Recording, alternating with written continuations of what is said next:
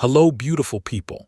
Welcome to Cosmic Harry. In today's episode, we explore what if Tony Stark discovered Harry had magic and fused vibranium with spells to create the most dangerous wizard alive. Hit like, subscribe, and join our community of story lovers. Let's begin. Chapter 1. Arrival. The veil didn't feel like dying. Harry had expected cold.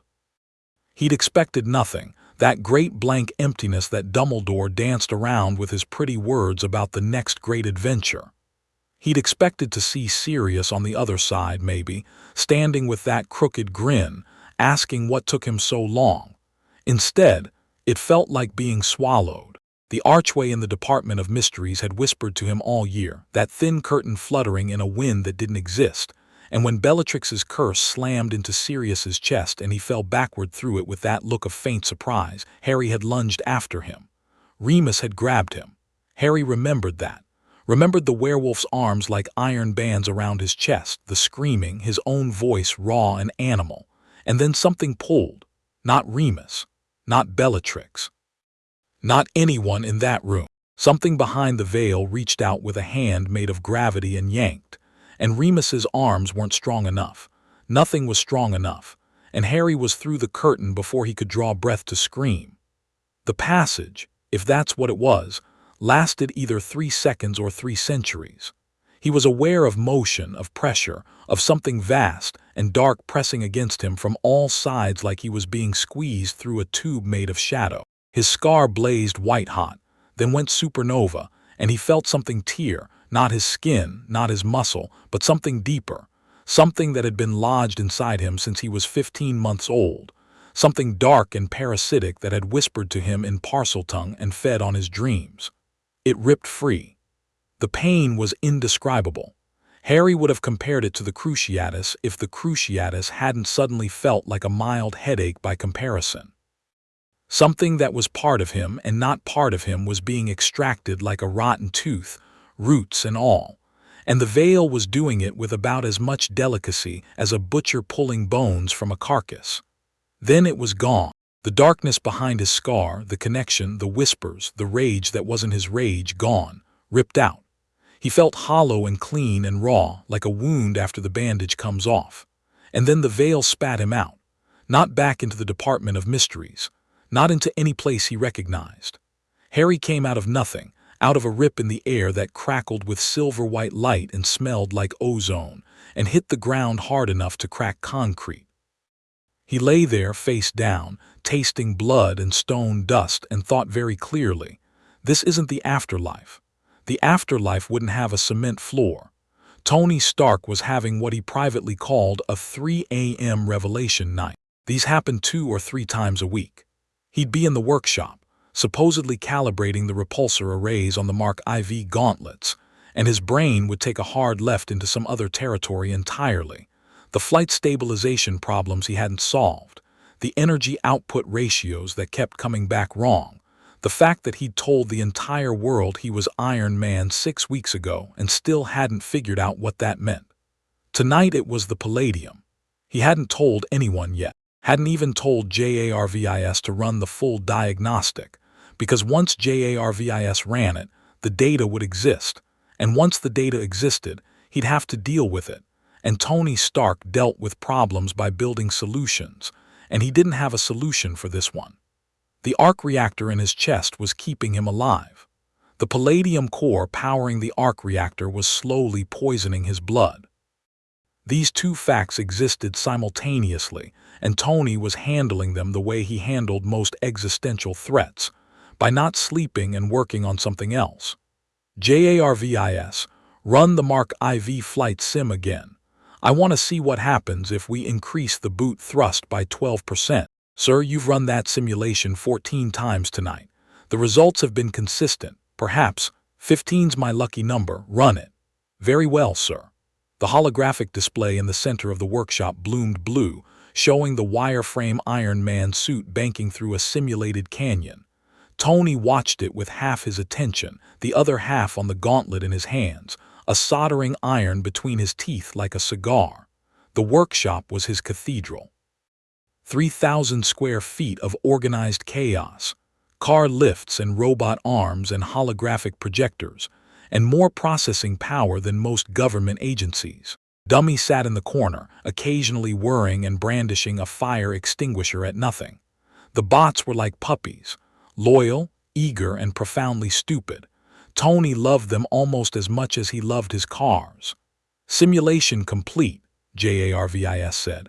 12% thrust increase results in a 7% improvement in vertical acceleration, but introduces a lateral drift of. The lights went out. Not a power failure, Tony's workshop ran on its own arc reactor-powered grid, independent of the Malibu municipal system. This was something else. The overhead fluorescents didn't just die, they burst, showering sparks across the workshop floor. Every screen went black. The holographic display shattered into static and vanished. Dummy let out a distressed beep and rolled backward into a tool cabinet. JARVIS? Nothing. JARVIS, talk to me. Nothing. The arc reactor in Tony's chest still glowed, a blue circle of light in the sudden dark, but everything connected to the workshop systems was dead. Tony set down the soldering iron and reached for the gauntlet on his workbench, not the Mark IV, the Mark III, the one that was actually finished, and slid it over his right hand. The repulsor hummed to life, drawing power from his own arc reactor. He raised his palm, the repulsor casting a cone of blue-white light across the workshop, and that's when the air split open. Later, Tony would describe it as a vertical mouth made of lightning. At the time, he didn't describe it at all because his brain was too busy screaming. A crack appeared in the air 6 feet in front of him, starting as a hair-thin line of white light and then tearing open like fabric, and through the crack he could see nothing. Not darkness. Nothing. The absence of anything. It made his eyes water and his stomach lurch and every particle of his engineering brain revolt against what he was seeing. Something came through. A body. Small, teenager small, tumbling out of the rift like it had been thrown. It hit the workshop floor and the concrete actually cracked on impact, a spiderweb of fractures radiating out from the point of contact. The rift snapped shut behind the body with a sound like a thunderclap, and the lights came back on. All of them. Every screen, every display, every system, back online simultaneously, as if nothing had happened. JARVIS's voice filled the workshop mid-sentence. Lateral drift of 3.7 degrees. Sir, I am detecting an anomalous energy signature in the workshop. Shall I? Yeah, JARVIS, I see it. Tony kept his repulsor raised and pointed at the figure on his floor. It was a boy, couldn't be more than 15. Black hair, skinny in a way that suggested meals had been regularly missed rather than dieted away, wearing what looked like school robes, actual robes like a medieval costume that were torn and burned. Blood on his face from a cut on his forehead, more blood on his hands. The kid was breathing. Barely. His fingers were twitching and small arcs of something, not electricity. Tony had been hit by electricity and it didn't look like this, were crawling across his skin. Blue-white sparks that moved with an almost organic fluidity, dancing along his knuckles and up his forearms before fading. JARVIS. What am I looking at? I'm unable to classify the energy signature, sir. It does not match any known form of radiation, electromagnetic emission, or particle decay. It is not thermal, nuclear, chemical, or electrical in origin. I have no frame of reference for what this is. Tony stared at the kid on his floor. The kid who had fallen out of a hole in reality and cracked his concrete and shorted out a system that ran on its own power grid. Well, Tony said, that's a first. The kid groaned. Tony didn't lower the repulsor. He was reckless, not stupid. Hey, kid, you alive? Another groan. The boy's hand moved, fingers splaying against the cracked concrete, and he pushed himself up.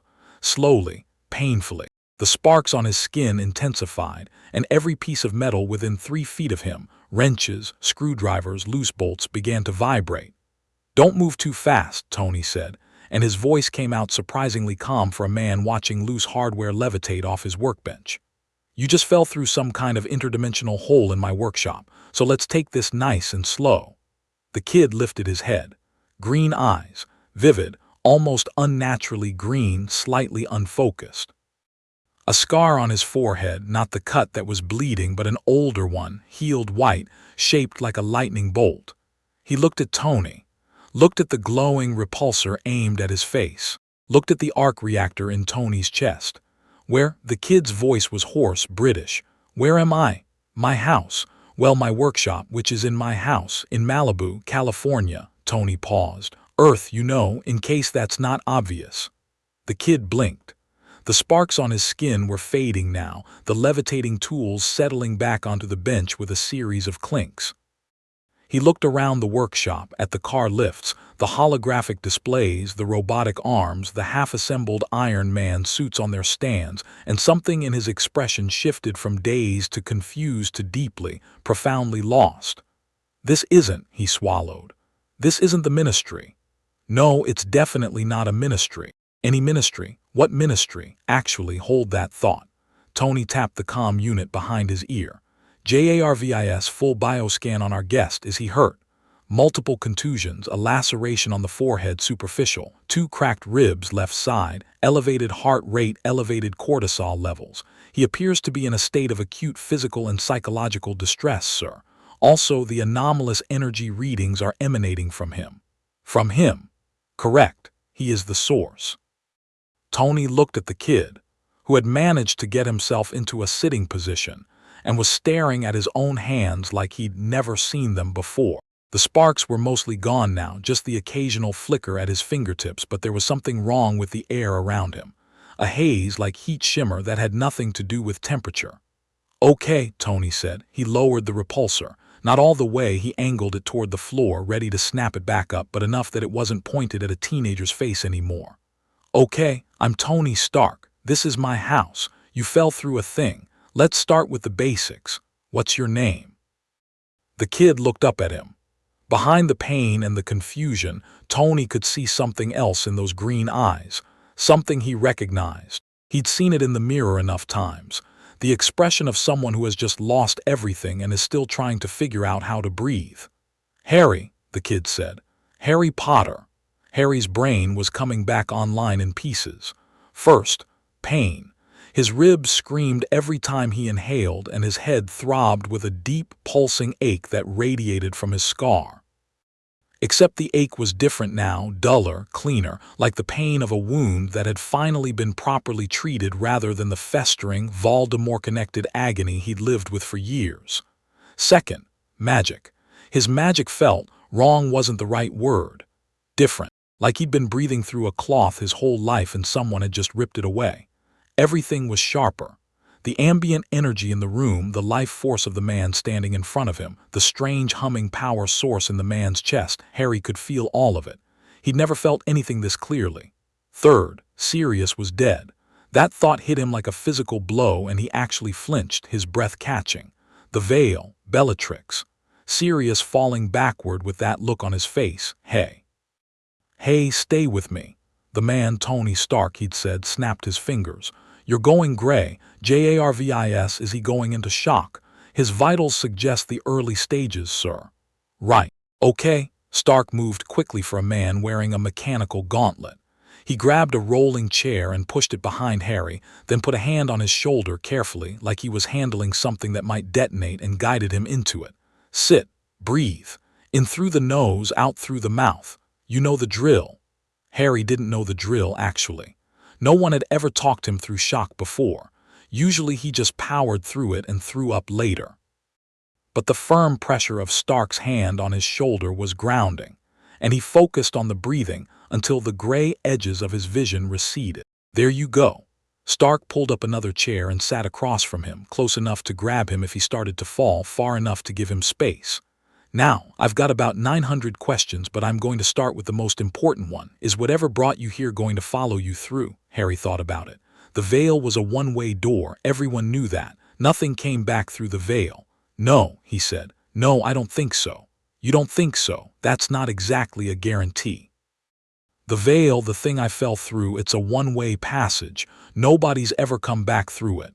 Except you, apparently. Harry looked at his hands. The sparks were gone, but he could feel the magic humming just beneath his skin, more potent than it had ever been, straining against his control like a living thing trying to get out. I don't think I came back. I think I came somewhere else. Stark leaned back in his chair. He'd pushed the gauntlet up so it rested on his forearm like an oversized bracer, the repulsor still faintly glowing.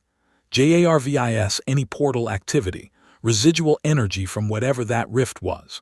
Negative, sir. The rift has fully closed. There is no trace of it. However, the ambient energy readings in the workshop remain elevated by 312% above baseline. The source is Mr. Potter. 300. Stark's eyebrows went up. He looked at Harry with an expression that wasn't quite fear, more like the expression of someone who has just found an unexploded bomb and is trying to decide whether to run or take it apart. What are you, kid? Harry almost said I'm nobody, which was what he felt like.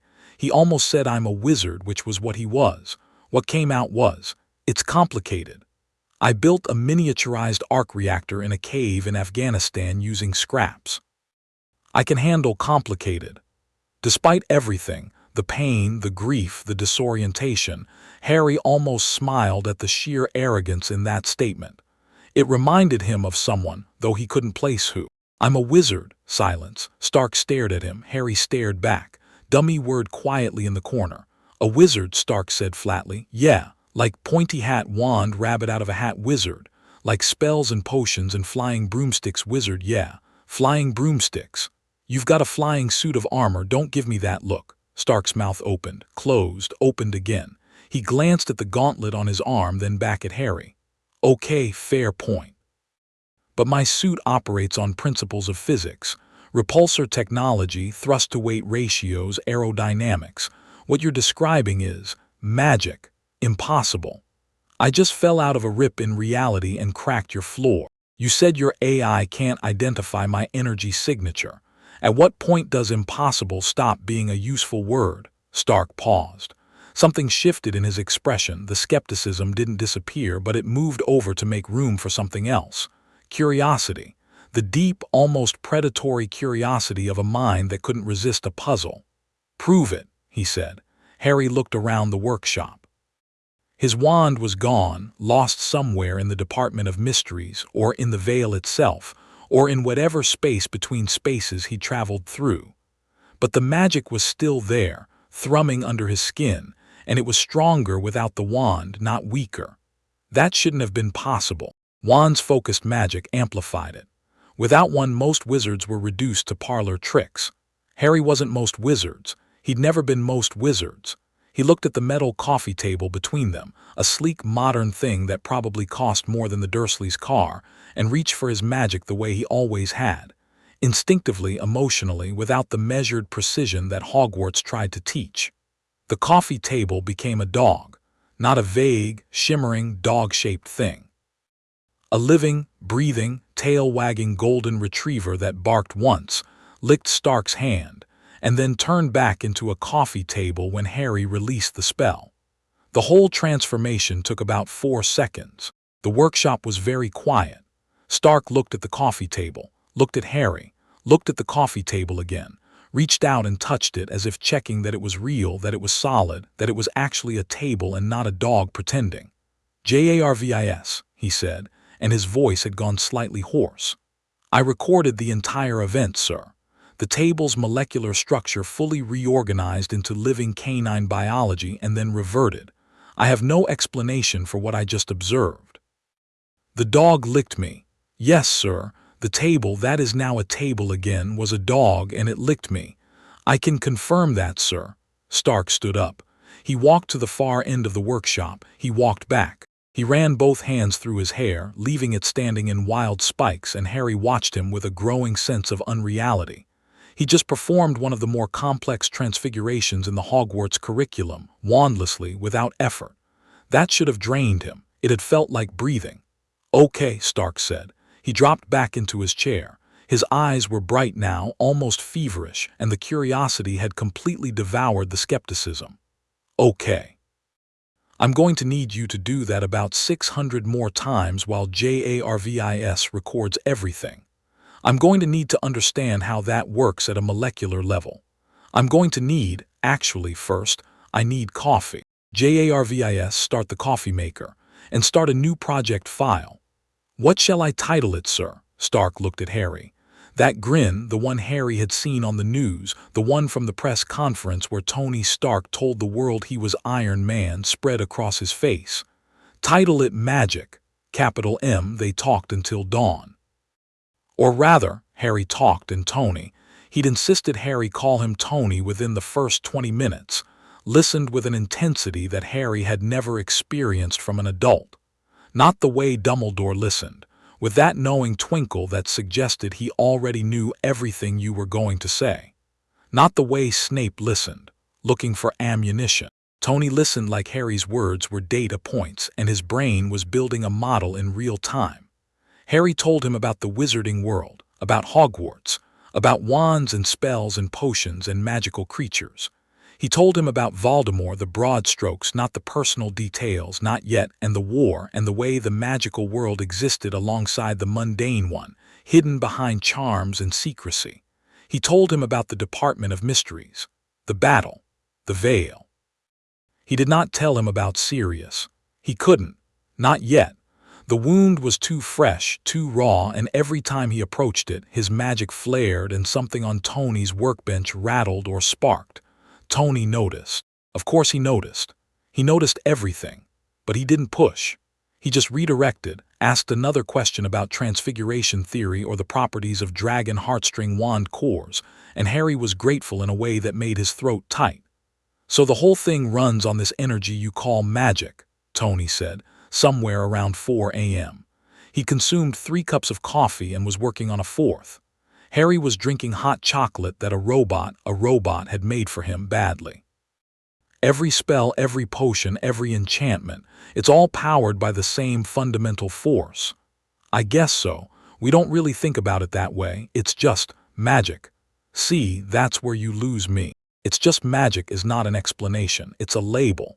Gravity was just gravity until Newton figured out the math. Electricity was just lightning until Franklin flew a kite. There's something happening when you do what you do. Energy is being converted, matter is being rearranged, information is being. He stopped, stared into the middle distance. JARVIS, when Harry did the table dog thing, what happened to the mass? The mass remained constant, sir. The table weighed approximately 32 kilograms. The dog weighed approximately 32 kilograms. Conservation of mass, okay, and the molecular structure, completely reorganized. Carbon, hydrogen, oxygen, nitrogen, calcium, iron, all present in both forms but rearranged at the atomic level in a manner consistent with the target biology. So it's not creating or destroying matter, it's restructuring it. That's, Tony's eyes were doing the thing again, the bright, almost manic gleam. That's nanotechnology, that's what you're describing, atomic-level manipulation of matter, except you're doing it with your brain instead of a machine. Harry frowned. It's not, I don't think about atoms when I do it. I think about what I want to happen and my magic does it.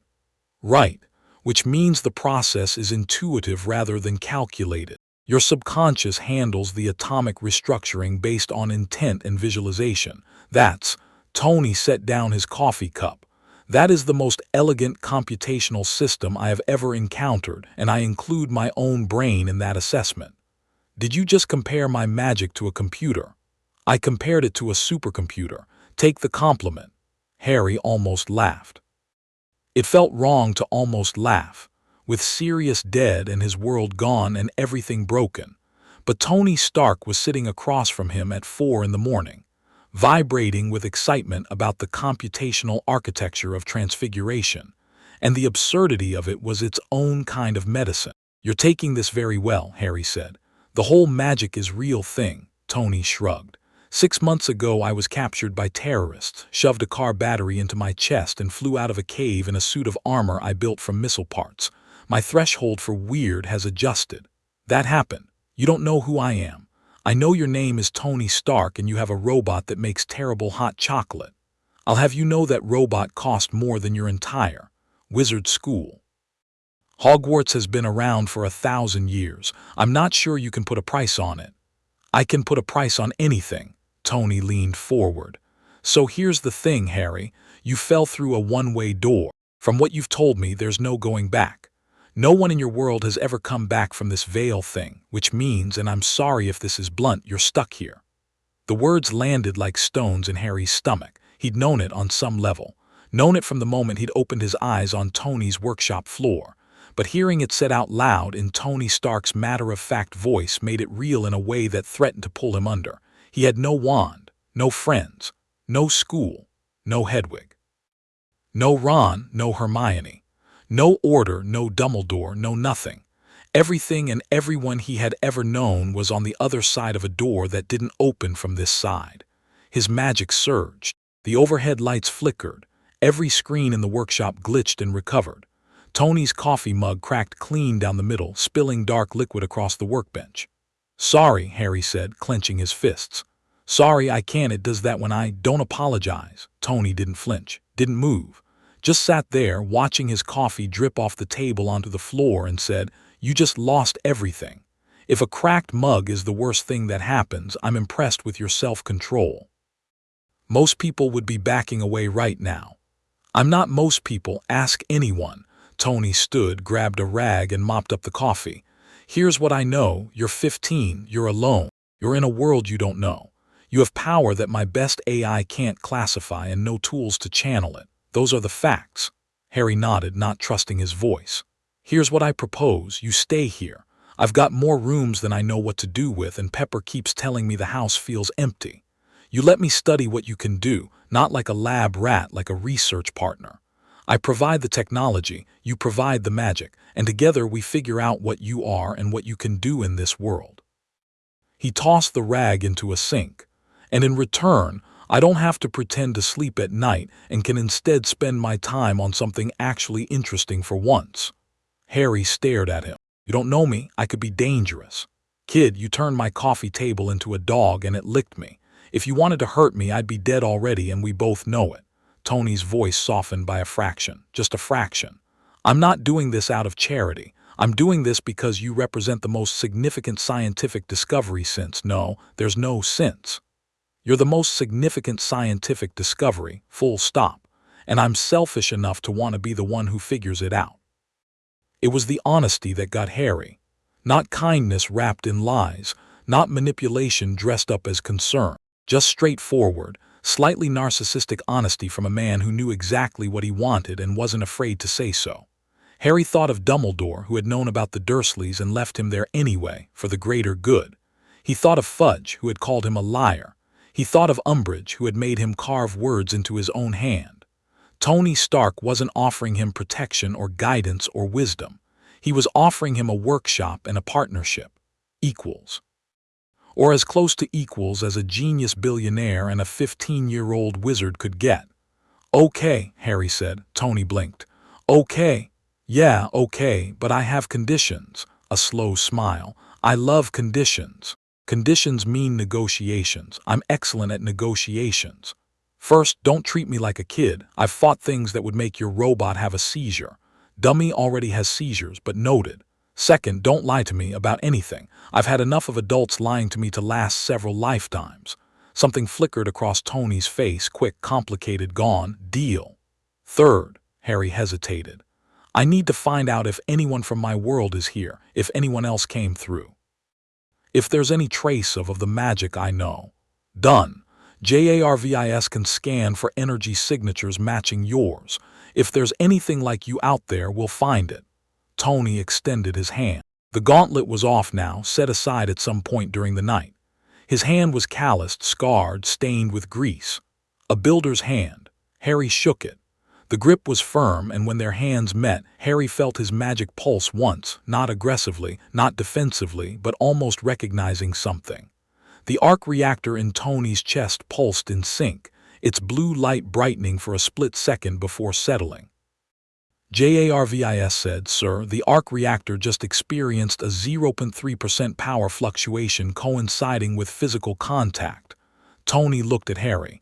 Harry looked at Tony. "Yeah," Tony said quietly. "We're going to figure this out." The first 3 days were a blur. Tony gave Harry a room on the upper floor of the Malibu mansion. A ridiculous space with floor-to-ceiling windows overlooking the Pacific Ocean, bigger than the Gryffindor dormitory, with a bed that Harry was fairly sure cost more than a firebolt. Harry slept in it for 14 hours straight the first night. his body and magic finally shutting down after the trauma of the veil. When he woke up, the grief hit him like a tidal wave. He didn't leave the room for the rest of that day. Tony didn't make him. At some point in the afternoon, Dummy rolled up to his door and beeped until Harry opened it, then deposited a tray with a sandwich and a glass of juice and rolled away, whirring happily. Harry ate the sandwich because he couldn't think of a reason not to, and because the robot had looked so proud of itself that refusing felt cruel. On the second day, Harry made it downstairs. Tony was in the workshop, as if he'd never left, surrounded by holographic screens showing energy readouts and spectral analyses that Harry couldn't begin to understand. "Your energy signature is fascinating," Tony said, without looking up. "It doesn't correspond to any known particle or wave phenomenon. It's not electromagnetic, it's not gravitational, it's not any of the four fundamental forces. JARVIS is tentatively classifying it as a fifth fundamental force, which, if confirmed, would basically rewrite physics." "Morning to you too," Harry said. Tony glanced at him, took in the red eyes, the pale face, the way Harry's hands weren't quite steady, didn't comment on any of it. "There's coffee. Don't touch the blue mug, that one's mine and I will fight you for it." Harry poured himself coffee, black, because the Dursleys had never bought milk for him and old habits were stubborn things, and sat on a stool in the corner of the workshop. He watched Tony work. The holographics were mesmerizing, three-dimensional blueprints that Tony manipulated with his hands like a conductor leading an orchestra. "Ask me something," Harry said after a while. Tony looked at him again. "What? You've got 900 questions. You said so last night. Ask me something. I need—" He stopped, took a breath. "I need to think about something else." Tony was quiet for a moment.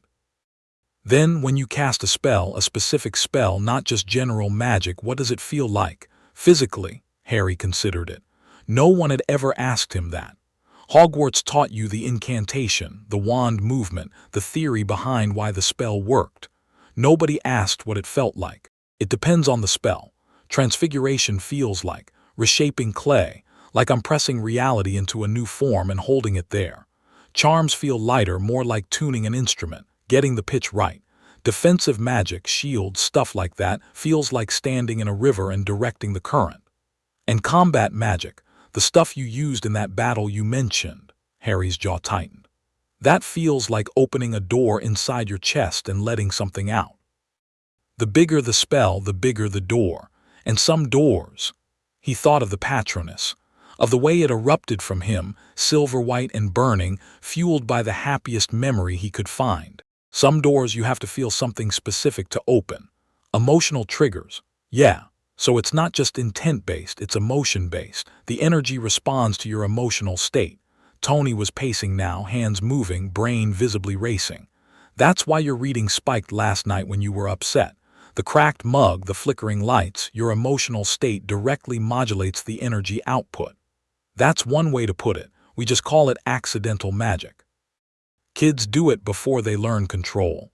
But you're not a kid, and you've had 5 years of training, so either you're experiencing emotional extremes beyond your normal parameters." "I just lost." Harry stopped. He was not going to talk about Sirius. Not yet, maybe not ever. "Yeah, emotional extremes, that covers it," Tony nodded. He didn't push. He never pushed on the emotional stuff Harry was starting to notice. He pushed on everything else, the mechanics, the theory, the applications, but when the conversation veered toward the personal, toward the grief that Harry was carrying like an anchor, Tony stepped back. Harry wondered later if that was because Tony recognized the weight. If he was carrying his own version of it and knew that pushing only made it heavier. On the third day, Tony said, "I want to try something." They were in the workshop again. Harry had migrated from his stool in the corner to the workbench next to Tony's, which now held a small collection of objects Harry had transfigured for JARVIS to analyze.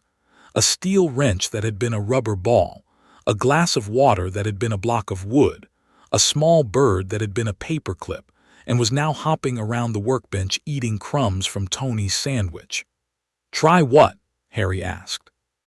Tony held up a small cylinder about 8 inches long, made of a dark, silvery metal that seemed to absorb light rather than reflect it. You said your world uses wands, wooden cores, magical animal parts inside. The wood channels the magic and the core amplifies it. Right. Wood is organic, flexible molecular structure, high carbon content, good at storing and transferring energy at low levels. Tony turned the cylinder in his hands. This is vibranium. Harry looked at it blankly. Should that mean something to me? It should mean everything to you. Vibranium is the rarest metal on Earth, absorbs kinetic energy and stores it. The molecular structure is, honestly, it's impossible. It shouldn't exist according to conventional metallurgy. It absorbs vibrations at the atomic level and redistributes the energy. He held the cylinder out to Harry. Touch it. Harry took the cylinder. The moment his fingers closed around it, he felt, oh, it was like grabbing a live wire, except instead of electricity, it was magic. The vibranium drank his magic the way a sponge drinks water, pulling it in, and this was the part that made Harry's breath catch, it pushed it back. Not reflected, not rebounded, amplified. The magic that flowed back into his hand was stronger than what he'd put in, cleaner, more focused. The lights in the workshop brightened, not flickered, brightened. Evenly, steadily, as if someone had turned up a dimmer switch. The holographic displays sharpened. Dummy beeped in what sounded like surprise. The paperclip bird on the workbench began to glow faintly gold. "JARVIS," Tony said, and his voice was very controlled. "His energy output has increased by 470%, sir. The vibranium is acting as both a capacitor and an amplifier for the anomalous energy. It is absorbing the energy, storing it, and releasing it at a significantly higher magnitude." Harry stared at the cylinder in his hand. His magic was singing. That was the only word for it. The vibranium resonated with his power like a tuning fork, and for the first time since he'd lost his wand, for the first time in his life, he felt like his magic wasn't fighting against its container. It was flowing freely, naturally, the way water flows downhill. "This is," Harry started. 470%, Tony repeated. "Your magical wands, the ones made of wood, how much do they amplify?" Harry thought about it. He'd never measured, never thought in those terms. "I don't know. Significantly. A wand makes everything easier, more focused. Without one, most wizards can barely manage simple spells. And you just tripled the workshop's power output by holding a piece of vibranium." Tony was grinning now, the wide, slightly unhinged grin of a man who had just stumbled onto something enormous. "Harry, do you understand what this means? It means vibranium and magic are compatible. It means vibranium and magic are made for each other. It means we can build you a wand, a proper wand, with a vibranium core, and your power output could be." He trailed off, running calculations in his head. JARVIS, extrapolate. If a vibranium core wand provided sustained amplification at the rate we're seeing from passive contact, extrapolation is difficult without more data points, sir. However, a conservative estimate would place the amplification factor at approximately 15 to 20 times Mr. Potter's baseline wandless output. 20 times. Harry's wandless magic could crack concrete, transfigure complex objects, and overload Tony Stark's systems. 20 times that. "We need to build this," Harry said. "Oh, we're building this." Tony clapped his hands together. "JARVIS, clear my schedule." "You don't have a schedule, sir." "Perfect. Then it's already clear." Building the wand took a week. It shouldn't have. Tony could fabricate complex mechanical components in hours. But a wand wasn't a mechanical component. A wand was, as Harry tried to explain and Tony tried not to scream about, a semi-sentient magical object that needed to choose its wielder. "The wand chooses the wizard," Harry said, for the third time, as Tony glared at a failed prototype that had burst into flames during testing. "That is the single most unscientific sentence I have ever heard, and I once sat through a presentation by a man who claimed to have invented cold fusion using magnets and positive thinking. It's still true. Then how do we make it choose you? We don't make it do anything. That's the point." They went through 7 prototypes. Pure vibranium was too dense. It amplified the magic but couldn't channel it, like trying to direct a river through a solid wall. Tony tried alloys. Vibranium and titanium, vibranium and carbon fiber, vibranium and gold. Each one failed in a different way. Too rigid, too brittle, wrong resonance. On the 8th try, Harry suggested something that made Tony stare at him. Use my blood. Excuse me. In my world, blood magic is one of the oldest forms. It's taboo mostly, but it works because blood carries magical essence. My mother's blood sacrifice is what protected me from Voldemort for years. He held out his hand. If the wand needs to choose me, give it something that's already mine. Tony looked at Harry's outstretched hand. Looked at the vibranium alloy blank on the fabrication table. JARVIS, is there any reason this would be dangerous? I have no precedent for this, sir. I can monitor the process and intervene if energy readings become critical. That's not a number. It is not a no, sir. Tony handed Harry a scalpel. Harry didn't hesitate. He drew a thin line across his palm, not deep, just enough to bleed, and pressed his hand against the vibranium blank. Then he pushed his magic into it. Not a spell, not a charm, just raw, undirected magical energy carrying his blood into the metal.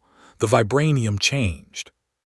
Under his hand, the metal shifted color, from dark silver to a deep, almost black shade with veins of something that glowed faintly green, like his eyes, like the killing curse, like the color that had defined his life. The blank reshaped itself, not through any machine or tool, but through Harry's will. It narrowed, lengthened, developed a slight curve that felt exactly right in his grip. The cross-section wasn't round. It was subtly angular, almost like a blade, with a grip that molded itself to his fingers. When it was done, Harry held a wand, 13 inches, vibranium alloyed with his own blood and magic, dark as a midnight ocean with those green veins pulsing faintly along its length. JARVIS, Tony whispered. I am recalibrating my sensors, sir. The energy readings are beyond my current measurement parameters. I need to expand my scales. Harry raised the wand and pointed it at the empty space in the center of the workshop. He thought of light. Just light, the simplest magical instruction, the first thing they'd learned in Charms class. Lumos.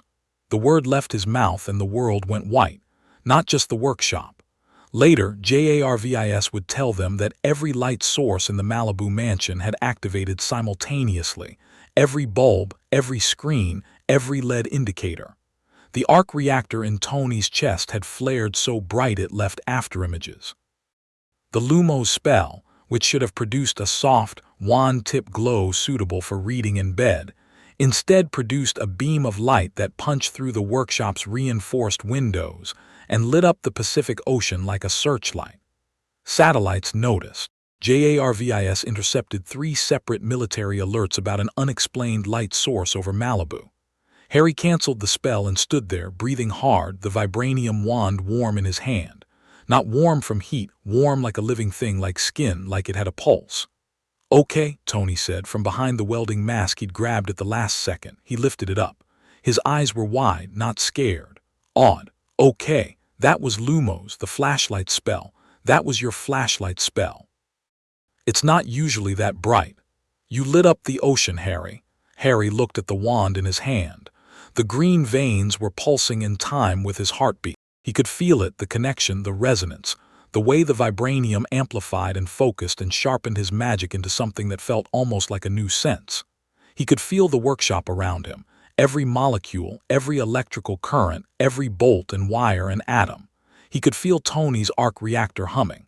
He could feel JARVIS's processing cores running beneath the floor.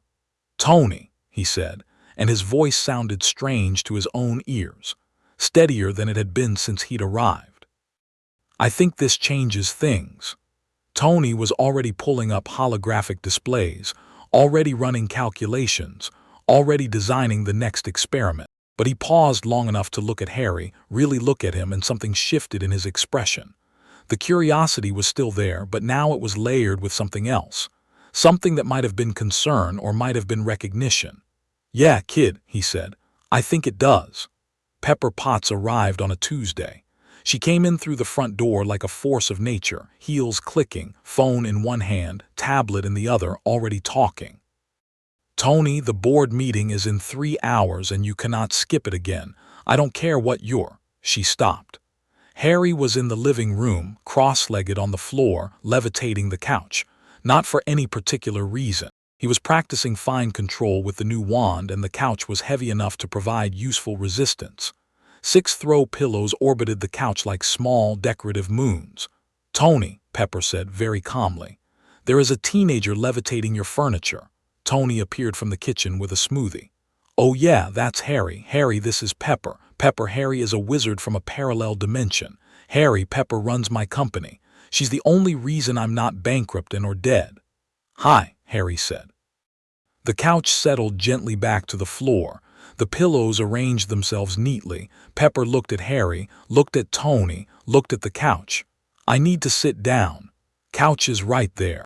I saw what just happened to the couch, Tony. It's fine. He was very gentle with it.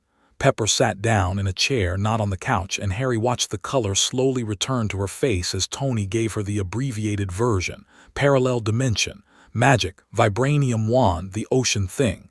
You lit up the ocean, Pepper said, turning to Harry. People keep saying that like I did it on purpose. Did you? Number, I was trying to make a small light. Pepper stared at him for a long moment, and Harry braced himself for fear or anger, or the particular brand of careful politeness that meant someone was terrified of you and trying not to show it. He'd seen it in the wizarding world every time someone recognized his scar. Instead, Pepper said, when did you last eat a proper meal? Harry blinked. What? A meal with vegetables, protein. Not whatever Tony's been feeding you, because I know for a fact his kitchen contains nothing but coffee, blueberries, and 3 kinds of hot sauce. I'm fine. That's not what I asked. She turned to Tony. He's 15 years old and he looks like he hasn't had a decent meal in months. Have you been feeding him?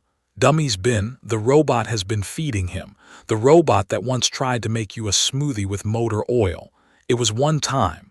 Tony. Harry watched this exchange with a feeling he couldn't quite identify. It took him a moment to realize it was the same feeling he got watching Mrs. Weasley fuss over her children.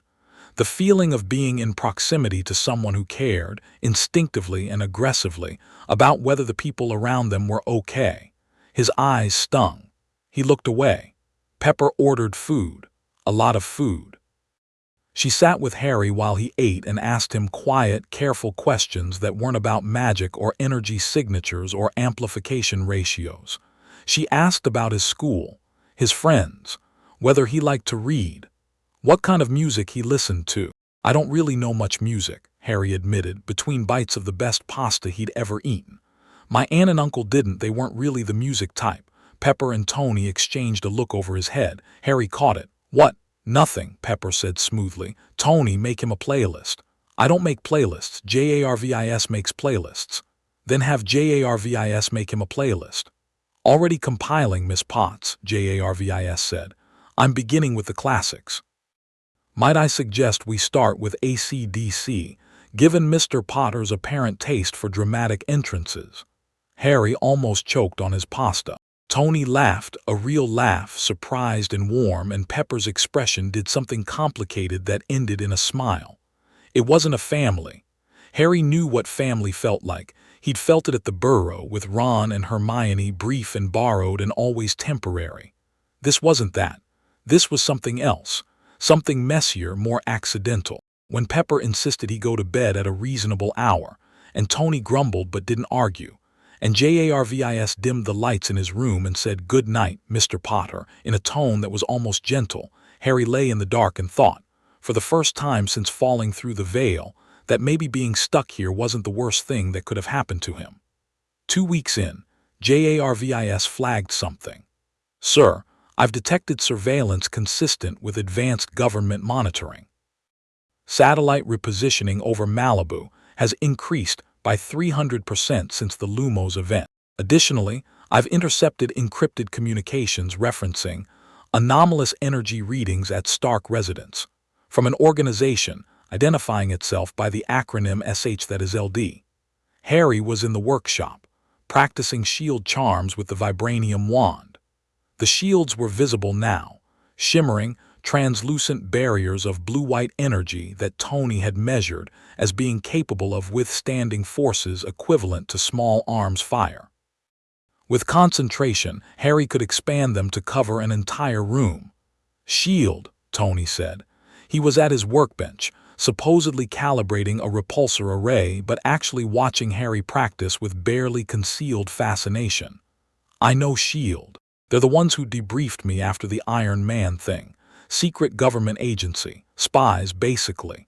How secret can they be if you know about them?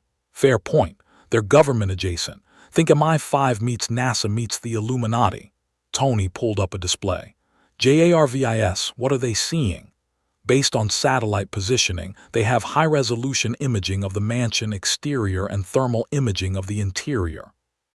They would have detected Mr. Potter's energy signatures during outdoor practice sessions, as well as the Lumos event." Harry's jaw tightened. "They're watching us. They've been watching me since Afghanistan. You just gave them something more interesting to look at." Tony didn't seem worried. He seemed annoyed, the way someone is annoyed by a persistent mosquito. "Don't worry about SHIELD. Fury, that's the guy in charge. Nick Fury wears an eye patch. He's been trying to recruit me for months. He's pushy, but he's not stupid enough to start a fight with me on my own turf." "I'm not worried about them starting a fight." Harry looked at his wand. The green veins pulsed steadily. "I'm worried about them trying to control me. I've had enough of organizations that think they know what's best. Then they'll learn what I learned on day one." "What's that?" Tony grinned. "That you're not the controllable type." Harry's mouth twitched. "Neither are you. Which is why we get along." They went back to work, but Harry kept the surveillance in the back of his mind, filed it away alongside every other time someone had watched him, tracked him, tried to manage him. Dumbledore's order, the Ministry, the Daily Prophet, now SHIELD. He was done being watched. That night Harry went to the roof of the mansion. The Malibu sky was clear, the Pacific Ocean stretching out black and infinite beneath the stars. He raised the vibranium wand and began to cast. Not a specific spell, not anything from a textbook. Harry reached for the protective magic he'd felt all his life. The blood wards on Privet Drive, the ancient enchantments on Hogwarts, and he built. Layer by layer, stone by invisible stone, he wove a ward scheme around the Stark mansion. He wove it with intent. Protect this place and the people in it. Hide what's inside from those who would use it. Let those who mean well pass freely and those who mean harm find nothing but empty air. The wards rose. They were invisible to the naked eye, but Harry could see them with his magical sense, a dome of shimmering energy that settled over the property like a second skin. The vibranium wand made it easy. Where the Hogwarts wards had been built by 4 powerful wizards over centuries, Harry raised his in a single night, alone, and they were strong. JARVIS said, "Sir, SHIELD satellites are reporting the Stark mansion as an empty lot. Thermal readings show no heat signatures. The mansion has effectively vanished from their surveillance." Tony came up to the roof, barefoot, arc reactor glowing blue in the dark. He looked at the sky, where the wards shimmered faintly if you knew where to look, and then he looked at Harry. "You just made my house invisible to spy satellites. I made your house invisible to anyone who might be a threat." Harry lowered the wand. He was breathing hard. The ward scheme had taken more out of him than he'd expected, even with the vibranium amplification. "People who you trust can still see it and find it. Pepper, your friend Rhodes, people like that. Everyone else sees an empty cliff." Tony was quiet for a long moment. "Kid," he said, "I don't know what magic is, but I know energy, and whatever you've got." He put a hand on Harry's shoulder, the way he'd done that first night, firm and grounding. "We're going to figure it out together." Harry looked out at the ocean. Somewhere in a world he couldn't reach, his friends were probably mourning him. Hermione would be in the library, looking for answers in books. Ron would be angry, punching walls, refusing to believe it. Remus, he shut that thought down, carefully, deliberately, like closing a door. He was here now. This was his world now. And he was going to be more than the boy who lived, more than a chess piece, more than a weapon pointed at someone else's enemy. The vibranium wand pulsed in his hand, warm as a heartbeat. Tomorrow, Tony was going to introduce him to something called Stark Industries. Tomorrow, they were going to start building things that neither magic nor science had ever imagined alone. Tomorrow, the world was going to start changing. But tonight, Harry stood on the roof of a mansion in Malibu, next to the first adult who had ever treated him as an equal, and watched the stars. For the first time in his life, there was no prophecy hanging over his head, no dark lord waiting for him, no destiny mapped out by someone else's hand, just open sky and possibility and the hum of power in his blood waiting to be shaped into something new. Whatever came next, he was going to meet it on his own terms. Chapter 2. Workshop days. The routine found them before they found it. Harry woke early. Years of Aunt Petunia banging on the cupboard door had hardened that into reflex, and no amount of ocean view luxury bedrooms could undo it. He'd be up by 6, standing at the floor-to-ceiling windows watching the Pacific go from black to gray to blue, feeling the wards hum around the property like a second heartbeat. Then he'd dress in whatever clothes Pepper had bought him. She'd shown up 3 days after their first meeting with 6 bags from stores Harry had never heard of, waving off his stammered protests with "Tony's paying and trust me, he can afford it," and head down to the workshop. Tony was always already there. Harry wasn't convinced Tony slept at all. The man ran on coffee, obsession, and whatever fuel powered that restless engine behind his eyes. By the time Harry arrived, Tony would be elbow-deep in some project, holographic displays floating around him like blue ghosts, AC/DC or Black Sabbath playing at a volume that should have been illegal. Morning, kid, catch. This particular morning, 3 weeks after Harry's arrival, the object Tony threw was a small disc, about the size of a galleon, made of the same dark vibranium alloy as Harry's wand. Harry snatched it out of the air on reflex. What is this? That is attempt number 14 at a portable runic matrix. I etched the patterns you showed me into the vibranium surface using a laser accurate to 0.01 millimeters. The theory is that if your rune sequences work the way you described, channeling ambient magical energy into a preset spell pattern, then that disc should function as a permanent, self-sustaining shield charm. Harry turned it over. The runes were tiny, almost microscopic, etched into the vibranium in spiraling patterns that he recognized from his ancient runes textbook, except these weren't quite the same. Tony had taken Harry's sketched rune sequences and optimized them, removing redundancies, tightening the logic, arranging them in patterns that followed mathematical principles Harry didn't fully understand. You changed the alges sequence, Harry said, running his thumb over the disk's surface. I mirrored it. You had it running in a single direction, which means the energy flows one way.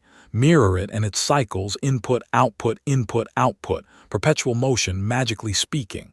Perpetual motion is impossible. So is turning a coffee table into a dog. Try it. Harry pushed a thread of magic into the disk. It activated instantly.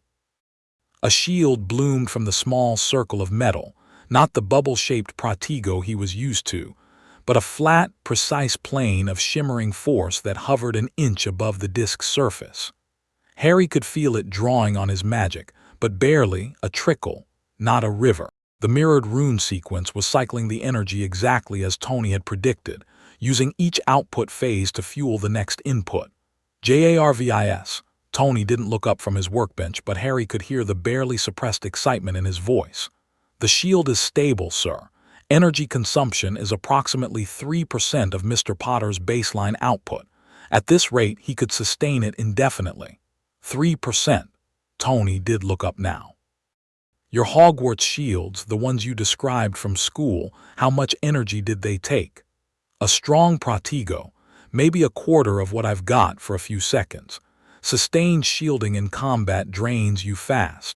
That's why most duels are about speed, not endurance. You can't keep a shield up and cast offensive spells at the same time. But with this, you could. Harry stared at the disc. The shield hummed quietly, rock solid, drawing almost nothing from him. He could cast a dozen spells with his free hand and never feel the drain. Tony, this is revolutionary, paradigm shifting. The kind of thing that makes you want to use words like unprecedented. I was going to say brilliant. Tony's grin was quick and real. I'll take brilliant. They spent the rest of the morning testing. Harry stuck the disc to his forearm.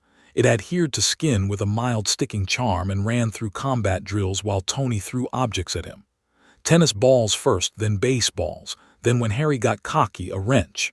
The shield caught everything, the impacts absorbed by the Vibranium's natural kinetic dampening properties, the energy recycled back into the shield matrix. "Throw something harder," Harry said. Tony raised an eyebrow. "JARVIS, activate the Mark III gauntlet. Low power." "Sir, I feel compelled to note, low power JARVIS. "Very well, sir." The gauntlet on Tony's workbench whirred to life. Tony slid it on, aimed at Harry, and fired.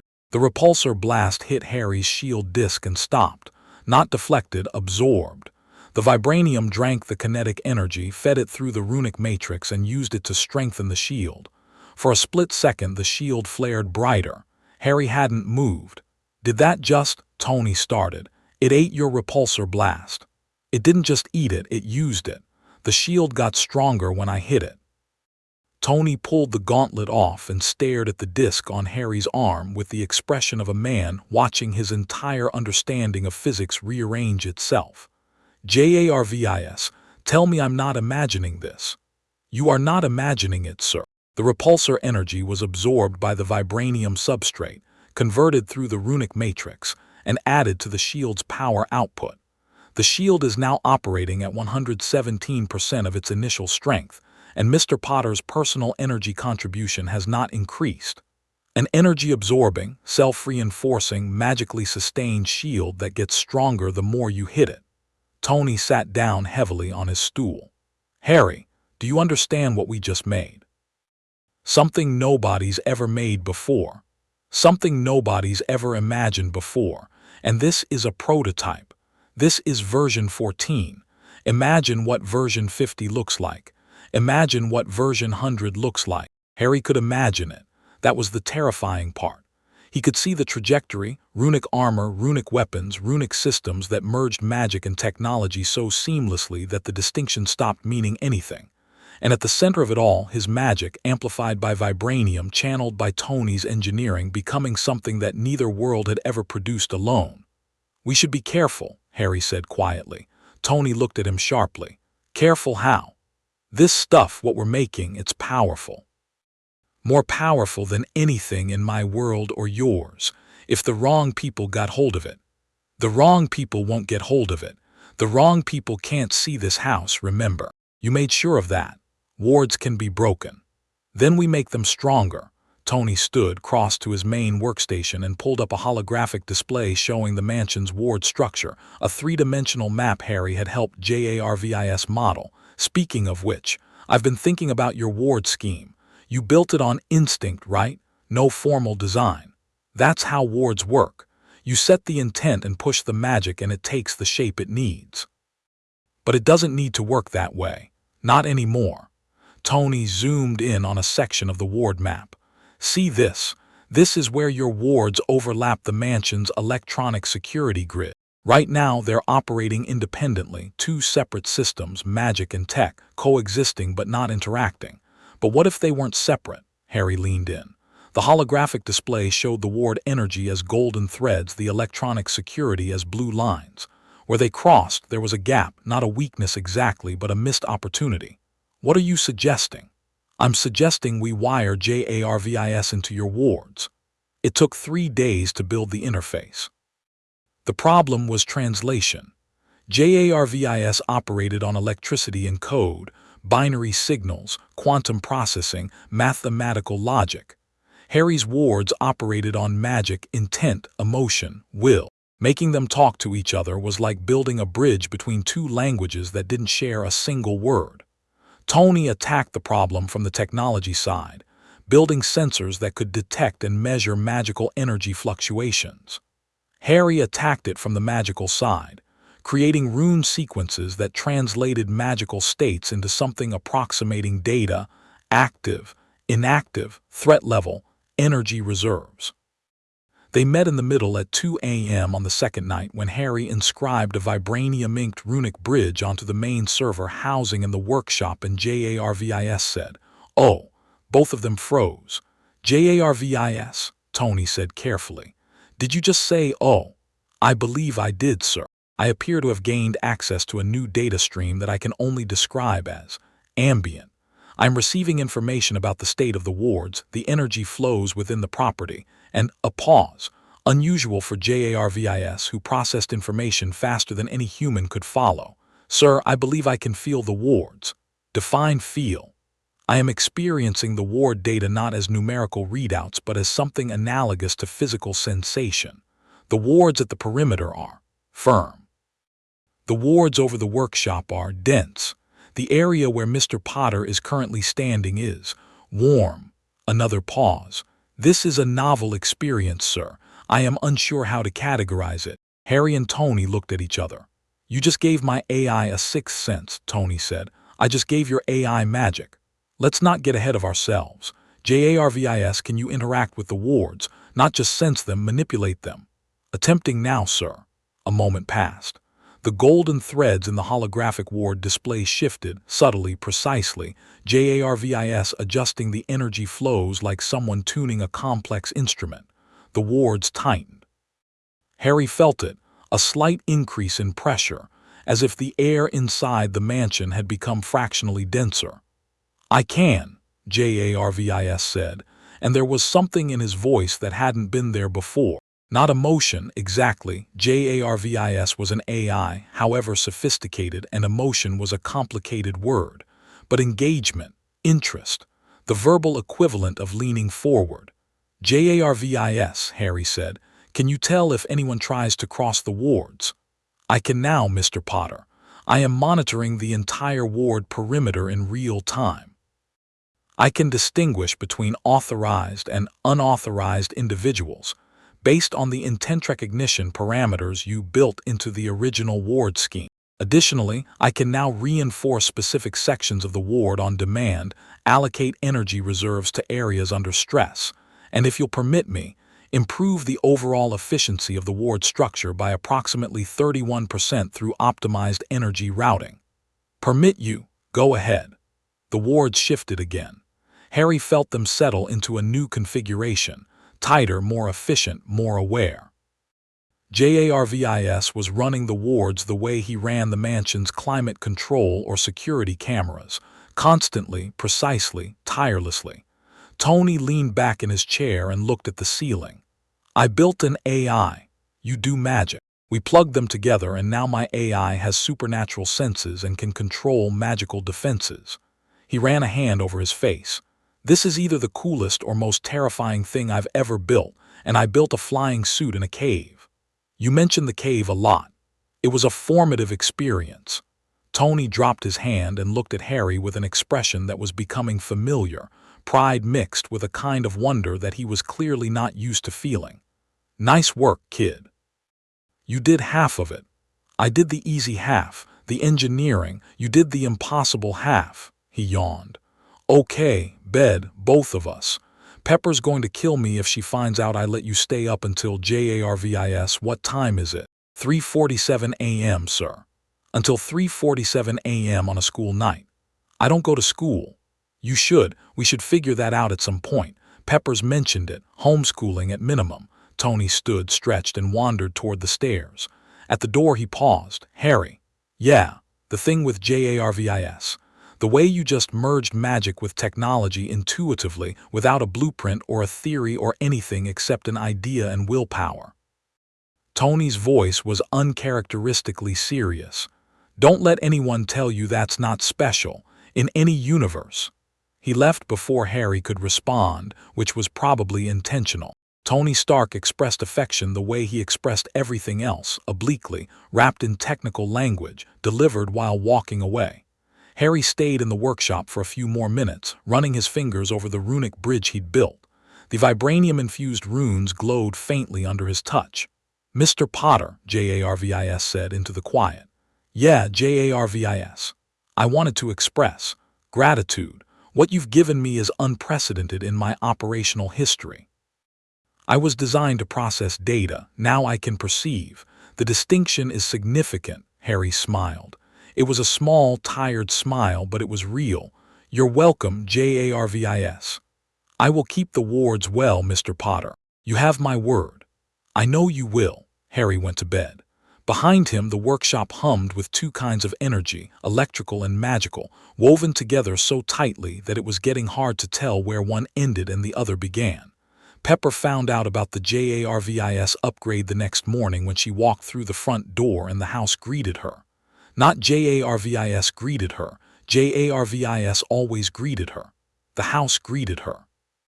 The wards recognized her, authorized, trusted, welcome, and responded with a subtle shift in the air. A warmth. A sense of safe, you're safe, come in. Pepper stood in the entryway for a long moment, her keys in one hand, her expression unreadable.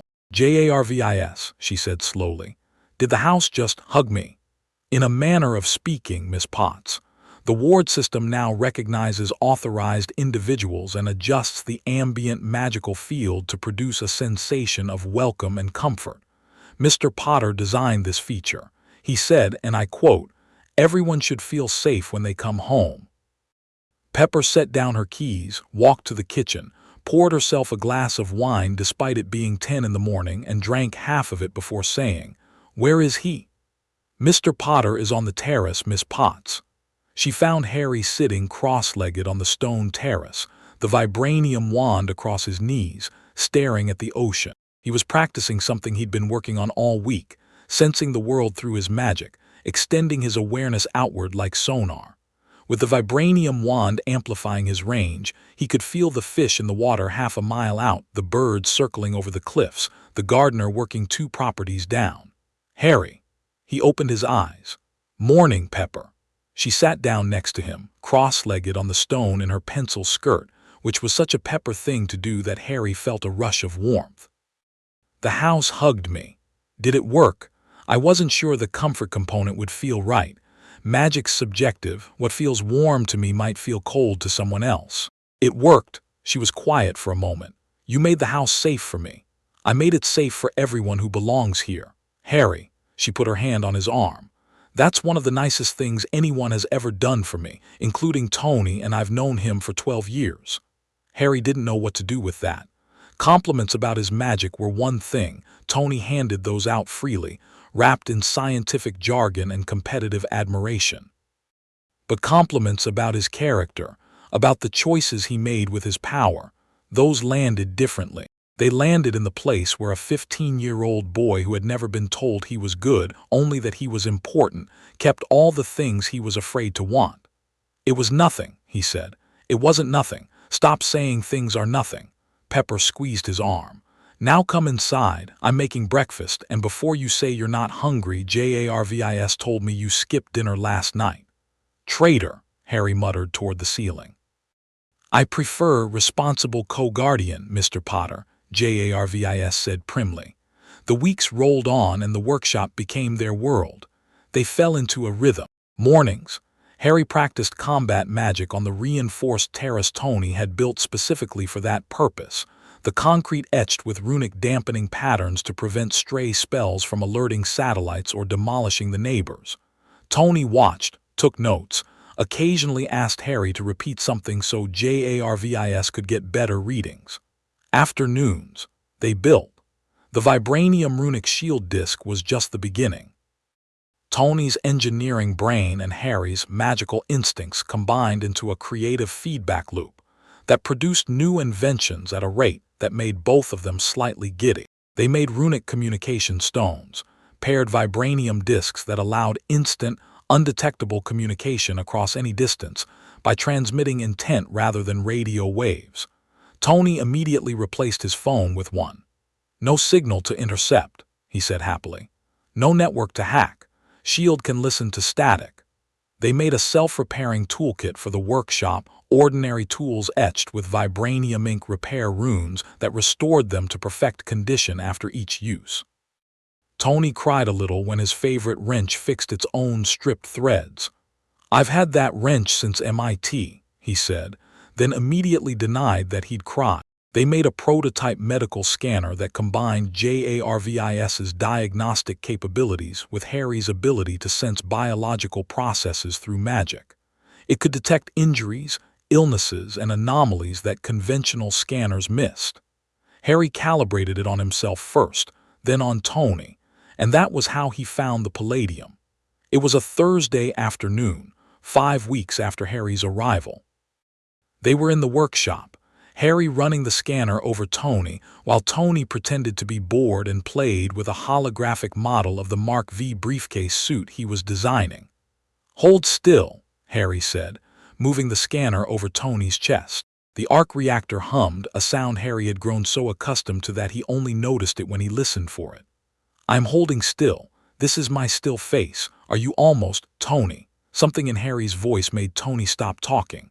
Harry was staring at the scanner's readout and his face had gone very pale. "What?" Tony said. "Your blood." Harry's voice was flat, controlled, the way it got when he was trying very hard not to react. "There's something in your blood, a metal compound, concentrated around the arc reactor and spreading outward through your cardiovascular system." Tony said nothing. "It's palladium," Jarvis said quietly. "The palladium core of the arc reactor is deteriorating. Trace amounts are leaching into Sir's bloodstream. The process has been ongoing for approximately 4 months. Harry looked at Tony. Tony looked at the holographic model he'd been playing with. His jaw was tight. "You knew," Harry said. "Yeah. How long?" "Since before you got here, month, maybe 2. And you didn't tell me." "I didn't tell anyone." The scanner cracked in Harry's hand, not from pressure, from magic. His power surged, and the delicate vibranium housing fractured along the rune lines as raw energy flowed through circuits that weren't designed for this much current. Harry stared at the broken device, took a breath, and set it down carefully.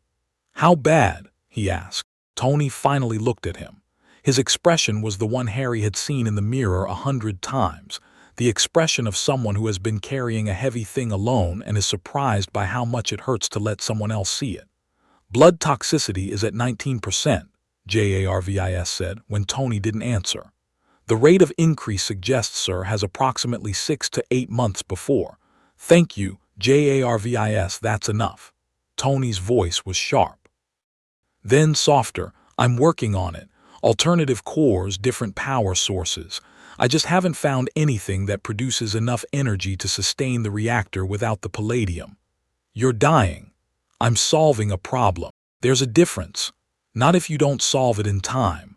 They stared at each other across the workshop. The air between them crackled, not with magic but with the particular tension of 2 stubborn people who cared about each other more than they were comfortable admitting.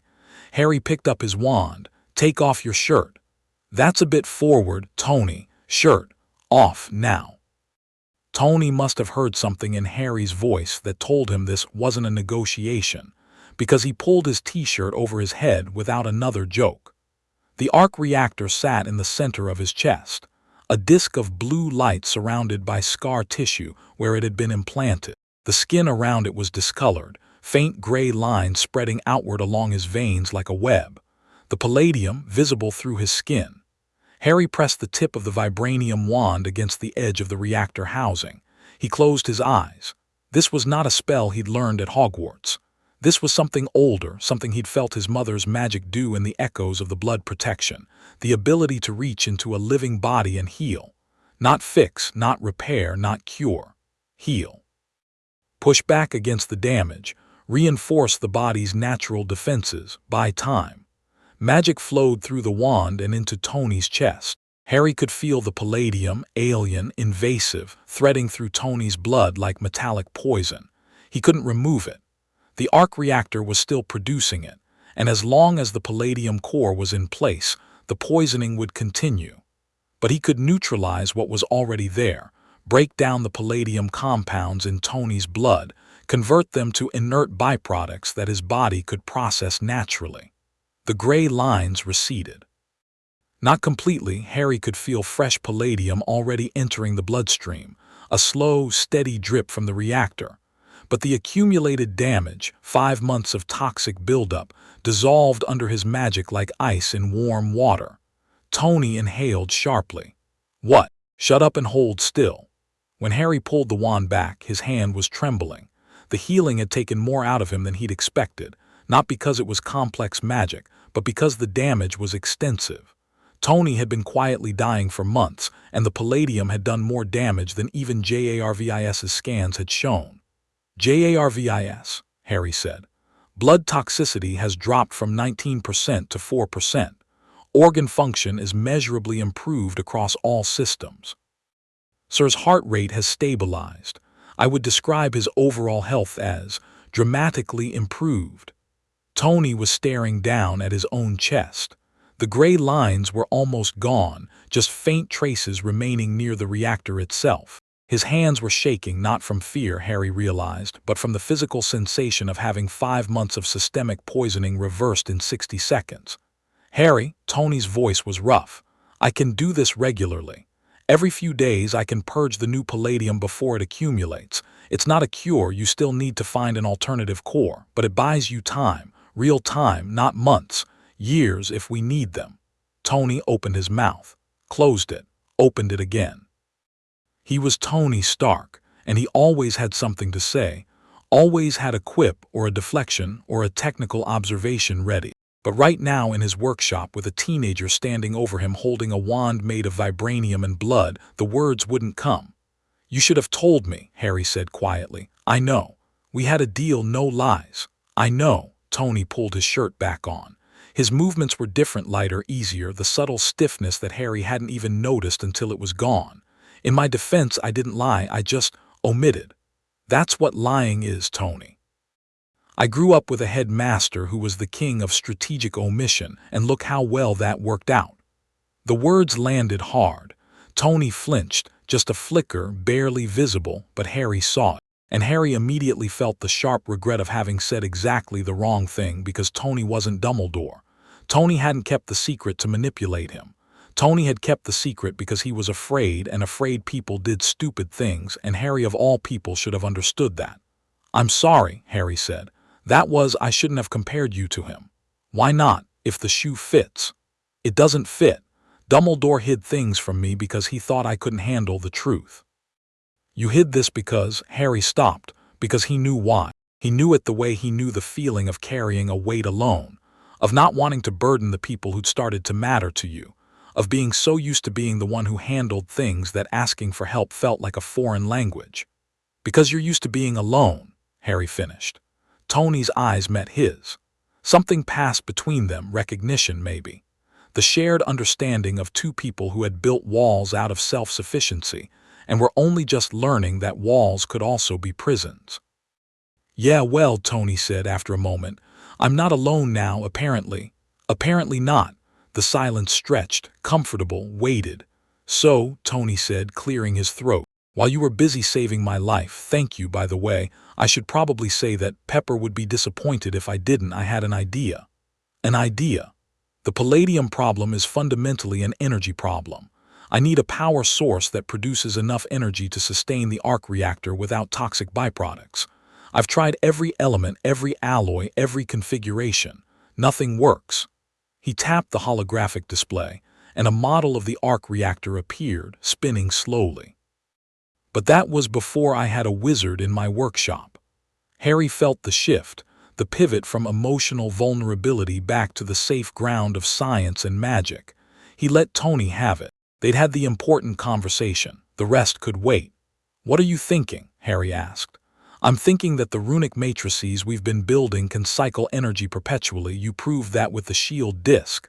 Zero entropy. What if we built a runic arc reactor? A power source that combines the reactor's electromagnetic containment with a runic energy cycle. No palladium, no toxic byproducts, just clean, self-sustaining power. Harry considered it. The runic shield disk worked because it cycled magical energy in a closed loop. Input became output became input. But the arc reactor produced electromagnetic energy, not magical energy. The two were compatible. The JARVIS Ward interface had proven that, but they weren't interchangeable. The runes would need a seed charge, Harry said slowly. Magical energy to start the cycle. After that, the cycle sustains itself, but you need that initial input. From you. From me. And the reactor would need to be rebuilt from the ground up. Vibranium housing, runic containment instead of electromagnetic, a new core material that's compatible with both energy types. Tony's hands were moving, reshaping the holographic model as he spoke. The reactor design morphed palladium core replaced by a runic matrix, electromagnetic coils replaced by vibranium channels etched with energy cycling rune sequences. It would be a hybrid, not technology, not magic, something new. How long to build it? If we start now, 2 weeks, maybe 3. The vibranium fabrication alone. Tony stopped, grinned. Why, you got somewhere to be. Not particularly. Then let's get started. JARVIS new project file. Title: Arc Reactor Mark II. Subtitle: The One That Doesn't Kill Me. Perhaps a less morbid subtitle, sir. Fine. The Magic Edition. Happy, ecstatic, sir. They built the new reactor in 12 days. Harry lost track of time. They both did. The project consumed them, Tony designing components and fabrication processes, Harry developing new rune sequences and testing magical compatibility, both of them arguing constantly about how things should work. The containment runes need to face inward, Harry insisted on day 4. They're containing the energy, inward facing. If they face inward, the energy cycle has no outlet. The reactor becomes a bomb. It won't become a bomb. How do you know?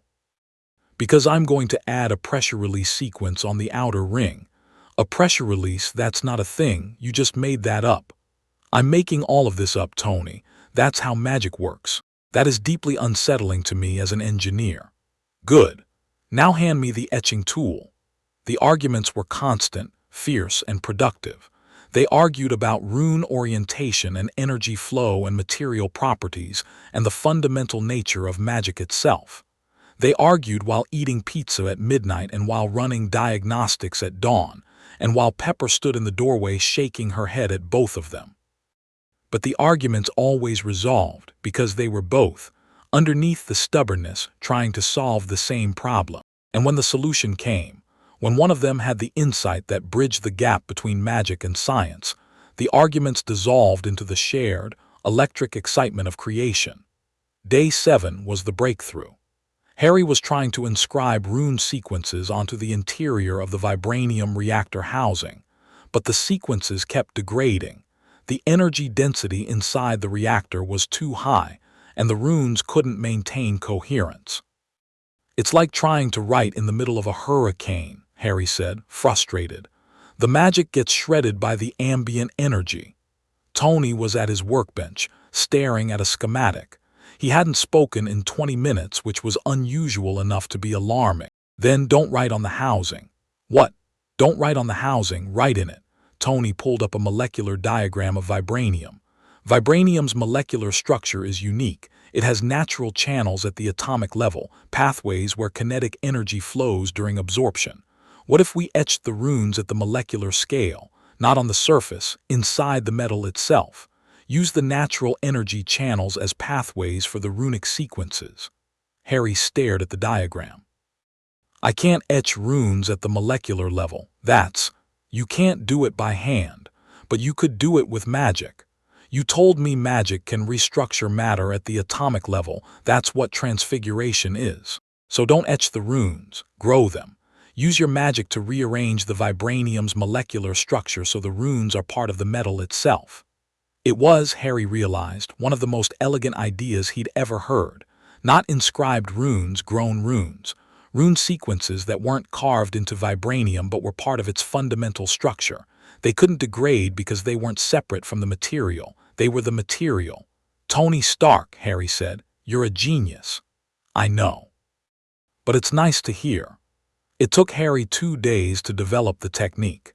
He practiced on scraps of vibranium, using his magic to reach into the metal's structure and reshape it at the molecular level. The vibranium wand made it possible without its amplification. The precision required would have been beyond him.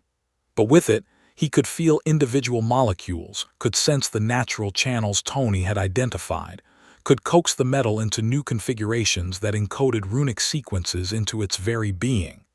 The result was vibranium that was inherently magical. Not enchanted. Enchantments could be broken, dispelled, undone.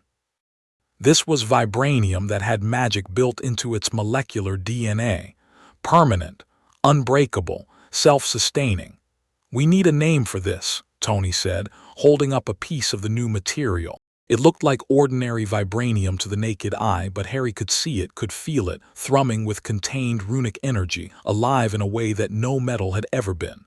Spellforged vibranium, Harry said. That sounds like something out of a video game. Do you have a better name? Stark Magic. Absolutely not. Magi Tech, Tony. Fine, spellforged vibranium, but I'm trademarking it. On day 12, they assembled the reactor. It was smaller than the original, about 2/3 the size, sleek and elegant where the palladium reactor had been bulky and utilitarian. The housing was spellforged vibranium, dark and faintly luminous, with rune sequences visible as microscopic patterns in the metal when you caught the light at the right angle. The core wasn't palladium. It was a sphere of pure vibranium wrapped in so many layers of runic energy cycling that JARVIS described it as a self-contained magical ecosystem. Ready, Tony said. They were standing on opposite sides of the workbench, the reactor between them. Pepper was watching from the doorway, her knuckles white on the frame. Ready, Harry said. He raised the vibranium wand. I'm going to push the seed charge into the core. The runic cycles should activate automatically. If they don't, we try again. And if the containment doesn't hold, then JARVIS activates the blast shields and we try again. You have a lot of confidence in trying again. I have a lot of confidence in us. Harry looked at him. Tony looked back. Two people who had found each other through a hole in reality, who had spent 5 weeks building something impossible, who were about to attempt something that neither magic nor science had ever achieved alone. Harry pressed the wand to the reactor core and pushed. Magic flowed. Not a trickle, a river. Harry poured energy into the core, raw magical force that the vibranium drank and cycled and amplified and cycled again. The rune sequences activated in sequence, each one lighting up as the energy passed through it. A cascade of micro-scale activations that spread through the reactor housing like lightning through a fractal. The core ignited, not with fire, with light. A clean, steady, blue-white light that filled the reactor and spilled out through the vibranium housing, visible through the metal because the runic sequences in the housing's molecular structure acted as waveguides, channeling the light into patterns that were functional and beautiful at the same time. JARVIS, Tony said. His voice was very steady. The reactor is stable, sir. Energy output is approximately 340% of the palladium reactor's maximum output. 0 toxic byproducts. The runic energy cycle is self-sustaining. The seed charge has been fully absorbed. A pause. Sir, this is the most efficient power source I have ever measured, by a significant margin. Tony leaned on the workbench. His eyes were bright.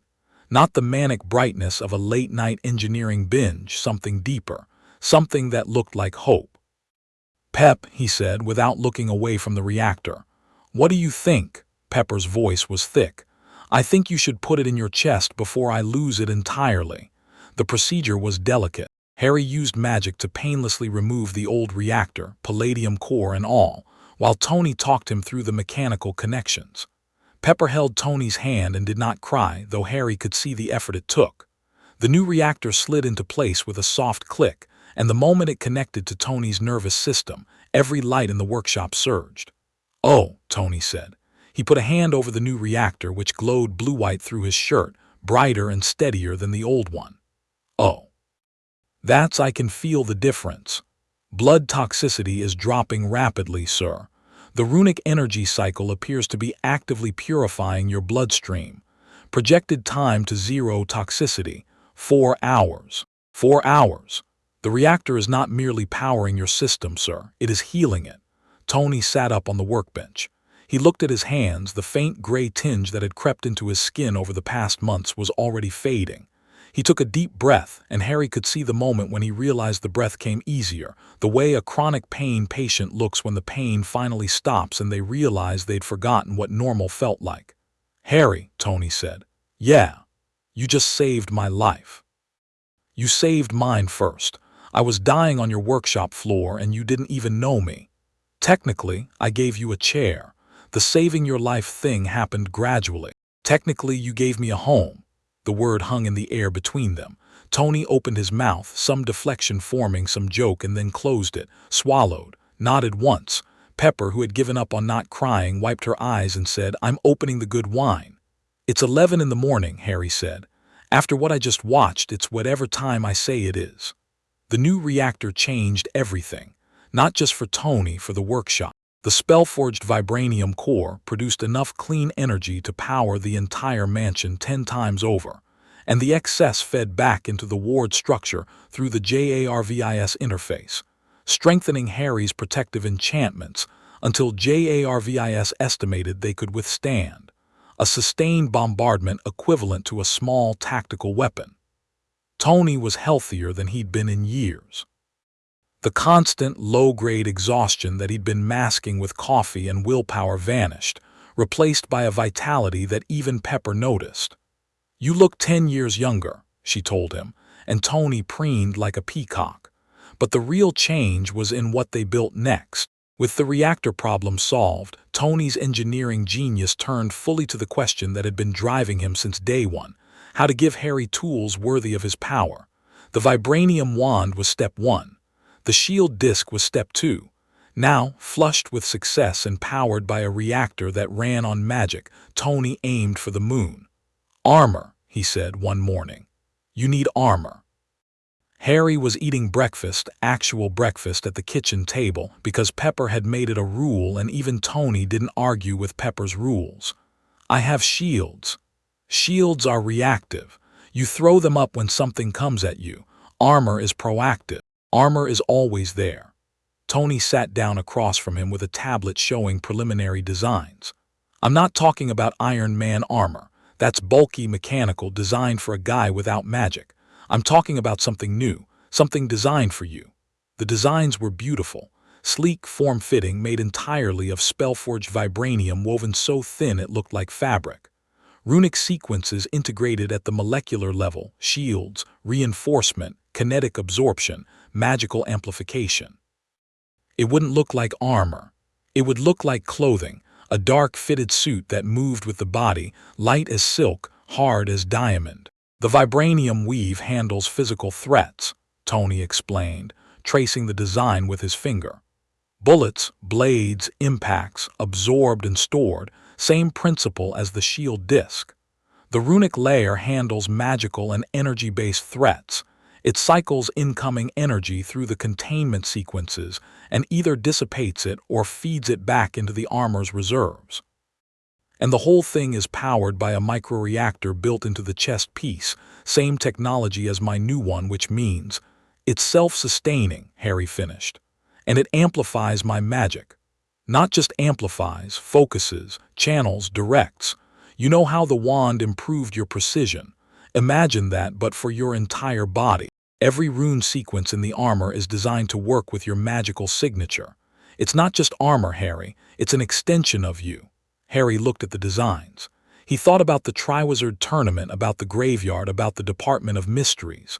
All the times he'd been outmatched, outgunned, forced to survive on luck and desperation because he didn't have the tools or the training to fight on equal terms. "Build it," he said. "It took 3 weeks. 3 weeks of fabrication and testing and argument and late nights, and the particular kind of creative fury that happened when Tony Stark had a vision and the resources to realize it. Harry contributed constantly, adjusting rune sequences, testing magical compatibility, spending hours standing still while JARVIS measured his magical field, and Tony calibrated the armor to match. The day it was finished, Harry put it on in the workshop. The spell-forged vibranium flowed over him like liquid, conforming to his body, sealing at the seams with microscopic runic locks. It was black, shot through with those faint green veins where the rune sequences ran, and it moved with him like a second skin. The chest piece glowed with the soft blue-white of the microreactor. Harry flexed his hands, cast a lumos carefully at minimum power. The wand tip glowed. The armor's rune sequences lit up in cascade, amplifying the spell through every inch of vibranium, and the light that filled the workshop was focused, controlled, precise. Not the wild ocean-illuminating blast of his first lumos with the vibranium wand. a clean, directed beam that Harry could shape and aim with a thought. The armor's amplification is clean, JARVIS reported. No energy waste. No signal leakage. Mr. Potter's magical output is being channeled with 97% efficiency. Harry raised a shield. It snapped into existence instantly, not from the wand, from the armor itself, the spell-forged vibranium generating the shield matrix from whatever point of his body was nearest the threat. He could feel the armor responding to his intent, the runes reading his magic and translating it into action faster than conscious thought. "Tony," Harry said. He turned in a slow circle, watching the armor's systems respond to each movement, each shift in intent. "This is incredible." Tony was leaning against his workbench, arms crossed, watching with the expression of an artist viewing his masterpiece. "Try something bigger." Harry turned to the workshop's reinforced testing wall, 3 feet of solid concrete backed by a vibranium blast plate. He raised the wand, drew on his magic and cast. Reducto. The blasting curse hit the wall and punched clean through. Not just the concrete, through the vibranium blast plate behind it, through the hillside beyond, and Harry felt it keep going, a tunnel of destruction boring through solid rock, until the spell's energy finally dissipated somewhere deep under the Malibu cliffside.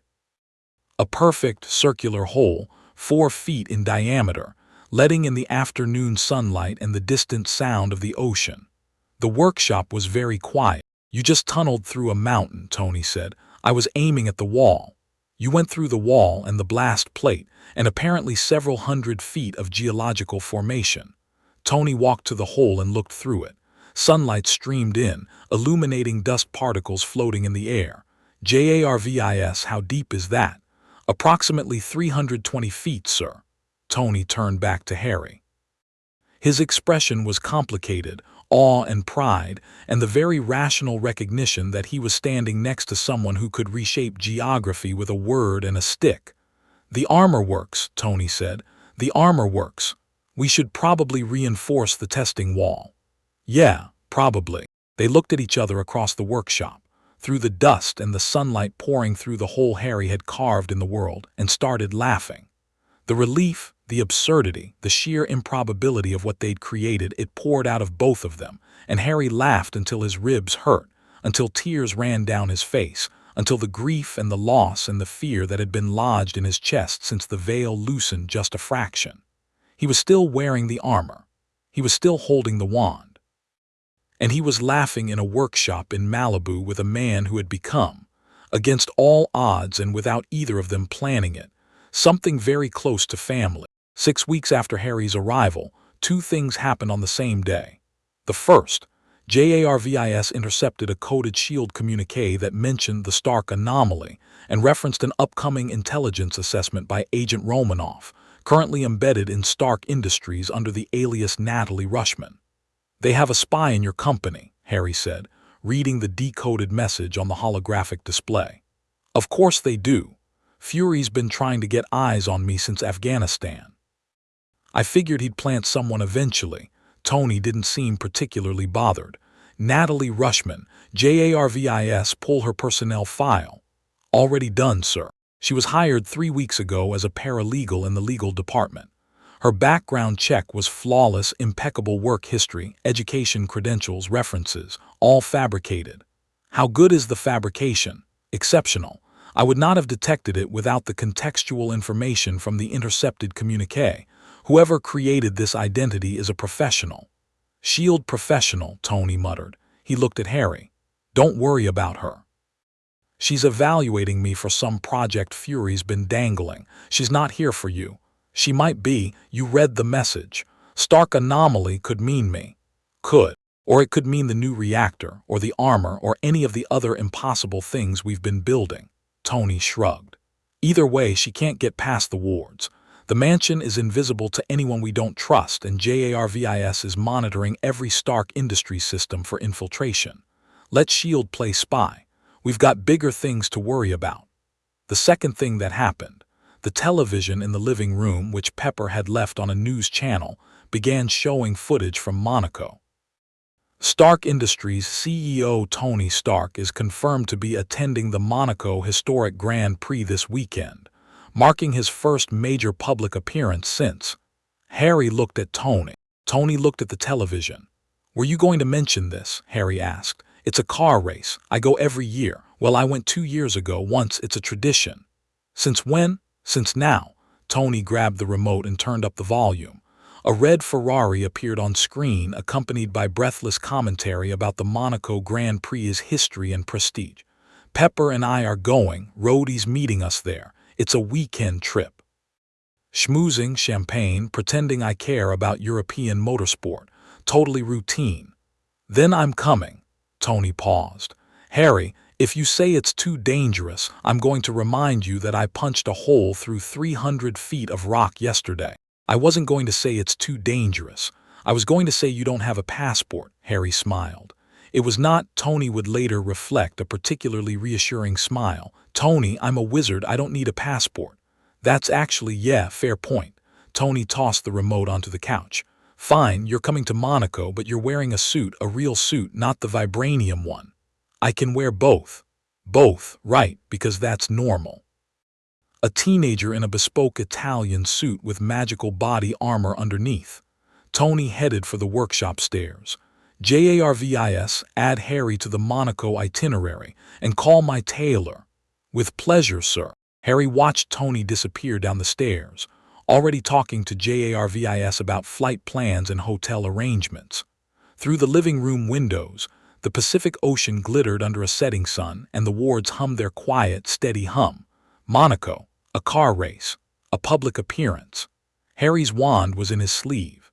His armor was under his clothes, compressed into a thin layer of spell-forged vibranium that was undetectable to anything but magical senses. The shield disc was on his forearm. The communication stone was in his pocket. He was ready. For what, he wasn't sure yet. But the part of him that had survived Voldemort and the Triwizard Tournament and the Department of Mysteries, the part that recognized danger the way animals recognize storms, that part was humming. Something was coming. Chapter 3. Monaco. The flight to Monaco was Harry's first time in a plane. Not a broom, he'd been on plenty of brooms, felt the wind tear at his clothes and the world shrink beneath him, until Hogwarts was a toy castle and the Black Lake was a puddle. But a plane was different. Tony's private jet was different. It was a flying living room with engines, all cream leather and polished wood, and a bar that Harry was fairly certain cost more than the Weasleys' house. "You're staring out the window like a golden retriever," Tony said from across the cabin, where he was reviewing something on a holographic display projected from his phone. The new arc reactor hummed quietly in his chest, visible as a soft glow through his shirt. "I've never seen clouds from above." Harry pressed his forehead against the glass. Below them, the Atlantic was a hammered sheet of silver under the morning sun. "Brooms don't go this high." "Well, they can, but you'd freeze." "And the magic armor doesn't have climate control. I feel like that's an oversight." "It does now. I added thermal regulation runes last week." "Did you test them?" "I stood in your walk-in freezer for 20 minutes. "I don't have a walk-in freezer." "You do now. I transfigured the second pantry." Tony stared at him. "Pepper is going to murder you." "Pepper helped me test it. She timed me." From the seat behind them, Pepper didn't look up from her tablet. "It was 23 minutes, actually. And I'm changing the pantry back when we get home, Harry." "Yes, Pepper." Happy Hogan was flying with them. Tony's driver, bodyguard, and general-purpose handler. A stocky man with a perpetual expression of mild exasperation that Harry recognized as the standard look of anyone who spent extended time in Tony Stark's orbit. Happy had been introduced to Harry as my intern, which Harry suspected was Tony's way of avoiding the phrase, "the teenage wizard living in my house." Happy had taken one look at Harry, said, "Is he enhanced?" And when Tony said, "You could say that," Happy had nodded like this was perfectly normal and gone back to reviewing security protocols for Monaco. Harry liked Happy. Happy didn't ask questions he didn't need answers to. The jet banked over the Mediterranean coast, and Monaco appeared below them. A sliver of white and gold wedged between mountains and sea. Absurdly beautiful, absurdly small. Harry could see the harbor, bristling with yachts like a pincushion, and the circuit that wound through the city streets, already lined with barriers and grandstands. The Grand Prix circuit runs through the actual city, Harry said. That's the whole point. It's the most dangerous race in Formula One because the track is narrow, the corners are blind, and the barriers are concrete. Drivers love it. Sponsors love it. Insurance companies have a collective aneurysm. Tony shut off his display. We're in the VIP section, which means champagne, canapes, and rich people pretending they understand automotive engineering. And what are you pretending? I'm not pretending anything. I actually understand automotive engineering. I'm pretending I care about automotive engineering when there's a perfectly good workshop 3,000 miles away. Harry turned from the window. Then why are we here? Tony's expression shifted just for a moment, so fast that Harry almost missed it. The showman's mask flickered, and underneath was something tired and determined. Because I've been hiding in the workshop for 2 months and people are starting to talk. The board's nervous. The stock's twitching. Pepper's fielding calls from every defense contractor on the planet wanting to know if Iron Man is still operational or if Tony Stark has finally lost it. He straightened his cuffs, a nervous gesture Harry had learned, the Tony Stark equivalent of fidgeting. I need to be seen. Alive, healthy, and functional. Monaco's the stage, I'm the show. Harry nodded. He understood performing. He'd been performing since he was 11, the boy who lived, the Triwizard champion, the chosen one, all masks he wore over the terrified kid underneath. Then let's give them a show, Harry said. Tony grinned. Now you're talking.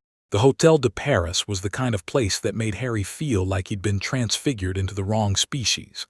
Everything was marble and gold leaf, and the particular kind of hushed elegance that screamed you don't belong here at maximum volume. Bellhops in uniforms that probably cost more than Dudley's entire wardrobe. A lobby with a chandelier the size of a small dragon. The sweet Tony had occupied an entire floor and had a terrace overlooking the harbor. Harry stood on that terrace in the Italian suit Tony's tailor had produced, dark charcoal, slim cut, fitting him better than anything he'd ever worn in his life, and felt the vibranium armor humming beneath it. The armor was compressed to its thinnest configuration, invisible under the suit's lines, but Harry could feel it like a second heartbeat. The wand was in a forearm holster Pepper had designed, a leather sleeve with a quick-release charm that dropped the wand into his hand with a flick of his wrist. Below the terrace, Monaco glittered. The harbor was packed with the kind of yachts that had helicopters on their decks. Sports cars prowled the narrow streets, engines growling. Beautiful people in beautiful clothes drifted in and out of restaurants that didn't bother listing prices on their menus. Different from London, Pepper appeared beside him, stunning in a white dress, holding 2 glasses of something sparkling. Different from everything. Harry took the glass, smelled it, bubbles. It's champagne, you're in Monaco, 1 glass won't kill you. I'm 15. In France, that's practically middle-aged. She clinked her glass against his. How are you doing, really? Harry sipped the champagne. It was fine. He didn't understand what the fuss was about. I'm okay. That's your automatic answer. I'm asking for the real one. He looked at her. Pepper Potts, who had walked into Tony's chaos and Harry's impossibility and responded by buying him clothes and making him eat vegetables and programming his favorite songs into the mansion's sound system. Who worried about him the way Mrs. Weasley worried about her children, not because it was her job, but because she couldn't help it. I'm better, he said, and meant it. Being here with you and Tony, it's not what I expected. When I came through the veil, I thought I didn't think I'd find. He stopped. The words tangled. A home, Pepper said softly. Harry took a breath. Yeah. She put her hand on his arm, didn't squeeze, didn't pat, just rested it there, warm and steady. Found you, Harry. That's how the best things work. You don't find them, they find you.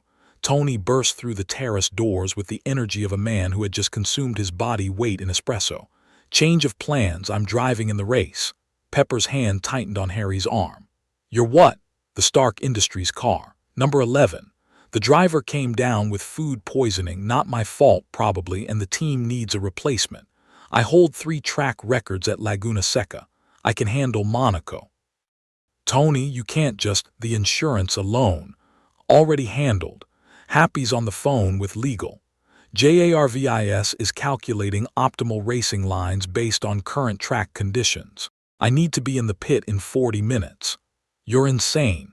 Clinically, possibly, but I'm also an excellent driver, and this is exactly the kind of spectacle that reminds the world Tony Stark is alive and functioning. He turned to Harry. You'll be in the VIP section with Pepper. Happy's on perimeter security. JARVIS has satellite coverage. Any problems, you know what to do. I know what to do, Harry confirmed. He didn't bother asking what kind of problems Tony was anticipating. The man's paranoia was matched only by his own, and between the two of them they'd prepared for most contingencies. Good.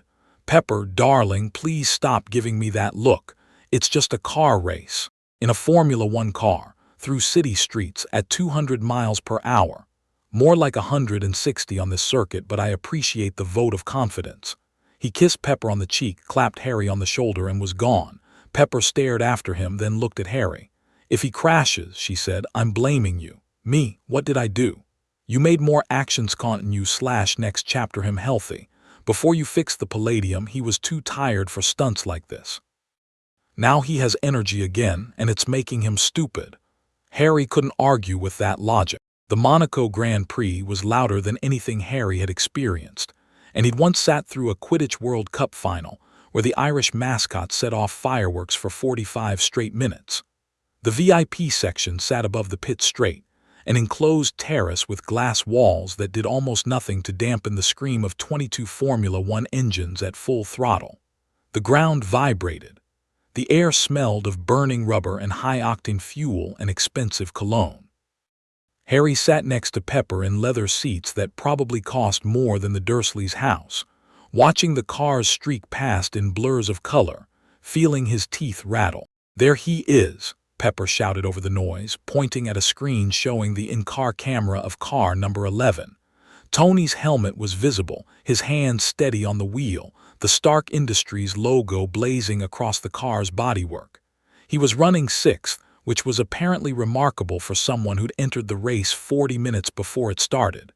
Harry's eyes weren't on Tony. They were on the crowd. The VIP section was a fishbowl of wealth and power. Politicians, celebrities, arms dealers, tech moguls, the kind of people who measured their worth in zeros and their influence in favors owed. Harry's magical senses were extended to their limit, the vibranium armor amplifying his awareness until he could feel every heartbeat in the building, every electrical signal, every camera lens pointed in their direction. Something was wrong.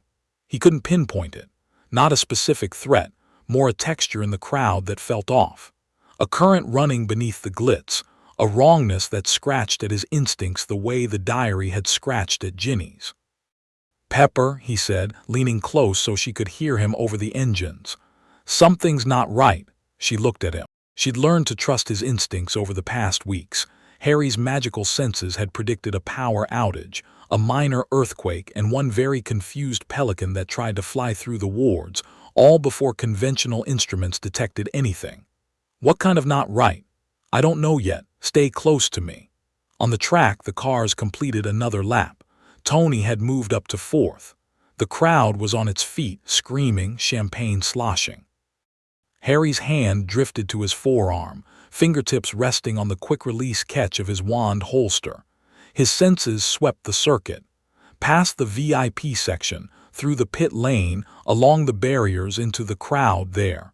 A man, standing at the edge of the track, right at the hairpin turn where the cars slowed to their lowest speed. He wasn't dressed like a spectator. Orange jumpsuit, the kind the track marshals wore. But he wasn't a marshal. Harry could feel something on him, something electrical, something powerful hidden under the jumpsuit. A harness of some kind with cables running from it to devices on his wrists, and in his chest a light. Faint, flickering, nothing like the steady glow of Tony's arc reactor. Homebrew. Unstable, angry. JARVIS, Harry said, tapping the communication stone in his pocket. The stone connected him directly to JARVIS through the ward network, secure and undetectable. The man at the hairpin. Orange jumpsuit. Who is he? A pause, barely a second, but it felt longer. cross-referencing facial recognition with available databases.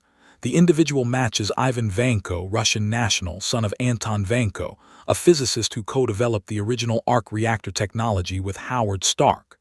Ivan Vanko has a criminal record in Russia, 15 years served for selling plutonium. He was released 2 years ago. His current whereabouts were listed as unknown. What's he wearing? Based on thermal imaging, the harness appears to be an arc reactor-powered weapons system. The cables on his wrists are consistent with electrically charged whips. Sir, Mr. Potter, he has a miniaturized arc reactor in his chest. Harry's blood went cold. On the track, the cars were approaching the hairpin. Tony was in third now, tucked behind a red Ferrari, the Stark Industries car's engine screaming as it decelerated for the turn. Vanko stepped onto the track.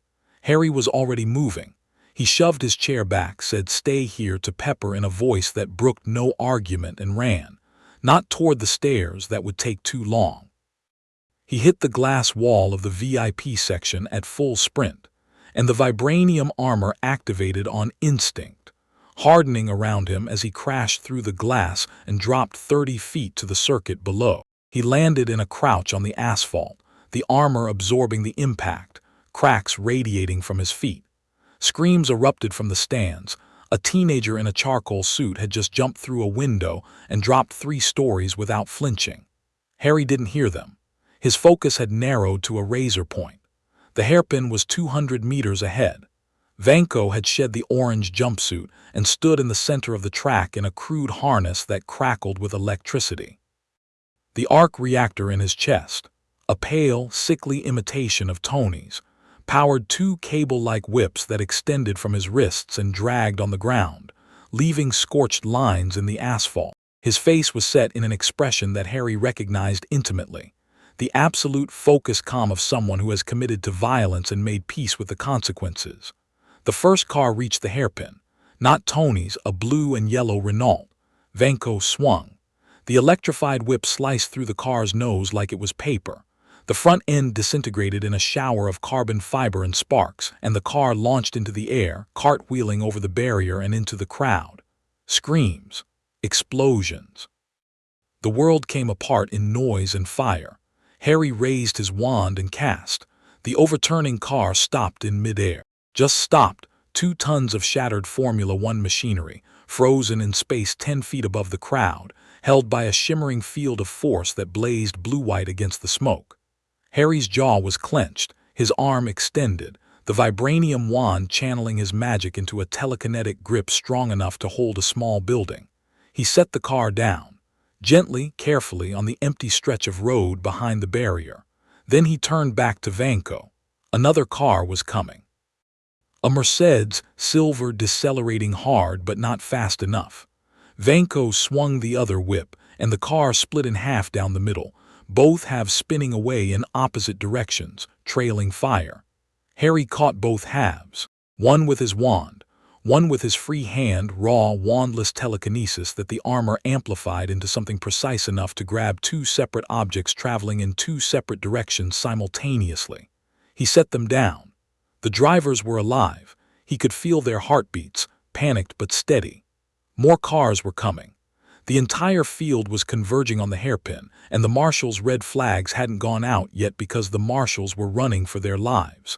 Harry didn't have time for subtlety. He slammed the wand against the ground and cast the widest shield he'd ever attempted, a wall of force that erupted across the full width of the track, 50 meters ahead of the hairpin, tall enough to block an oncoming car. The first car to reach it, a Ferrari, braked hard, tires screaming, and stopped 3 feet from the shimmering barrier. Others piled up behind it, a chaos of screeching tires and carbon fiber, but the shield held and nobody hit Vanko's kill zone. Nobody except Tony. Tony's car had been behind the Ferrari. Harry felt it before he saw it, felt Tony's heartbeat spike, felt the new arc reactor flare as Tony recognized what was happening. The Stark Industries car swerved hard, dodging the pileup, and slid sideways through a gap in the barriers that shouldn't have been big enough. Tony's car came around the corner and into the hairpin at 60 miles per hour, right at Vanko. Vanko grinned. The whips came up. Harry moved. He didn't apparate, he didn't know if apparition worked in this universe, hadn't tested it, wasn't going to try for the first time in the middle of a combat situation. He ran. The armor-enhanced sprint covered 200 meters in seconds, the vibranium boots gripping the asphalt, his magic pouring into his legs to push them beyond anything human physiology could achieve. The world blurred. The crowd, the barriers, the burning wreckage, all of it smeared into streaks of color as Harry closed the distance. Vanko's whip caught the front of Tony's car and ripped it open. The engine detonated. Tony's car flipped, rolled, came apart in a cascade of debris, and Tony, Harry could see him, still in the cockpit, the roll cage holding but barely, slid across the asphalt in a shower of sparks and came to rest 20 feet from Vanko. Vanko walked toward Tony. The whips dragged behind him, leaving twin lines of melted asphalt. His expression hadn't changed. That terrible calm. The calm of a man who had been waiting years for this moment and was going to savor every second. Tony was pulling himself out of the wreckage. Alive, the arc reactor was glowing, steady and bright, but dazed, bleeding from a cut above his eye, struggling with the harness of the ruined cockpit. Vanko raised a whip. Harry hit him like a freight train. Not a spell. Not magic. Harry's shoulder, armored in spell-forged vibranium, slammed into Vanko's midsection at a speed that would have killed a normal person on both ends of the impact. The armor absorbed the force of Harry's collision. Vanko had no such luxury. He flew backward, the whips flailing, and hit the barrier on the far side of the track hard enough to dent the steel. Harry didn't stop. He was on Vanko before the man could recover, the vibranium wand aimed at his chest, his free hand grabbing one of the whip cables and pulling. The electrified cable should have shocked him. It was carrying enough current to cut through a car. The armor ate it. The spell-forged vibranium absorbed the electrical energy, cycled it through the runic matrix, and Harry felt his shield reserves tick up by 3%. Just another battery. He ripped the cable free from Vanko's harness. Then the other one. Vanko snarled something in Russian, guttural and furious, and swung a fist at Harry's face. Harry caught it. One hand, no effort. Vanko's knuckles crunched against the vibranium gauntlet and the man howled, his hand shattering on impact. "Stay down," Harry said. Vanko didn't stay down. He lunged, his broken hand forgot, the crude arc reactor in his chest flaring as he tried to use it as a weapon, some kind of electromagnetic pulse. Harry felt it building, a sphere of destructive energy expanding from Vanko's core. Harry pressed the vibranium wand against Vanko's reactor and said, "Finite." It was a simple spell. One of the first they taught at Hogwarts, the general counterspell. It ended enchantments, dispelled illusions, shut down active magical effects. In the magical world, it was the equivalent of flipping a light switch. Applied to a crude arc reactor through a vibranium wand, it did something far more dramatic. The spell reached into the reactor and simply stopped it, not destroyed, not overloaded, just switched off, the electromagnetic containment collapsing, the energy cycle halting, the pale light in Vanko's chest going dark like a blown bulb. The EMP died. The harness went limp. Vanko collapsed, his power source dead, a look of absolute incomprehension on his face. Harry stood over him, wand extended, breathing hard, not from exertion, from adrenaline. The armor had handled the physical demands effortlessly. It was his heart that was racing, his blood roaring in his ears, the combat high flooding his system with electricity that had nothing to do with repulsor technology. "Harry," Tony's voice. Harry turned. Tony had freed himself from the wreckage and was standing 10 feet away, his racing suit torn, blood on his face, eyes wide, not with fear, with something that took Harry a moment to identify, relief. "You good?" Harry asked. "Am I? Yeah, I'm good. Nice tackle." "Thanks, nice driving." "I flipped the car. Everyone's a critic." Behind them, the crowd was in chaos. Sirens were approaching. Camera phones were pointed at them from every angle. The burning wreckage of 3 Formula One cars littered the track, and in the middle of it all, a teenager in a ruined Italian suit stood over the unconscious body of a man who had just tried to kill Tony Stark. Harry looked at the cameras. The cameras looked back. "Well," Tony said, limping to his side, "so much for keeping a low profile." The aftermath was controlled chaos. Monaco police swarmed the circuit within minutes, followed by French military, followed by paramedics, followed by a wave of journalists so dense that Happy Hogan, who materialized from the crowd with the briefcase suit, too late to be useful but right on time to be furious, had to physically block them from reaching Tony and Harry. Pepper appeared 30 seconds after Happy, running in heels across debris-strewn asphalt, and grabbed Tony in a hug so fierce that Harry heard something crack, probably one of Tony's remaining intact ribs. She pulled back, checked him for damage, then turned to Harry and hugged him too. Harry stood very still, not because he didn't want the hug, but because nobody had hugged him in so long that he'd forgotten what to do with his arms. "Thank you," she whispered, her voice thick. "Thank you, Harry." Harry patted her back awkwardly. "He's fine, we're fine." "You jumped through a window, third-floor window," Happy corrected from where he was fending off journalists. "I watched the security footage. 3 stories straight down, didn't even bend his knees on the landing." "Not helping Happy," Harry said. They were ushered into a private room beneath the grandstand, a hospitality suite that the race organizers provided with trembling hands and wide eyes. Tony sat on a leather couch while a paramedic cleaned the cut above his eye. Harry stood by the window, watching the track being cleared, feeling his magical senses track every person in the building out of habit. Vanko was gone. The police had taken him, unconscious with his dead reactor and shattered hand. Harry had overheard the officers talking: assault with a deadly weapon, attempted murder, terrorism charges. Vanko was looking at decades in prison if Monaco didn't hand him to the French first. But something about the man nagged at Harry. That calm, that focused, patient, personal rage. Vanko hadn't attacked the Grand Prix because he wanted to make a statement or cause destruction. He'd attacked Tony, specifically deliberately with a weapon designed to counter Tony's technology. This was revenge, not terrorism. "Jarvis," Harry murmured into the communication stone. "Ivan Vanko's father, Anton Vanko. What's his connection to Tony's family?" Anton Vanko co-developed the original arc reactor with Howard Stark in the 1960s. He was subsequently deported to the Soviet Union under suspicion of espionage.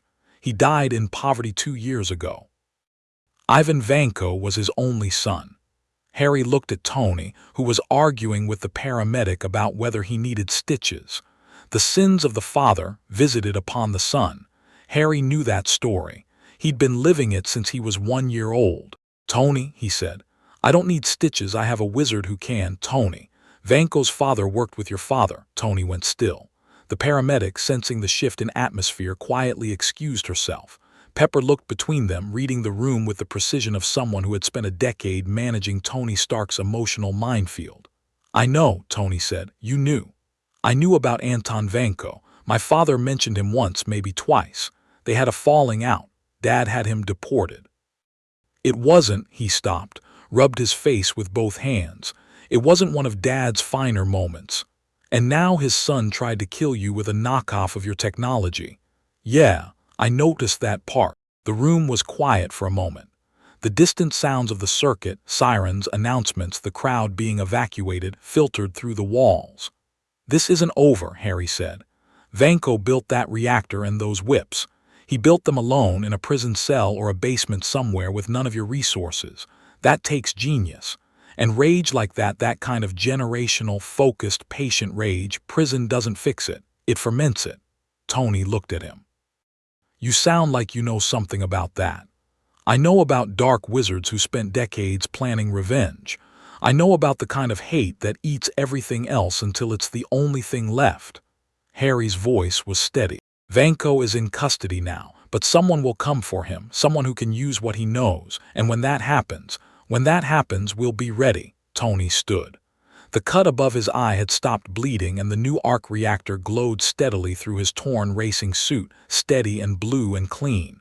"But first, we deal with the immediate problem, which is the fact that every camera in Monaco just recorded a teenager body-checking a supervillain at Mach 1 and catching flying cars with his bare hands." Tony gestured at the window. Beyond the glass, Harry could see the media encampment that had formed outside the grandstand, satellite trucks, cameras, reporters from every network and country. "You're on every screen in the world right now, kid. By tonight, every intelligence agency, every government, and every person with a television is going to be asking the same question. Who are you?" Harry looked at the cameras. The cameras had been pointed at him since he was 11. Flashbulbs at the Leaky Cauldron, reporters at the Triwizard Tournament, Rita Skeeter's poisoned quill. He'd hated it then. The exposure, the scrutiny, the way the public gaze turned you into a character in someone else's story. But he wasn't that boy anymore. He wasn't the boy who lived, dragged unwilling into the spotlight by a prophecy he never asked for. He was something new. Something he'd built with Tony in a workshop in Malibu out of vibranium and magic and the stubborn refusal to be anyone's weapon but his own. "Let them ask," Harry said.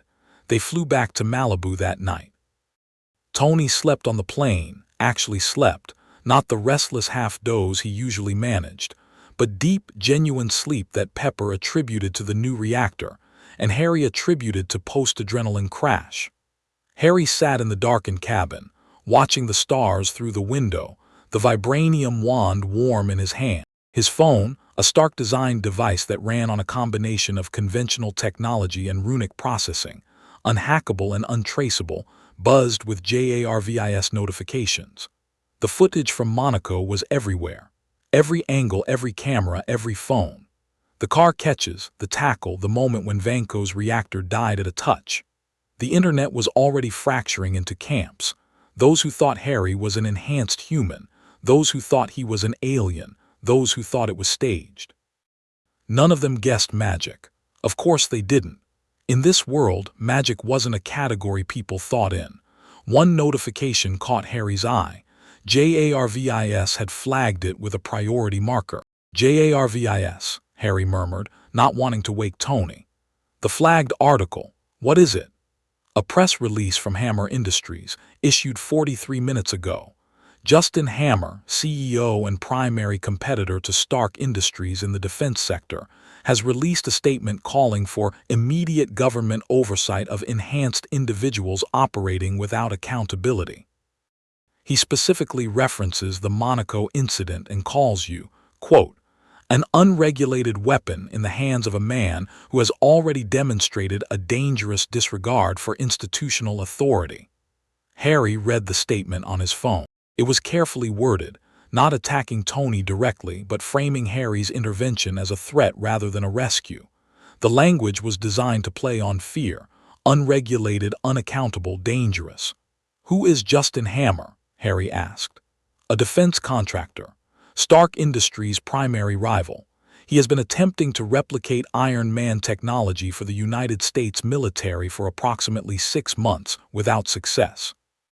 He is widely regarded as technically competent but ethically flexible.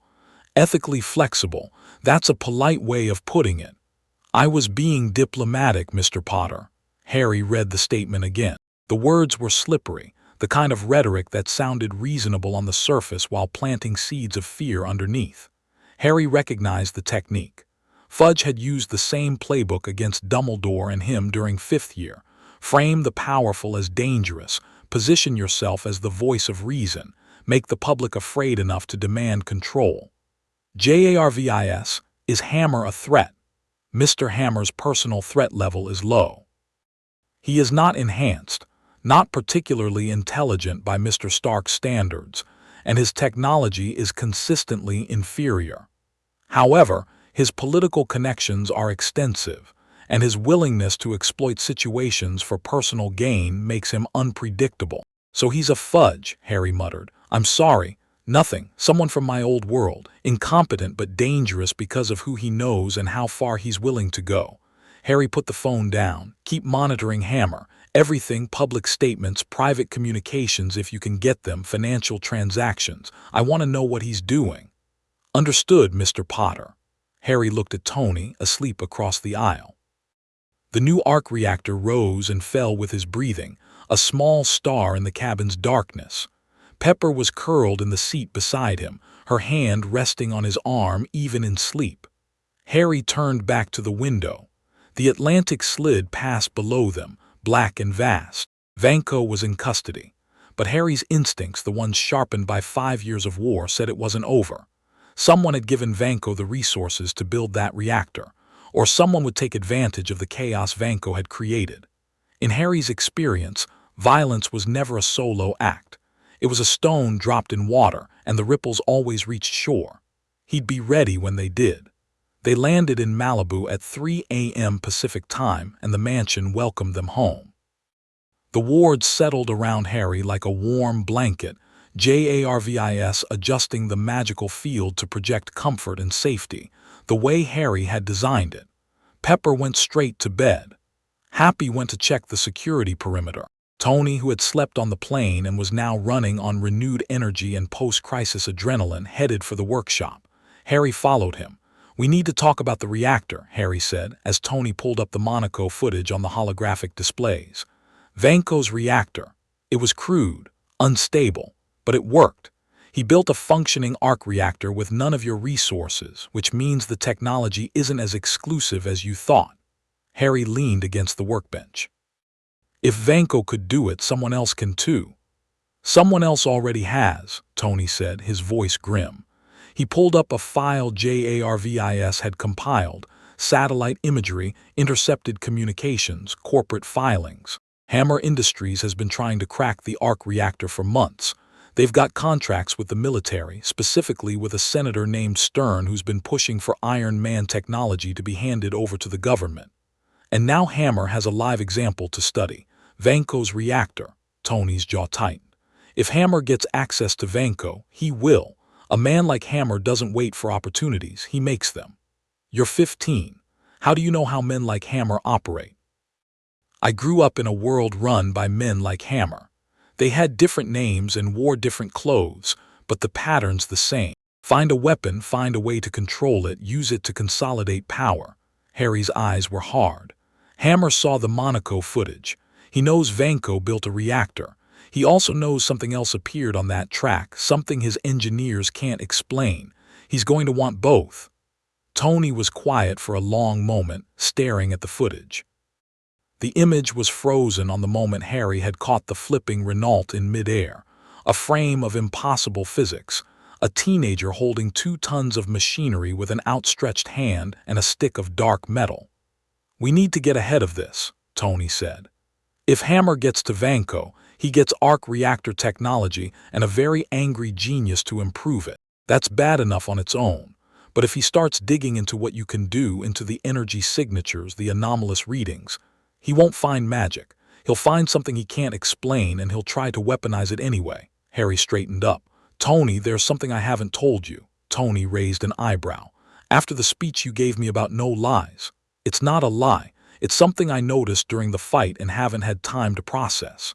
Harry ran a hand through his hair. "When I shut down Vanko's reactor, when I used finite on it, I felt something. Inside the reactor. Not just technology, something else." "Something else like what?" "Like a resonance. A pattern in the energy that wasn't electromagnetic. It was faint, almost undetectable, but it was there." Harry met Tony's eyes. Tony, Vanko's reactor had a trace of magical energy in it. The workshop was very quiet. Even JARVIS seemed to hold his breath. "That's not possible," Tony said slowly. "Vanko's not a wizard, he's a physicist. He built that reactor using conventional technology and spite." "I know. Which means he got the magical component from somewhere else." Harry pulled out the vibranium wand and held it up. The green veins pulsed steadily. "In my world, there were objects, artifacts, that held magical energy independent of a wizard. Enchanted items, cursed objects, things imbued with power by their creators. They could be found by anyone, used by anyone. Most muggles, non-magical people, couldn't access the magic directly, but they could use the objects." "You're saying Vanko found a magical artifact and incorporated it into his reactor?" "I'm saying it's possible. And if there are magical artifacts in this world, objects from my world that crossed over at some point, or things that were created here by sources I don't know about, then Vanko isn't the last person who will stumble onto one." Tony pulled up a search interface and started typing. JARVIS, run a global scan. Every anomalous energy signature in every database you can access. Cross-reference with the magical energy profile we've built from Harry's readings. Look for anything that matches, even partially. Scanning now, sir. This will take some time. How much time? Given the scope of the search, every satellite feed, every government sensor network, every scientific monitoring station on the planet, approximately 4 hours. Do it. Tony turned back to Harry.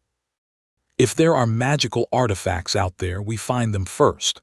Before Hammer, before Shield, before anyone who doesn't understand what they're dealing with.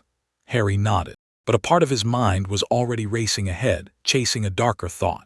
If magical artifacts existed in this world, if objects of power had somehow crossed the boundary between his universe and this one, then the veil wasn't the only door. The barrier between worlds had holes. Small ones maybe, old ones, but holes nonetheless. And where there were holes, things could come through. Harry looked at the vibranium wand in his hand. The green veins pulsed with his heartbeat, steady and strong. He'd need to be stronger. Tony found Harry on the roof at dawn. Harry was sitting on the edge, legs dangling over the cliff, watching the sun come up over Malibu. The Pacific was gold and pink and vast. The wards shimmered faintly in the early light, visible only to magical senses, a dome of protection that kept the world at bay. Tony sat down next to him, 2 cups of coffee. He handed one to Harry without a word. They sat in silence for a while. It was one of the things Harry valued most about Tony. The man could fill any space with words, but he also knew when silence was better, when the things that mattered didn't need narration. "I've been thinking about what you said," Tony said eventually. "About my father, about Vanko's father," Harry waited. "Howard Stark was a lot of things, brilliant, visionary, kind of a bastard." Tony sipped his coffee. He built the original arc reactor with Anton Vanko, and when it didn't work, when they couldn't make it viable, he blamed Anton, had him deported, took all the credit. The Stark legacy, baby. Innovation, genius, and screwing over your partners. Sounds familiar. It should. I spent 20 years doing the same thing. Tony's voice was matter-of-fact, not self-pitying. Stark Industries was the world's leading weapons manufacturer. I designed missiles that killed people and told myself it was for defense, for security, for the greater good. He said the last 2 words with a particular bitterness that Harry recognized in his bones. Then I went to Afghanistan and saw exactly where my weapons ended up, and I spent 3 months in a cave reconsidering my life choices. And you came back and shut down the weapons division. And I came back and shut down the weapons division, built the suit, told the world I was Iron Man, and I thought that was enough, that I could make up for what I'd done by being a hero. It's not. It's a start. Tony looked at him. But a guy in a suit punching bad guys isn't going to change the systems that create bad guys. Hammer is proof of that. I shut down Stark's weapons program, and Hammer filled the vacuum in 6 months. Different name, same product, same customers. Harry understood. He'd watched Dumbledore fight Voldemort for decades, defeating the Dark Wizard only for the system that produced him to remain intact, waiting to produce another. "So what do you do?" Harry asked. "I don't know. That's the honest answer. I've been so focused on building and inventing and solving immediate problems that I haven't figured out the long game." Tony set down his coffee. "But I know this. What we've built, the spell-forged vibranium, the runic technology, the magic tech fusion, it's not just weapons. It's not just defense. It's a fundamentally new way of interacting with reality, and whoever controls it shapes the future. And you want to control it. I want us to control it, because I trust us. I don't trust Hammer. I don't trust Shield. I don't trust the military or the government or any institution that sees power as something to be seized and hoarded." Tony's eyes were fierce. "I trust a 15-year-old wizard who makes my house give people hugs. That's who I trust." Harry felt something loosen in his chest. Not the grief that was still there, would always be there, a permanent resident in the space where Sirius and Hogwarts and his old life used to be. But something else. The tension of waiting for the catch, the condition, the moment when the adult revealed what they really wanted from him, With Dumbledore, it had always been the prophecy. With the Ministry, it had been compliance. With the Dursleys, it had been invisibility. Tony wanted him, just him. Not the boy who lived, not the chosen one, not a weapon or a symbol or a chess piece. Just Harry sitting on a roof, drinking coffee, being trusted. "Then we do it together," Harry said. "Whatever comes next, the artifacts, hammer, shield, all of it together." Together. Tony clinked his coffee cup against Harry's. "Now drink your coffee. We've got 4 hours until JARVIS finishes the global scan, and I want to show you the Mark V designs before Pepper wakes up and makes us eat breakfast like civilized people." Harry drank his coffee. It was terrible. Tony made coffee the same way he drove Formula One cars, with reckless confidence and no regard for conventional technique. But it was warm and the sun was coming up, and Tony was already talking about repulsor improvements and briefcase deployment mechanisms, his hands moving, his eyes alive, the arc reactor humming its quiet song in his chest. Behind them, the mansion's wards pulsed once, JARVIS adjusting the energy flows, optimizing, maintaining. The house was warm. The house was safe. The house was home. Somewhere in the world, Justin Hammer was making plans. Somewhere in a Monaco prison cell, Ivan Vanko was staring at the ceiling with dead reactor eyes, his mind already working on the next design. Somewhere in a nondescript government building, Nick Fury was reading a report about an anomalous energy signature and reaching for a very specific phone number. And on a roof in Malibu, a genius and a wizard drank bad coffee and talked about the future, while the Pacific Ocean turned gold beneath them. Things were about to accelerate. Harry could feel it, that familiar tightening, the atmospheric pressure change that preceded a storm. His old world had taught him to dread that feeling. This world was teaching him something different. Here he could face the storm on his terms, with the right partner, with the right tools, with power that was his, truly his, not borrowed or prophesied or conditional. The vibranium wand sat in its holster, warm as a heartbeat. The armor hummed beneath his clothes. JARVIS watched the skies. Let the storm come. Chapter 4. Shadows and Spies. The global scan finished at 11:47 a.m.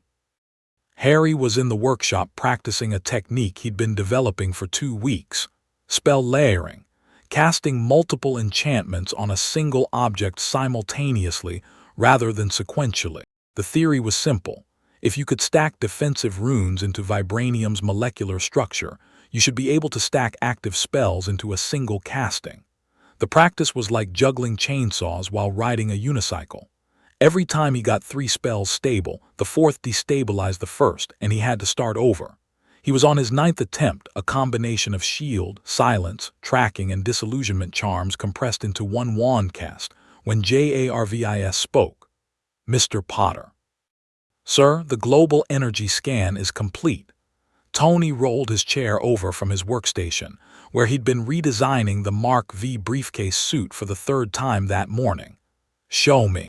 The holographic globe appeared in the center of the workshop, slowly rotating, dotted with colored markers. Most were blue, known energy sources, nuclear plants, military installations, nothing unusual.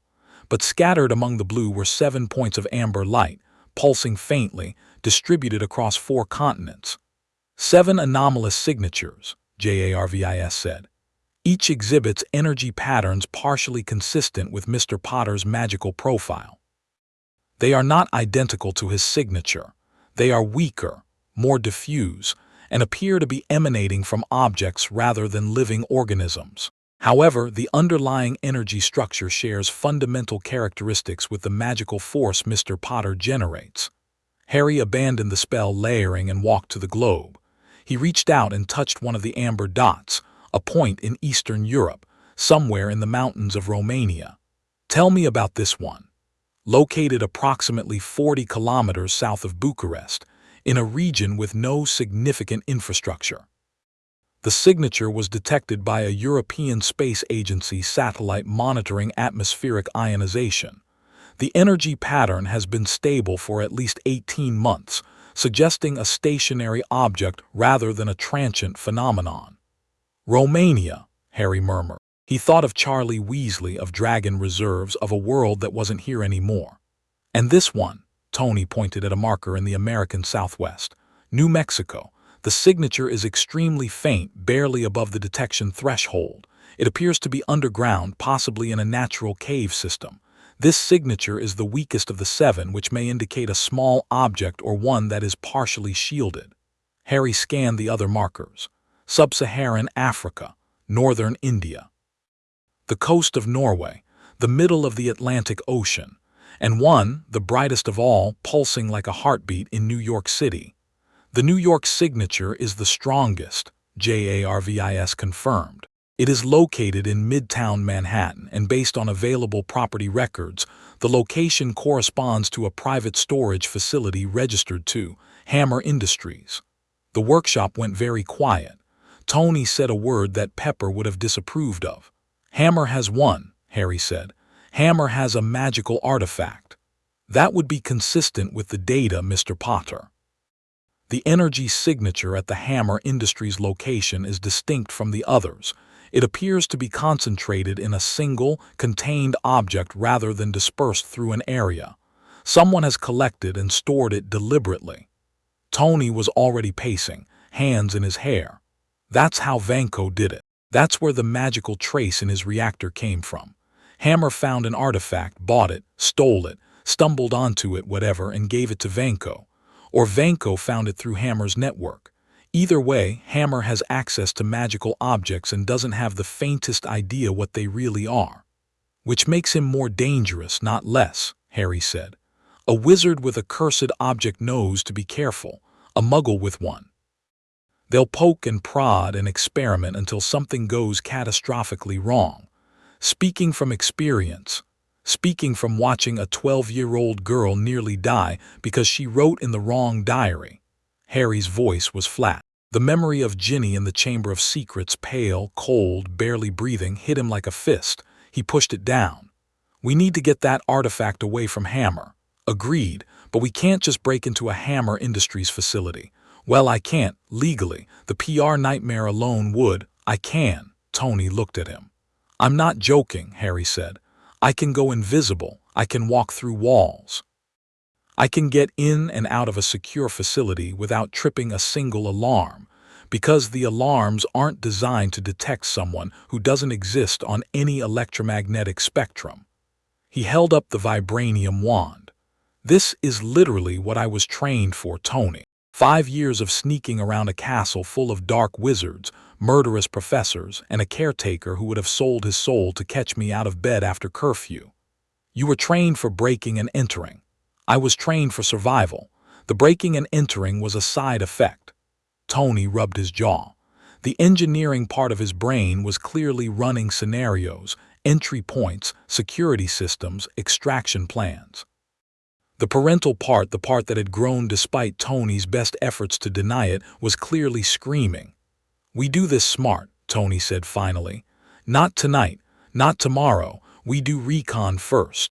JARVIS maps the facility, identifies the artifact's exact location, catalogs the security systems. You plan the approach, and we have contingencies, multiple contingencies. Agreed. And if anything goes sideways, you get out, no heroics. Harry smiled thinly. I'll try. You'll do, that's non-negotiable. Fine, I'll do. Harry turned back to the globe, studying the amber markers. 7 artifacts. 7 traces of magic in a world that didn't believe in it. What about the others? One thing at a time. Hammer's artifact is the immediate threat because Hammer is the immediate threat. The others have been sitting wherever they are for at least 18 months without incident. They can wait. Harry nodded, but he filed the locations away in his memory. Romania, New Mexico, Norway, India, Africa, the Atlantic Ocean. 7 anchors of impossible energy in a world that ran on physics and technology. He wondered what they were. Wands, enchanted objects, fragments of something larger. Or were they something else entirely, artifacts from this world's own hidden history, things that predated the magical world Harry knew? Questions for later. Right now, Justin Hammer had something that didn't belong to him, and Harry was going to take it back. JARVIS spent 3 days mapping the Hammer Industries storage facility. It was located in a nondescript building in Midtown Manhattan. 12 stories of glass and steel that looked like every other corporate tower on the block. The first 9 floors were standard offices. The 10th through 12th floors were restricted, accessible only by a private elevator requiring biometric verification. The artifact's energy signature came from a subbasement that didn't appear on any building plan filed with the city. The subbasement is reinforced, JARVIS reported, projecting a 3-dimensional schematic of the building. Concrete walls 2 meters thick, lined with a Faraday cage. Standard electromagnetic shielding. The access point is a freight elevator at the building's core, which descends from the 12th floor. There are no stairs. Security, Harry asked. External, 24-hour guard rotation, 8 personnel per shift, armed. Internal, keycard access on all restricted floors, biometric locks on the elevator, and a camera system covering every corridor and access point. The subbasement has its own dedicated security team, 4 guards, rotating 12-hour shifts, and an additional layer of electronic surveillance that I cannot fully map from external sources. Can you disable the cameras? The external cameras, yes. However, the subbasement system appears to be air-gapped, physically isolated from the building's main network. I cannot access it remotely. Harry studied the schematic. The building was a fortress by Muggle standards, multiple security layers, electronic surveillance, armed guards, and a hardened subbasement designed to keep people out. By wizarding standards, it was a cardboard box. I don't need you to disable anything, Harry said. I need you to tell me where the guards are in real time. Can you do that? If you carry a communication stone, I can relay guard positions based on the building's external security feeds and thermal imaging from nearby satellites. The subbasement will be a blind spot once you're inside the Faraday cage, however. I can handle the subbasement. How many guards between the roof and the 12th floor? At any given time, between 3 and 5 on the restricted floors, 2 at the elevator, 1 roving patrol. Harry nodded. 3 to 5 guards. Cameras he could avoid by being invisible. Locks he could open with a thought. The Faraday cage would block JARVIS's surveillance, but Harry's magical senses would tell him everything he needed to know once he was inside. When? Tony asked. He was sitting behind Harry, trying very hard to look casual and failing completely.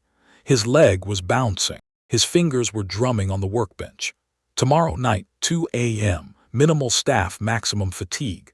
Harry turned to Tony. You're not coming. Like hell I'm not. Tony, you're Iron Man. If someone spots Iron Man near a Hammer Industries facility, it's an international incident. If someone spots me, they won't spot me, but if they did, I'm nobody. An unidentified individual who was never there. You're not nobody. In this world, I am. No identity, no records, no fingerprints in any database. I'm a ghost. Let me be a ghost. Tony's jaw worked. Harry could see the argument forming, the protests, the contingency demands, the insistence on backup. But Tony was smart enough to know when he was wrong, even if admitting it required considerable effort. JARVIS monitors everything, Tony said. Communication stone stays active. If anything feels wrong, you call and I'm there in the Mark V in 4 minutes.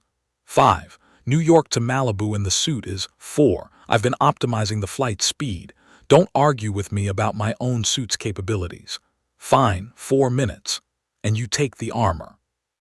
I was going to wear the armor anyway. Good. Tony stood up, walked to the far end of the workshop, walked back, stood in front of Harry and looked at him with an expression that was trying very hard to be stern and landing somewhere closer to terrified. Don't get caught. I won't. Don't get hurt. I won't. And if you find something in that subbasement that's dangerous, genuinely dangerous, cursed artifact dangerous, you leave it and come home and we figure it out together. Harry met his eyes. I promise. Tony held his gaze for a long moment. Then he nodded, turned back to his workstation and pulled up the Mark V's flight optimization algorithms. His hands weren't quite steady. Harry pretended not to notice.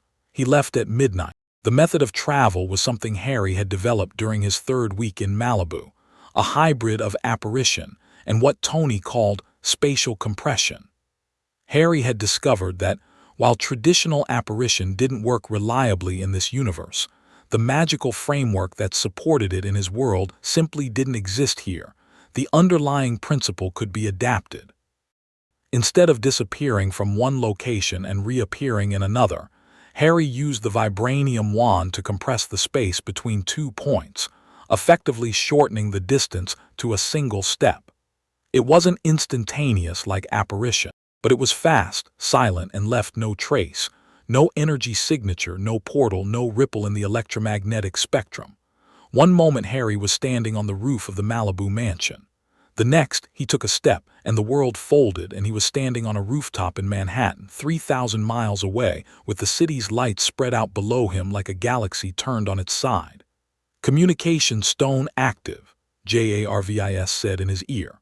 "I have you on satellite thermal. The Hammer Industries building is 4 blocks south of your current position." Harry looked south. The building was visible, unremarkable, anonymous, exactly the kind of place you'd hide something you didn't want found. He could feel the artifact from here. Now that he was close, the signature was unmistakable, a pulse of magical energy, rhythmic and steady like a heartbeat. Old magic, powerful magic. Not dark, not light, just strong in the way that a river was strong or a storm. He cast the disillusionment charm. The magic flowed through the Vibranium wand and over his body like cold water, and Harry vanished. Not invisible, disillusioned, which was better. Invisibility meant light passed through you. Disillusionment meant light ignored you. Cameras, eyes, thermal sensors, none of them would register his presence. He was a hole in the world's awareness. Harry stepped off the roof and floated down to street level. The armor's flight capability was limited, not full flight, not like Tony's suit, but controlled descent and short bursts of levitation powered by the runic matrix, enough to drop 30 stories without a sound. He crossed the 4 blocks at a walk. No rush. Rushing was how you made mistakes, and Harry hadn't survived 5 years of Voldemort by being hasty. The city hummed around him, taxis, pedestrians, the ceaseless energy of New York at night, and none of it registered his passage. The Hammer Industries building had a service entrance on the north side. Harry bypassed it entirely. He walked to the east wall, pressed his palm against the concrete, and pushed. The wall yielded. Not physically, the concrete didn't move, didn't crack, didn't change. But Harry's body phased through it. The disillusionment charm extended into a full-spectrum phase shift that allowed him to pass through solid matter for approximately 3 seconds. It was exhausting, far more draining than any other spell in his arsenal, but it meant that doors, locks, and walls were irrelevant. He stepped through the wall and into the building's interior. A corridor, fluorescent lights, linoleum floor, the generic sterility of a corporate building after hours. Harry's magical senses swept the space automatically. 2 guards 40 meters ahead at the end of the corridor, stationary, probably a checkpoint. JARVIS guard positions. 2 guards at the corridor junction ahead. 1 guard in the stairwell between floors 9 and 10. 2 guards at the elevator on floor 12. The roving patrol is currently on floor 11, moving south. Harry moved north. The disillusionment charm made him invisible to the guard's eyes and the camera's lenses, and the armor's vibranium composition absorbed his footsteps, his body heat, his electromagnetic signature. He was a shadow passing through a building full of light. The restricted floors were laughably easy to access. The keycard locks opened at a touch of the wand, not because Harry picked them, but because he persuaded the electronic components to believe they'd received a valid signal. The biometric scanner on the elevator required a more delicate touch. Harry placed his palm on the reader and pushed a thread of magic into the circuitry, convincing the system that the fingerprint it was reading belonged to Justin Hammer himself. The elevator descended. The Faraday cage hit him like a wall of static. The moment the elevator passed below the building's ground level, Harry's communication stone went dead, the cage blocking even the runic transmission frequencies. He was alone. The elevator opened onto a small, harshly lit room. Concrete walls, bare floor, a single steel door on the far side. 2 guards, one sitting behind a desk, one standing by the door, looked up as the elevator arrived. They saw nothing. The disillusionment charm held. Harry stepped out of the elevator, moved to the left wall, and waited. The guards frowned, exchanged glances. The elevator had arrived without being called, which was unusual, and one of them reached for a radio. Harry flicked the wand. A gentle confundus, targeted and precise, settled over both guards like a light fog. Their frowns smoothed. The one with the radio set it down. They returned to their positions, the minor anomaly of the arriving elevator already fading from their awareness like a half-remembered dream. Harry walked past them to the steel door. This lock was different. Not electronic, mechanical, with additional sensors that Harry's magic identified as pressure plates, vibration detectors, and a tamper alarm wired to an independent power source. Someone had designed this door to keep people out, and they'd done a thorough job of it. Harry phased through the wall next to it. The room beyond was small, maybe 15 by 15 feet, with bare concrete walls and a single light fixture casting harsh white light. In the center of the room, on a steel pedestal under a glass case, sat the artifact. It was a stone tablet, about 18 inches long, 12 inches wide, and 3 inches thick, made of a dark stone that Harry didn't recognize, not granite, not basalt, not any geological material he'd encountered. The surface was covered in markings. Runes, but not any runic system Harry had studied at Hogwarts. These were older, stranger, carved with a precision that suggested something other than human hands. They spiraled inward from the edges of the tablet toward a central glyph that pulsed with a faint amber light. Harry stood in front of the case and felt. The magic rolling off the tablet was immense. Not aggressive, it wasn't cursed, wasn't malevolent, wasn't reaching for him the way the diary or the locket had reached for their victims. It was simply powerful in the way that a mountain was powerful or an ocean. Ancient, patient, waiting. "What are you?" Harry murmured. The central glyph pulsed in response. Not answering, reacting. The tablet could feel him the same way he could feel it. His magic and its magic were the same fundamental force, and proximity created resonance. Harry reached out with his magical senses carefully, the way you'd reach toward an unfamiliar animal. He brushed against the tablet's energy field and images, not memories, not visions, impressions compressed and dense, flooding through the connection like water through an open dam. Harry saw, felt, experienced a sky on fire, 9 realms connected by branches of light, a bridge made of rainbow, giants and gods and things older than both. A golden city at the center of everything, and from that city, artifacts of power scattered across the cosmos like seeds. Harry yanked his awareness back. His heart was hammering. The vibranium armor had flared in response to his spike in magical output, the rune sequences cycling rapidly to manage the surge. The tablet wasn't from his world. It wasn't a wizard's artifact, wasn't something that had fallen through the veil. It was from this world, from a history this world had forgotten or never known. 9 realms, a golden city, a rainbow bridge. Harry didn't know what any of that meant. But the power in the tablet was real, and it was sitting in Justin Hammer's basement, and that was unacceptable. He lifted the glass case with a wave of the wand, the locks and sensors disengaging obediently under his magic's persuasion, and picked up the tablet. The moment his fingers touched the stone, the tablet's energy surged. Not hostile, eager. The amber light in the central glyph brightened, and the resonance between Harry's magic and the tablet's power deepened into something that felt almost like communication. The runes on the tablet's surface began to glow, one by one, responding to Harry's magical signature the way the vibranium wand had responded to his blood. Harry felt the tablet accept him, recognize him, not as a wizard, as something else. A conduit, a bridge between the forces it represented and the world it had been sleeping in. He wrapped the tablet in a conjured cloth, silk, because magical artifacts responded best to natural materials, and slipped it into the expanded interior of his jacket. The expansion charm added 30 cubic feet of storage space to a pocket that looked like it could barely hold a wallet. Hermione would have been proud.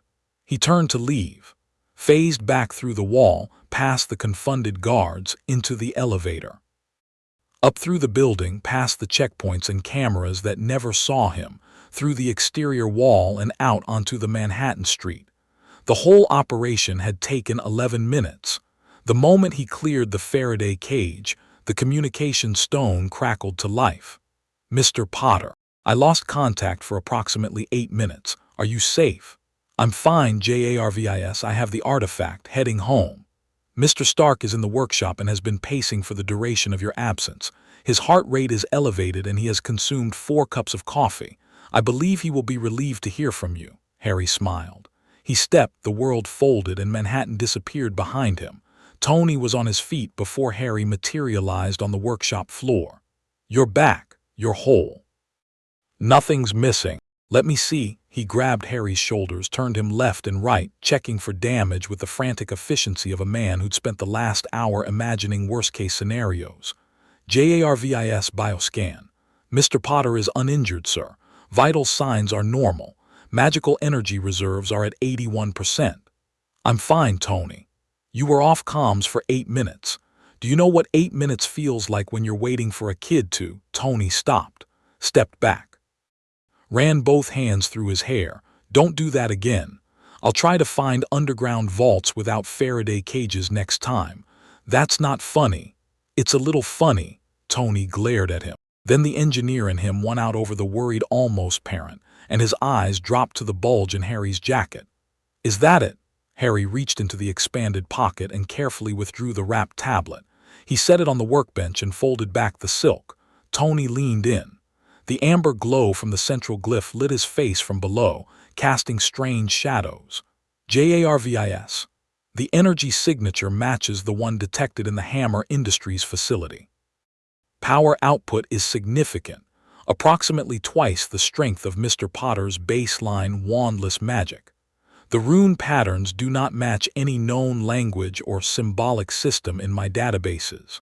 "They're not from any system I know either," Harry said. "These aren't wizarding runes, they're something else, something older." "How old?" "I don't know, but when I touched it I felt things. A golden city, 9 realms connected by light, a rainbow bridge." Tony's face went through a rapid series of expressions: confusion, recognition, disbelief, and settled on something that looked uncomfortably like alarm. 9 realms. You know what that means?" "I know what it might mean." JARVIS, cross-reference. 9 realms, rainbow bridge, Norse mythology. In Norse mythology, the 9 realms are the 9 worlds connected by Yggdrasil, the world tree. They include Asgard, realm of the gods, Midgard, realm of humans, Jotunheim, realm of the frost giants, and 6 others. The rainbow bridge is the Bifrost, the bridge connecting Asgard to the other realms. "That's mythology," Harry said. "Stories." "So is magic," Tony replied. "And you're real." He stared at the tablet and Harry could see his mind working, connections forming, implications cascading. "My father was obsessed with the Tesseract. A glowing blue cube of unlimited energy that he found in the ocean during World War II. It was supposedly from Asgard, from Norse mythology made real. S.H.I.E.L.D. has it now. They've been studying it for decades. A cube of unlimited energy from the realm of the gods." Harry looked at the tablet with new eyes. "And this? Could be from the same source, could be from one of the other realms, could be something else entirely." Tony picked up a scanner, one of the hybrid magical technological devices they'd built together, and ran it over the tablet. "The energy signature is similar to the readings S.H.I.E.L.D. has published about the Tesseract, but not identical. Like they're from the same family but different branches." "Exactly." Tony set the scanner down. "Harry, if this tablet is genuinely Asgardian or from one of the 9 realms, then we're not dealing with parallel universe magic. Dealing with this universe's own magical history. Things that have been here longer than humanity." Harry's mind was racing. The Tesseract, the tablet, the other 6 artifacts scattered across the globe. If they were all connected, if they were all pieces of a larger magical ecosystem that predated human civilization, then the implications were staggering. "Hammer had this," Harry said. "Hammer had an artifact from the Norse gods sitting in his basement. What was he doing with it?" JARVIS. "Any information on how Hammer acquired the tablet? I have been unable to determine the exact provenance. However, financial records obtained during my mapping of Hammer Industries show a payment of $14 million to a private antiquities dealer in Istanbul approximately 7 months ago. The transaction is listed as archaeological specimen, Nordic origin. He bought it on the black market, Harry said. $14 million for something he probably thinks is a fancy rock with glowing runes. He knows it's more than that. The energy readings alone would tell him it's special. He just doesn't know what it is. Tony straightened up, and now he doesn't have it anymore. He'll notice it's missing. Eventually. The Faraday cage means no one's monitoring the energy signature in real time. If his guards aren't doing physical checks and based on the confundus, they're not going to remember anything unusual. It could be days before anyone opens that vault. Harry nodded, but his thoughts were already moving ahead. The tablet was safe. It was here in the mansion, behind wards that could withstand nearly anything. But Hammer was still out there, and Hammer was the kind of man who didn't take losses quietly. And there was another problem, one that Harry hadn't mentioned yet. Tony, when I was inside the building, I felt something else. Something else besides the tablet. A person. In the upper floors of the building. Someone was working late, not unusual in a corporate building, but this person's energy signature was wrong. Wrong how? Masked, deliberately concealed, like someone wearing a glamour, except it wasn't magic, it was something else. Some kind of technological camouflage that made their biometric signature read differently than their actual body. Harry met Tony's eyes. Someone in Hammer Industries is not who they appear to be. Tony's expression hardened. Shield. Maybe. Or maybe someone else entirely. But whoever they are, they're embedded deep enough to be working at 2 a.m. in a restricted facility. JARVIS employee records for Hammer Industries. Anyone hired in the last 6 months who has access to the restricted floors. Compiling now, sir. This will require cross-referencing multiple databases. Do it. Tony looked at the tablet glowing quietly on his workbench. We're collecting enemies fast, kid. I've had practice. Harry pulled up a stool and sat down. The fatigue from the mission was catching up to him. The phase shifts, the confundus, the sustained disillusionment charm, the spatial compression travel. Even with the Vibranium wand's amplification, he'd burned through nearly 20% of his reserves in an hour. Get some sleep, Tony said, reading him the way he always did, effortlessly, annoyingly. The tablet's not going anywhere, we'll study it in the morning. You're not going to sleep. I'm going to run preliminary scans, non-invasive, nothing that might trigger whatever that thing does when someone touches it. Don't touch it. I just said non-invasive. Tony, do not touch the tablet. I heard you the first time. Promise me. Tony rolled his eyes. I promise I will not touch the magic Norse god rock. Happy, ecstatic, Harry headed for the stairs. At the door he paused. Tony. What? The other 6 artifacts. We need to find them before someone else does. I know. Tony was already bent over the tablet, scanner in hand, eyes bright with the particular intensity that meant he wouldn't sleep for at least 12 more hours regardless of what Harry said. One world-changing discovery at a time, kid. Harry went to bed. Behind him, the tablet glowed amber on the workbench, and JARVIS hummed through the ward network, and Tony Stark began to unravel a mystery that was older than human civilization. 3 days later, Nick Fury came to Malibu. He didn't come subtly. A black SUV convoy rolled up to the mansion's front gate at 10 in the morning, and the wards immediately flagged the occupants as unfriendly, not hostile, exactly, but not welcome. The intent recognition system Harry had built into the wards read their purpose: assessment, recruitment, containment. Words that landed on Harry's senses like cold water. Sir, JARVIS said. Director Nick Fury of S.H.I.E.L.D. is at the gate. He is accompanied by 4 agents and is requesting entry. Tony was in the kitchen making an omelet. Harry was at the table, studying the tablet's rune patterns through a magnifying enchantment that floated in the air above the workbench like a hovering lens. They looked at each other. Let me handle this, Tony said. Number, Harry, he's here for both of us. If I hide while you talk to him, he'll know I'm something worth hiding. That gives him leverage. Harry stood, straightened his shirt, and slipped the Vibranium wand into his forearm holster. Let him in, but only him, not the agents. Tony studied him for a moment, then he nodded. JARVIS, open the gate. Director Fury only. Tell the agents to wait with the vehicles. With pleasure, sir. The wards adjusted. Harry felt them shift, creating a narrow corridor of permission that would allow Fury through while keeping his agents firmly on the other side. Fury walked up the driveway alone, and Harry watched him through the kitchen window. Tall, black, eye patch, long leather coat that probably concealed more weapons than a small armory. He moved like a soldier, controlled, efficient, aware of every angle and sightline. Harry recognized the type. Not the specifics. Fury was nothing like any individual Harry had known, but the category, the general, the spy master, the man who held secrets like currency and doled them out when the exchange rate favored him.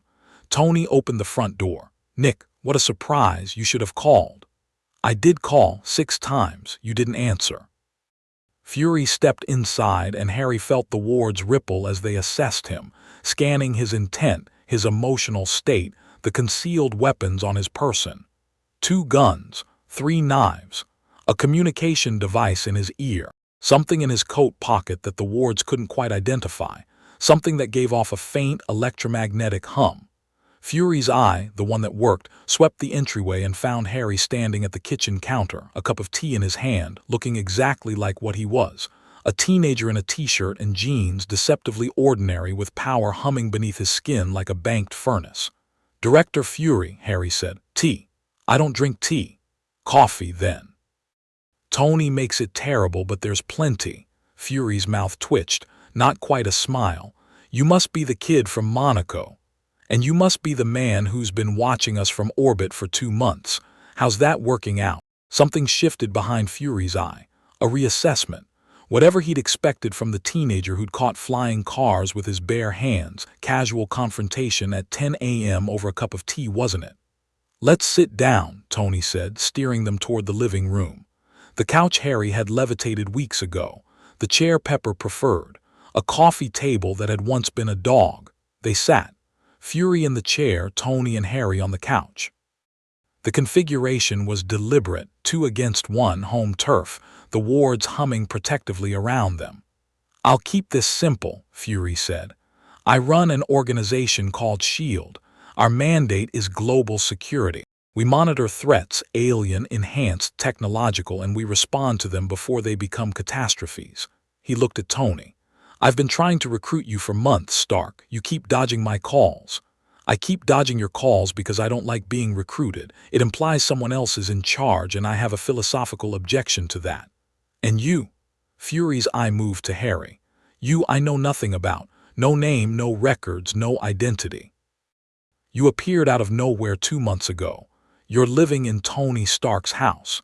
And 3 days ago, you stopped a terrorist attack on live television, using abilities that my best analysts can't explain. That must be frustrating, Harry said. It is. I don't like things I can't explain.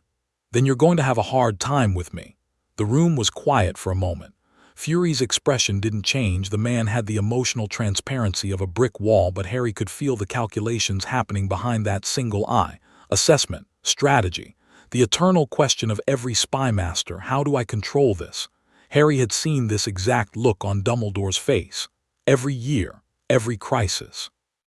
That gentle, knowing expression that concealed a mind always 3 moves ahead, always positioning pieces on a board that only he could see. Let me tell you what I know, Fury said, leaning forward slightly.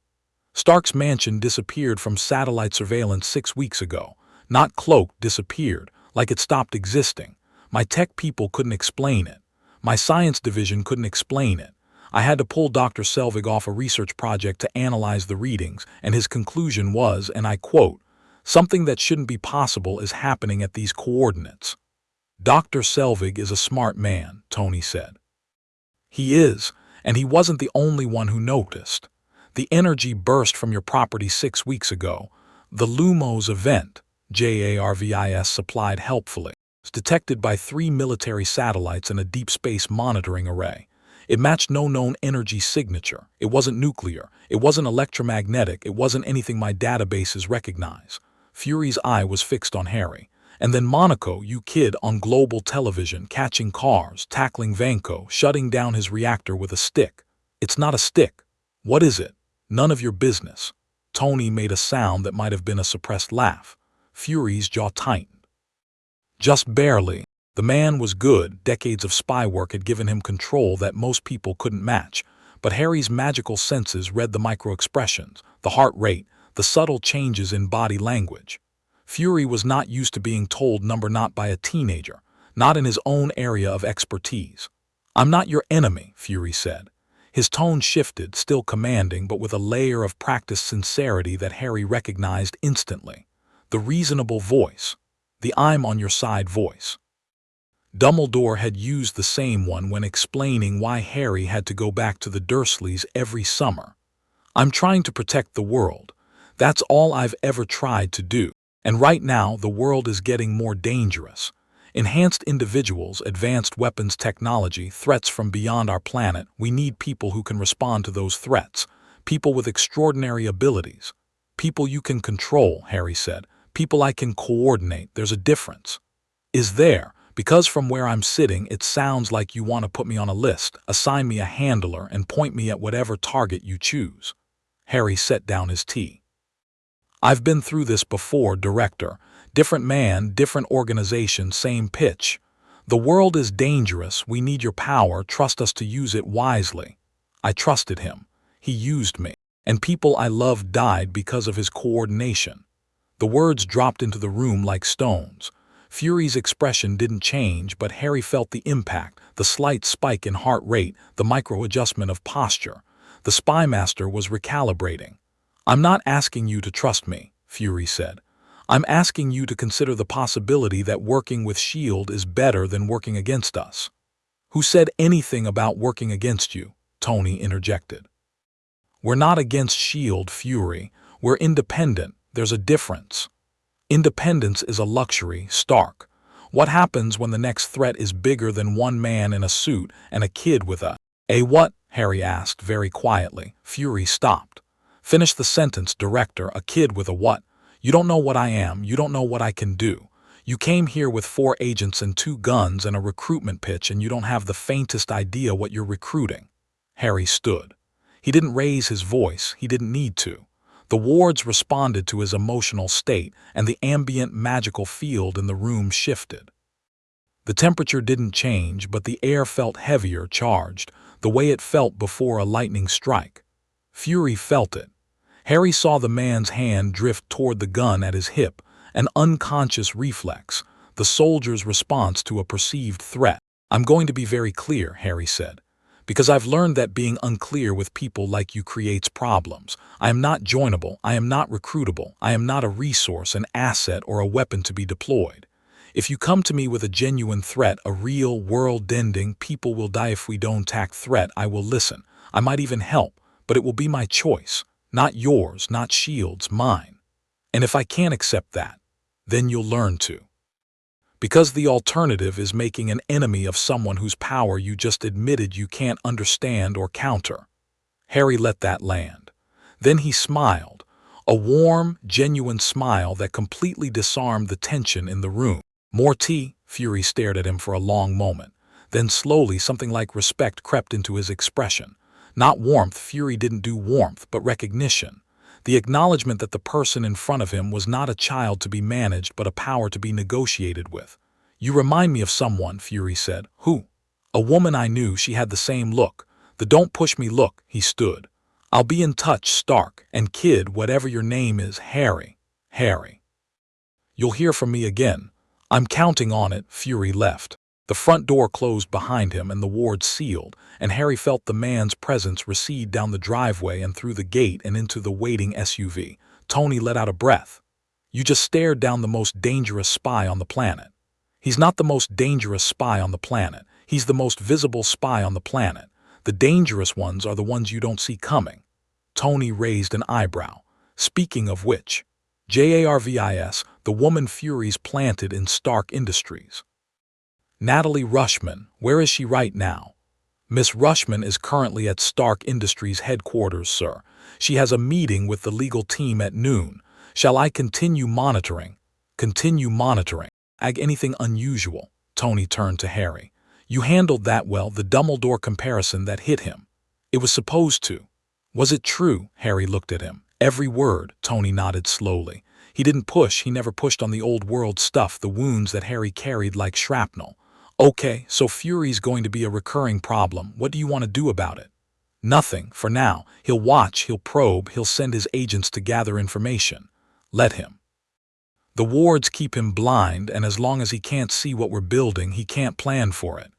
Harry picked up his tea and took a sip. Cold. He warmed it with a whispered charm.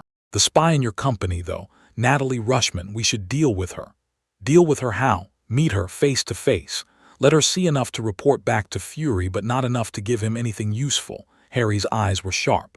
And let her know subtly that we know exactly what she is. Tony grinned, the sharp, dangerous grin that meant he was enjoying himself. I love it when Pepper said she has papers for you to sign at headquarters tomorrow. She does. She will. I'll ask her. You're going to ask my CEO to fabricate paperwork so we can ambush a spy. I'm going to ask Pepper to schedule a meeting. The ambushing is your department. Stark Industries' headquarters was a tower of glass and steel in downtown Los Angeles, sleek and imposing in a way that reminded Harry of Gringotts, not the architecture but the attitude. The building said we are powerful and we know it with every line and angle. Harry wore the Italian suit from Monaco, a replacement since the original had been shredded during the Vanco fight, with the Vibranium armor compressed beneath it. The wand was in its forearm holster.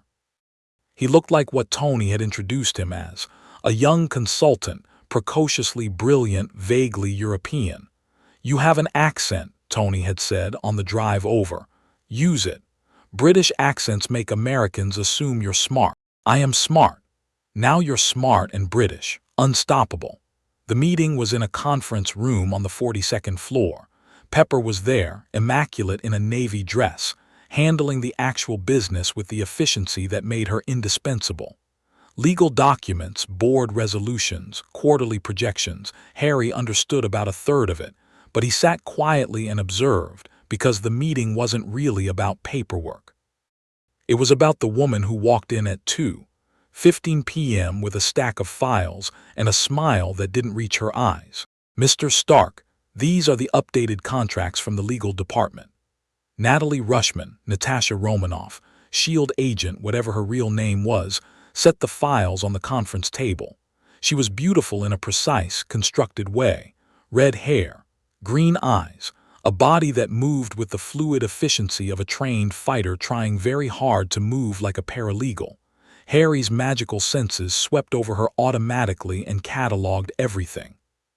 3 concealed weapons, a gun at the small of her back, a knife strapped to her thigh, a garrote wire braided into her watchband. Elevated baseline alertness, her nervous system was running at a level that would exhaust a normal person in hours. And beneath it all, a tightly controlled core of competence and danger that reminded Harry of McGonagall in a fight. Thank you, Natalie, Tony said, barely glancing at the files. Have you met my consultant? Harry, this is Natalie Rushman from legal. Natalie, this is Harry. Nice to meet you. She extended her hand. Her handshake was perfect, firm, brief, professional. Her eyes swept over Harry with the speed of someone trained to assess threats in under a second. Harry held her gaze and smiled. Likewise, you're new, aren't you? Tony's mentioned you. A flicker, barely perceptible. He has. He mentioned the legal department was doing excellent work. I assumed that was you. That's kind. The smile again. Impeccable. Fake. Harry released her hand and sat back in his chair.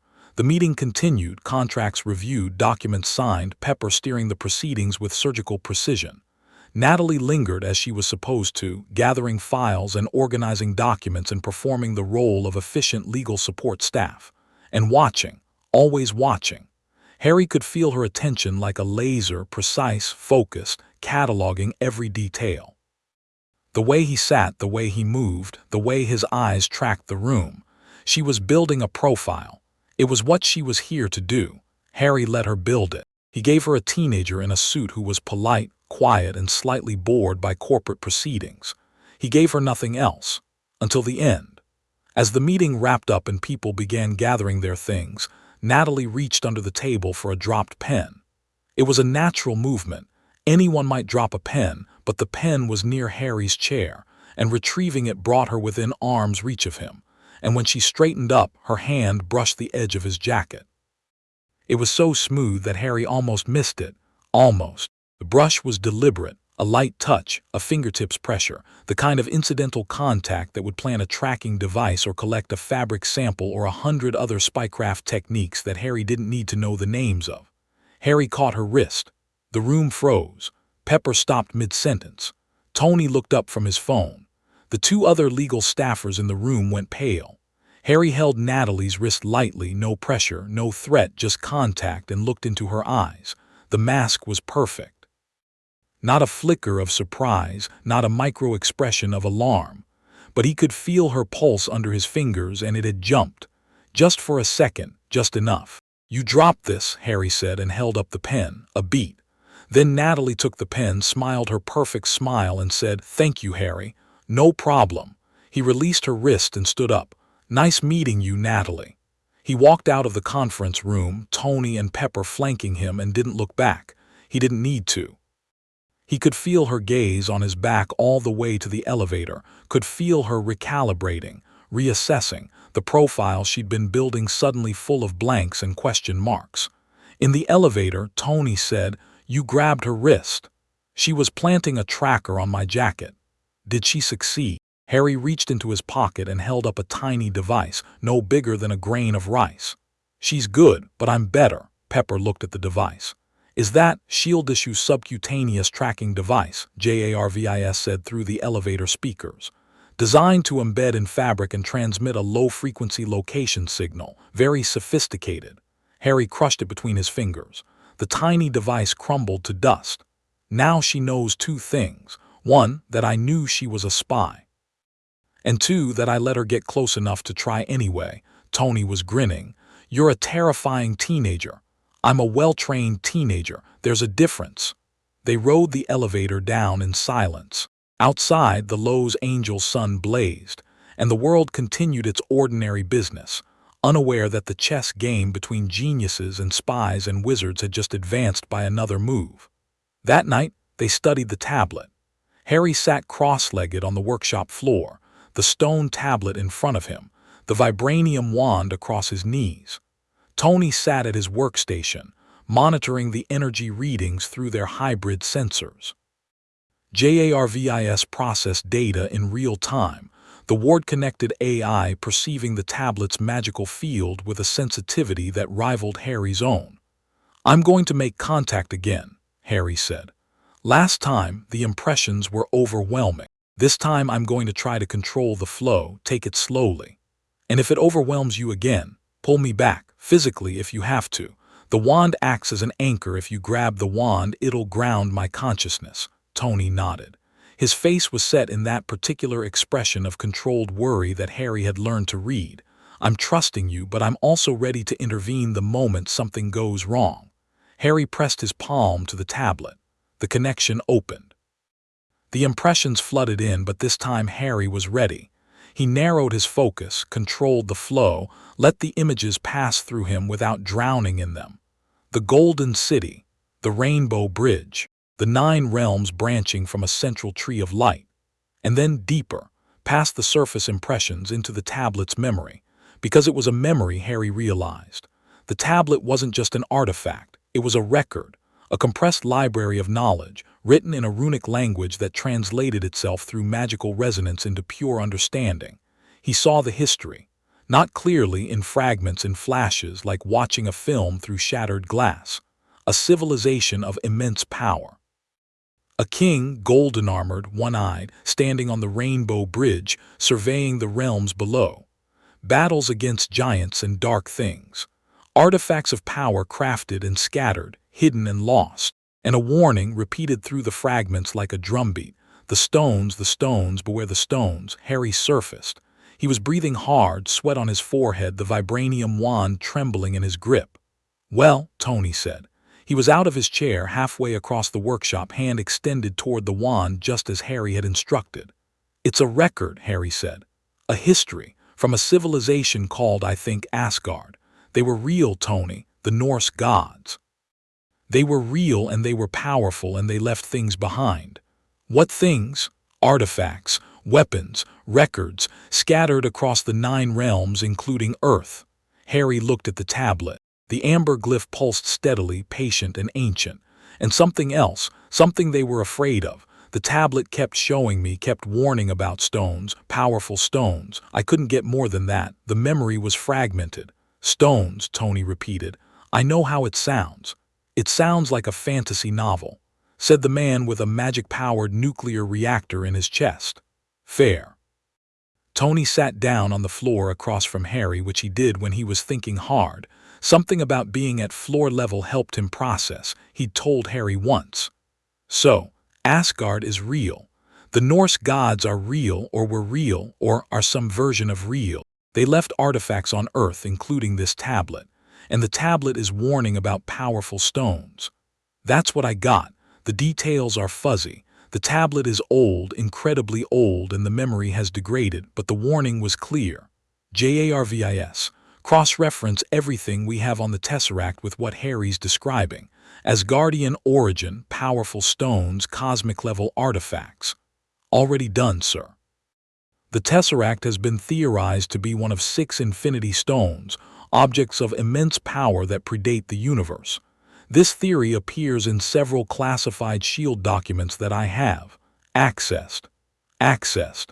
That's one word for it.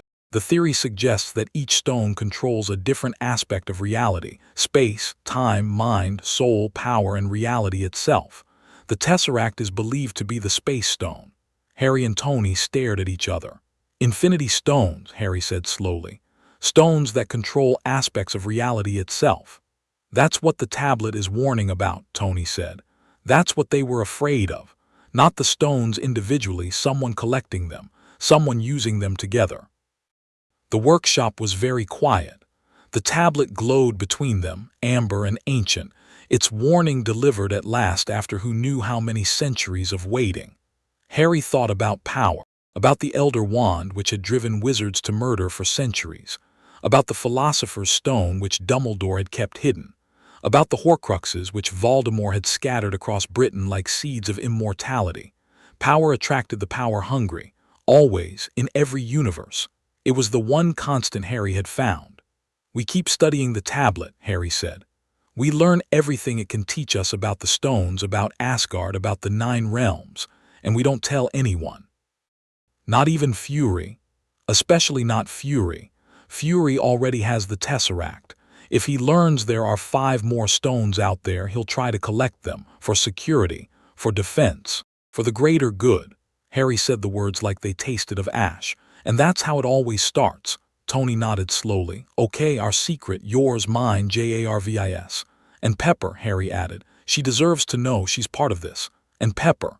Tony looked at the tablet one more time, then he stood, offered Harry a hand, and pulled him to his feet. It's midnight, Pepper's rule, bed by midnight on weekdays. It's Saturday, is it? I've lost track. Tony headed for the stairs. Bed anyway. We've got a spy to outmaneuver, a defense contractor to stay ahead of, a global spy agency to keep at arm's length, and now apparently cosmic artifacts to worry about. We need sleep. It's when do you sleep? Since a wizard moved into my house and started mothering me. I don't mother you. You healed my blood poisoning and made my house give people hugs. That's mothering. That's basic decency. In my experience, same thing, Harry laughed. Quietly, genuinely, in the dim workshop with the tablet glowing between discarded coffee cups and half-finished prototypes. Tony smiled at him, a real smile, not the press conference grin, and went upstairs. Harry lingered for a moment. He wrapped the tablet carefully in its silk cloth and placed it in a warded cabinet he'd built specifically for it. Spell-forged vibranium, runic locks, a stasis field that preserved the tablet in a bubble of frozen time. Good night, JARVIS, he said. Good night, Mr. Potter, I'll keep watch. I know you will. Harry went to bed. Outside, the Pacific Ocean murmured against the cliffs, and the wards hummed their steady song, and somewhere in New York, Nick Fury sat in his office reading a preliminary report from Agent Romanoff that said, in essence, the boy knew I was there before I knew he was watching. And in a penthouse in Manhattan, Justin Hammer opened a vault in his subbasement, found it empty, and began to scream. Chapter 5. The Expo. Hammer moved fast. Harry had expected days. He got 36 hours.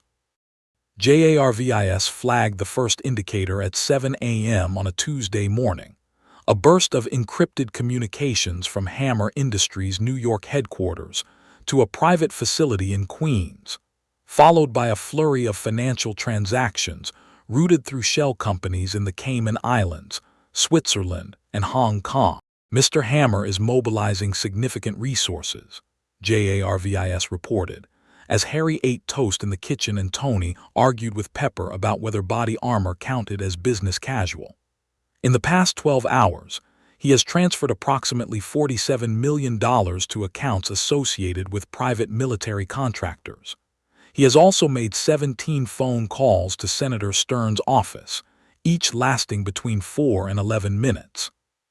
Stern, Tony said, abandoning the argument to lean over Harry's shoulder at the holographic display. The senator who wants to nationalize Iron Man. The senator who wants to nationalize you, Pepper corrected. The Iron Man suit is the excuse. Control over Tony Stark is the goal. Hammer's building an alliance, Harry said. He traced the financial flows on the display, money moving like blood through arteries, feeding something that was growing fast. Stern provides political cover, Hammer provides technology, and someone else provides the muscle. Vanko, Tony said quietly. Vanko. JARVIS confirmed it an hour later. Ivan Vanko had been transferred from his Monaco prison cell to a French facility, and then, according to official records, had died in his cell of cardiac arrest. Except JARVIS had hacked the facility's internal cameras and found the footage missing for a 3-hour window around the reported time of death, and the body that had been cremated weighed 30 pounds less than Vanko's recorded weight. He faked Vanko's death and broke him out, Harry said. Hammer has Vanko. Tony's jaw was tight. Which means Hammer has an arc reactor engineer, a grudge against me, $47 million in black money, and a senator in his pocket. He paused. And he's missing a magic tablet. He doesn't know who took it. He'll figure it out. Process of elimination. Who has the technology to bypass his security? Shield, maybe. Me, definitely. He'll come for us, Harry. Not with lawyers or press conferences, with whatever Vanko can build him. Harry nodded. He'd been thinking the same thing since the scan results came in. Hammer was a particular kind of dangerous, not brilliant like Tony, not powerful like Fury, but relentless in the way of men who had built empires on stubbornness and other people's talent. Men like that didn't absorb losses. They retaliated.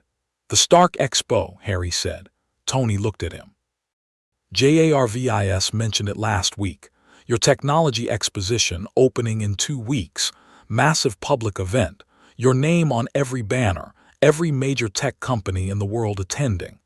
Harry met Tony's eyes. If Hammer wants to humiliate you, if he wants to prove his technology is superior to yours, publicly, spectacularly, that's where he does it. He's already registered for a presentation slot, JARVIS confirmed. Hammer Industries is scheduled to unveil what they describe as the next generation of automated defense systems on the Expo's second night. Drones, Tony said. He's been pitching military drones to the Senate committee for months. Automated soldiers. No pilots, no casualties, no messy human element. His voice was bitter. Same pitch every defense contractor makes. Robots will fight so your sons don't have to. Except the robots always end up pointed at someone's sons eventually. And now his robots have Vanko's engineering behind them. Harry stood pacing, his mind working through scenarios the way it had learned to during the war, threat assessment, contingency planning, the constant chess game of anticipating what the enemy would do 3 moves before they did it. Tony, Vanko's reactor had a trace of magical energy. We assumed it came from the tablet. But Hammer doesn't have the tablet anymore. If Vanko's building new technology for Hammer, he's working without the magical component. Unless Hammer has another source. Harry stopped pacing. The other artifacts, the 6 we haven't recovered, what if Hammer's been collecting? JARVIS run the financial analysis again. Go back 2 years. Look for any Hammer Industries transactions connected to antiquities, archaeological specimens, or private collectors specializing in unusual materials. The results came back in minutes. 3 additional purchases. A bronze amulet from a dealer in Cairo, bought 14 months ago. A fragment of carved bone from an estate sale in Oslo, bought 11 months ago. And a small crystal, origin unknown, purchased at a private auction in Mumbai 8 months ago. None of these matched the locations of the 7 artifacts on JARVIS's global scan. Those were still in place, undisturbed. But the purchases proved a pattern. Hammer had been actively seeking objects with unusual properties for over a year. The tablet hadn't been a one-off acquisition. It was part of a collection. "He's been looking for magic," Harry said. "He doesn't call it that. He probably calls it anomalous energy or exotic materials or whatever term makes his board of directors feel comfortable. But he's been searching for objects with supernatural properties. And giving them to Vanko," Tony finished. "Vanko's the one who'd know what to do with them. He built a functioning arc reactor from scraps. Give him genuine magical artifacts and a lab full of equipment. He builds something we haven't seen before." They stood in the kitchen, the morning sun streaming through the windows, the Pacific Ocean sparkling outside, and the weight of what was coming settled over them like a shadow. 2 weeks, Tony said. "The expo opens in 2 weeks. Whatever Hammer's building, it's designed for that stage. Then we have 2 weeks to get ready." Tony nodded once, sharp, decisive, the moment of worry burning away in the furnace of his determination. "Workshop. Now, bring the tablet. It's time to see what else it can teach us." The 2 weeks that followed were the most intense of Harry's life, and he'd once spent a year hunting Horcruxes in the woods. Actually, he hadn't done that. He'd been pulled through the veil before 7th year, but the intensity was comparable to what he imagined that year would have been, based on everything leading up to it. Tony worked like a man possessed, and Harry matched him hour for hour. The Mark V briefcase suit was completed, tested, and refined. Tony built a Mark VI with an upgraded power system that drew on the spell-forged reactor's full output. He rebuilt war machine systems from the ground up, preparing for the possibility that Colonel Rhodes would need to fight alongside them. Rhodes. That was a complicated situation. Tony had been avoiding his best friend for weeks, not out of anger, but out of the particular cowardice that came from not knowing how to explain that a teenage wizard lived in your house and you'd replaced your heart with magic. Rhodes had called repeatedly, growing more frustrated with each unanswered message, and the situation had reached its breaking point 3 days after the Fury visit when Rhodes simply showed up at the mansion's front gate in full military dress, looking like he was prepared to physically break down the door. The wards had flagged him as trusted, Tony's oldest friend, someone who genuinely cared about him, and Harry had let him through. The confrontation happened in the living room. Harry stayed in the kitchen, close enough to intervene if needed, far enough to give them privacy. But the walls in the mansion weren't thick enough to block voices raised in anger. 2 months, Tony. 2 months of nothing. No calls, no texts, no contact. I thought you were dying. Pepper wouldn't tell me anything. Your AI wouldn't put me through. I had to find out you were alive from CNN footage of you crashing a Formula One car. I didn't crash it. Vanko crashed it. I was driving perfectly well until... Don't deflect. Don't make jokes. I have spent 2 months thinking my best friend was dead or dying and you couldn't pick up a goddamn phone. The silence that followed was thick enough to chew. Harry heard Tony take a breath, the deep, slow breath that meant he was about to say something real, something that cost him. "I was dying, Rhodey." Another silence. Different, heavier. "The arc reactor, the palladium core, was poisoning my blood. I've known for months.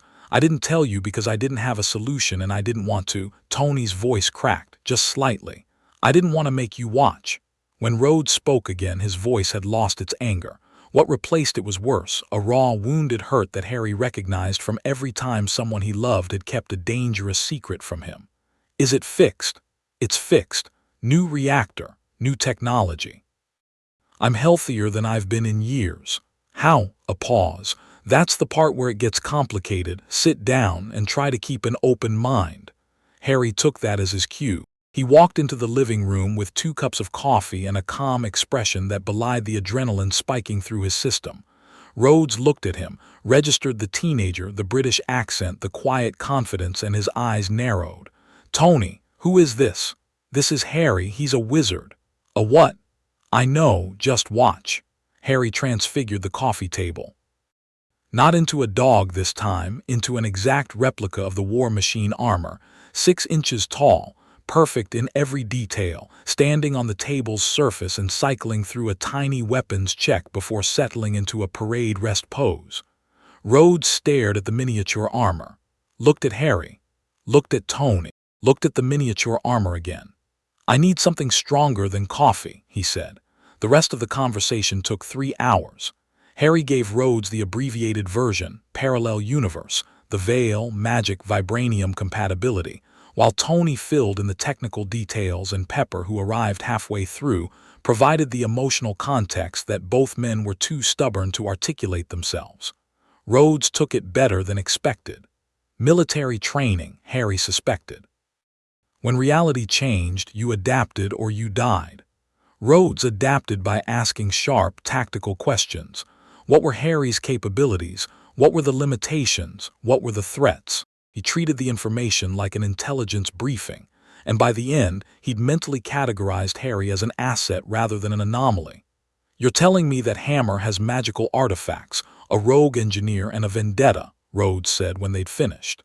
"And a Senate hearing next week where he's going to try to force Tony to hand over the Iron Man suits," Pepper added. "Which isn't going to happen," Tony said. "Which isn't going to happen," Pepper agreed, "but the political pressure is real. Stern has enough votes to make things very uncomfortable." Rhodes was quiet for a long moment. Then he looked at Harry. "Can you really do everything they're saying? The shields, the telekinesis, the phasing through walls?" "Yes." "Can you protect him?" Rhodes tipped his head toward Tony. "When this goes sideways, and it will, can you keep him alive?" Harry met the colonel's gaze. "I kept him alive in Monaco. I'll keep him alive at the expo." Rhodes studied him for a long time, then he nodded. "Okay, I'm in. What do you need from me?" The Senate hearing was a circus. Harry watched it on television from the workshop, because Tony had rightly pointed out that bringing an unidentified superpowered teenager to a Senate hearing would raise more questions than it answered. The hearing room was packed. Senators, aides, journalists, cameras, and in the center of it all, Tony Stark in a $3,000 suit, facing down Senator Stern with the particular brand of casual arrogance that drove authority figures insane. "Mr. Stark, you possess a weapon of unmatched destructive power." "I'd say it's matched. I'm pretty sure it's been matched a few times, especially in Monaco. You have refused to share this technology with the United States military. I've refused to share it with the committee that also greenlit the contract for Hammer Industries drones. Yes. Those drones, by the way, failed every field test last quarter. I have the footage if anyone's interested." Hammer was there. In the gallery. Harry could see him on the screen, a man in his 50s with slick-back hair and a smile that never reached his eyes, wearing a suit that was trying very hard to compete with Tony's and failing. He radiated the particular energy of a man who believed he was the smartest person in any room and was consistently wrong about it. Justin Hammer took the microphone when called and gave a presentation that was 20% technical substance and 80% performance. He showed footage of failed Iron Man competitors, implied Tony was unstable, and pitched his drone program as the responsible alternative to a single individual with unchecked power. "And what about the individual who appeared in Monaco?" Stern leaned forward. "Mr. Stark, the footage shows a young man, apparently a minor, using abilities that defy explanation. This individual intervened in the Vanco attack with what appears to be telekinetic power. Is he affiliated with you?" Tony didn't hesitate. "He's a consultant, freelance, very private. A consultant with superhuman abilities. I consult with a lot of talented people, Senator. Some of them are just more talented than others. Mr. Stark, the American people have a right to know. The American people have a right to safety. My consultant provided that safety in Monaco. You're welcome. The hearing devolved from there. Tony produced JARVIS compiled data showing that every attempt to replicate Iron Man technology had resulted in catastrophic failure, footage of experimental suits crashing, exploding, or simply failing to activate. He did it with the showmanship of a magician, each failure more spectacular than the last, the gallery laughing while Stern's face turned progressively redder and Hammer's smile became progressively more fixed. It was masterful. Tony Stark at his best, brilliant, ruthless, entertaining, and completely in control. But Harry wasn't watching Tony, he was watching Hammer. Hammer's smile never wavered throughout the hearing, not when Tony humiliated his technology, not when the gallery laughed, not when Stern's questioning fell apart. That fixed, patient smile, unchanged by any setback. Harry had seen that expression before.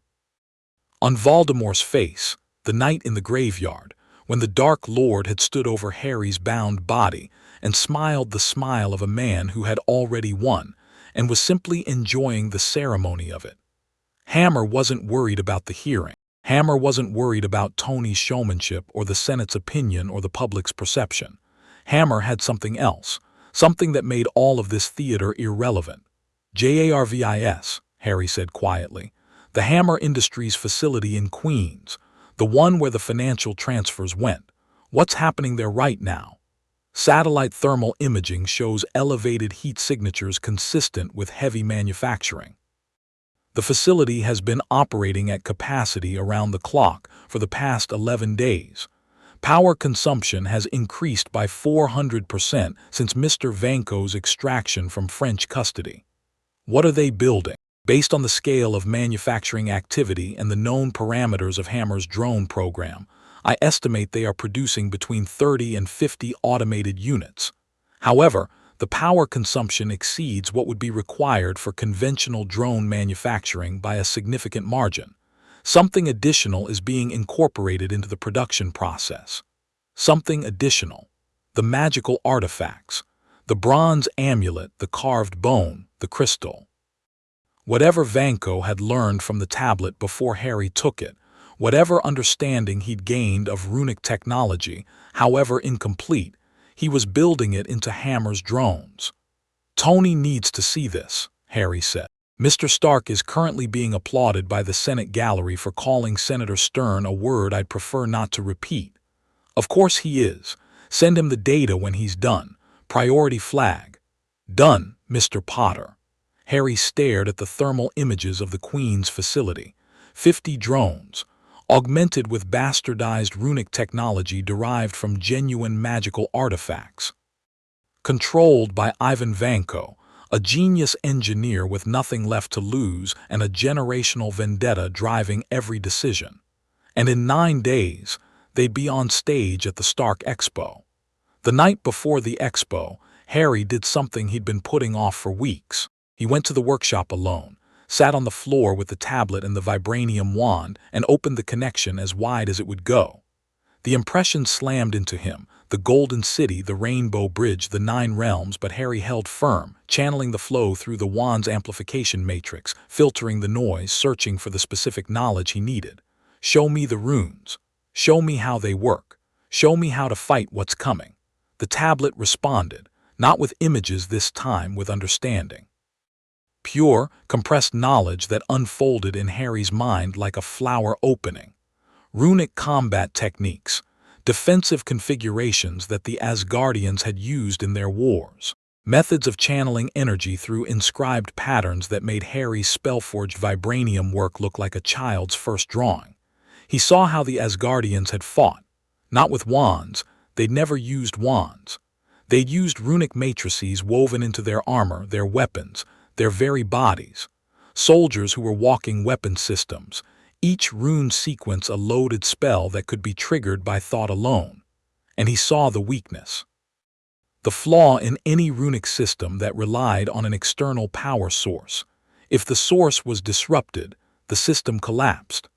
Vanko's drones would be running on a hybrid of arc reactor technology and bastardized runic energy. Find the source, disrupt it, and the runes would fail. Harry surfaced gasping, his nose bleeding, the wand white-hot in his grip. He'd been under for 3 hours. Tony was standing over him with a towel and a glass of water, his expression caught between worry and irritation. "You said you weren't going to push it." "I said I'd be careful. I was careful." "Your nose is bleeding.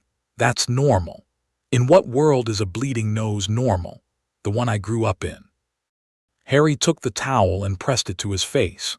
The blood stopped quickly. The armor's healing runes, which had been passive until now, activated and sealed the burst capillaries in seconds. "I found what we need." The tablet showed me Asgardian combat runes, techniques for building offensive and defensive systems directly into armor. "You already have that." "Not like this. What we built is first generation, a prototype. What the Asgardians had was refined over millennia." Harry's eyes were bright, his mind racing with the knowledge the tablet had given him. "I can upgrade the armor, tonight. I can inscribe new rune sequences that will give me capabilities we haven't even imagined." "Such as?" "Active rune casting. Right now, I use the wand to cast spells and the armor to amplify them. With the Asgardian patterns, the armor itself becomes the casting instrument. Every piece of vibranium on my body becomes a wand. I won't need to aim, the armor reads my intent and projects the spell from the optimal point automatically." Tony was very still. The engineer in him was processing, running the implications. "You're describing a full-body weapons platform." "I'm describing what I need to be to stop 50 magic-augmented drones and whatever Vanko's built for himself." Tony looked at him for a long moment. Then he walked to his workstation, pulled up the armor's design files and started making modifications. "Tell me what rune sequences you need. I'll handle the fabrication. You handle the inscription." They worked through the night. Harry inscribed rune after rune into the armor's vibranium weave, his magic reshaping the molecular structure according to the patterns the tablet had given him. Combat runes, shield runes, acceleration runes, perception runes. Runes that would let him process information at 10 times normal human speed. Runes that would let the armor repair itself in real time. Runes that would let him project force at a distance without a wand, using the armor as a full-body focus. By dawn, the armor was transformed.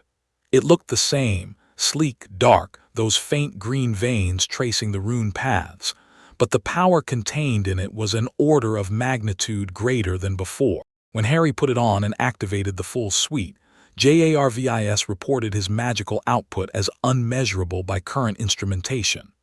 "How do you feel?" Tony asked. He was in his own armor, the Mark VI, red and gold, the spell-forged reactor glowing in its chest. Rhodes stood beside him in War Machine, the gray armor bristling with conventional weaponry that Tony had upgraded overnight. Harry flexed his hands. The armor responded to his thoughts like an extension of his nervous system, faster than reflex, faster than instinct. He could feel the workshop around him in hyperdetail, every molecule, every energy flow, every heartbeat. Tony's, Rhodes's, Pepper's upstairs trying to sleep and failing. "I feel ready," Harry said. "Then let's go to the expo." The Stark Expo was Tony's cathedral. Built on the grounds of the old Flushing Meadows site in Queens, it sprawled across 80 acres of pavilions, stages, and demonstration areas, all bearing the Stark Industries logo. The central stage was a massive circular platform with a retractable roof, capable of seating 10,000 people, surrounded by holographic displays that projected Stark's vision of the future in 50-foot-high images of gleaming technology. Harry stood backstage with Pepper while Tony opened the show. The crowd roared when Tony landed on the central stage in the Mark VI, the armor peeling away in a theatrical display of engineering that drew gasps and applause. Tony Stark, showman supreme, grinning at 10,000 people who adored him, selling the future with every word and gesture. "Welcome to the Stark Expo," Tony said, his voice amplified across the grounds, "where the technology of tomorrow becomes the reality of today." Harry barely heard him. His magical senses were stretched to their maximum range, scanning the expo grounds, the surrounding buildings, the airspace above. 50,000 people were on the grounds tonight. Families, children, civilians who had come to see the future and had no idea what might be coming. He felt the drones before JARVIS detected them. They were underground. Beneath the expo, in the service tunnels that connected the pavilions, 50 inert shapes waited in neat rows, each one humming with a hybrid energy that set Harry's teeth on edge. Arc reactor technology, laced with something that was almost but not quite magical. The bastardized runic patterns Vanko had built into them created an energy signature that was wrong in a fundamental way, like a musical chord played slightly off-key. Not magical, not technological. Something in between that was inherently unstable. "Tony," Harry said through the communication stone. "They're here, under us. 50 units service tunnels running the full length of the grounds." On stage, Tony didn't miss a beat. His smile didn't flicker, his voice didn't waver, but Harry felt his heart rate spike through the communication stone's biometric link. "How long?" Tony's voice came through the stone, sub-vocalized, inaudible to the crowd. "They're inert, waiting for activation. Could be minutes, could be hours. Hammer's presentation is in 90 minutes. Then we have 90 minutes. Rhodey, I'm on the perimeter." Rhodes's voice came through, tight and controlled. "I've got eyes on 3 Hammer Industries trucks that arrived an hour ago. They're parked at the South Service entrance. No one's gotten out." Harry closed his eyes, let his senses sink deeper, past the drones, past the tunnels, into the network of power lines and communication cables that ran beneath the expo like a nervous system. He found what he was looking for in seconds, a control signal, faint but persistent, broadcasting from a location 3 miles east, a warehouse in Queens. "Vanko's command post." "I've got Vanko's location," Harry said. 3 miles east.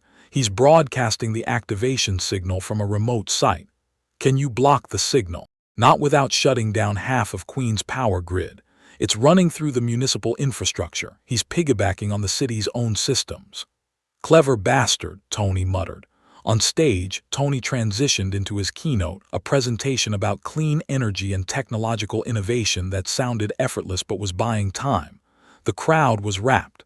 The cameras were rolling. 10,000 people, perfectly unaware.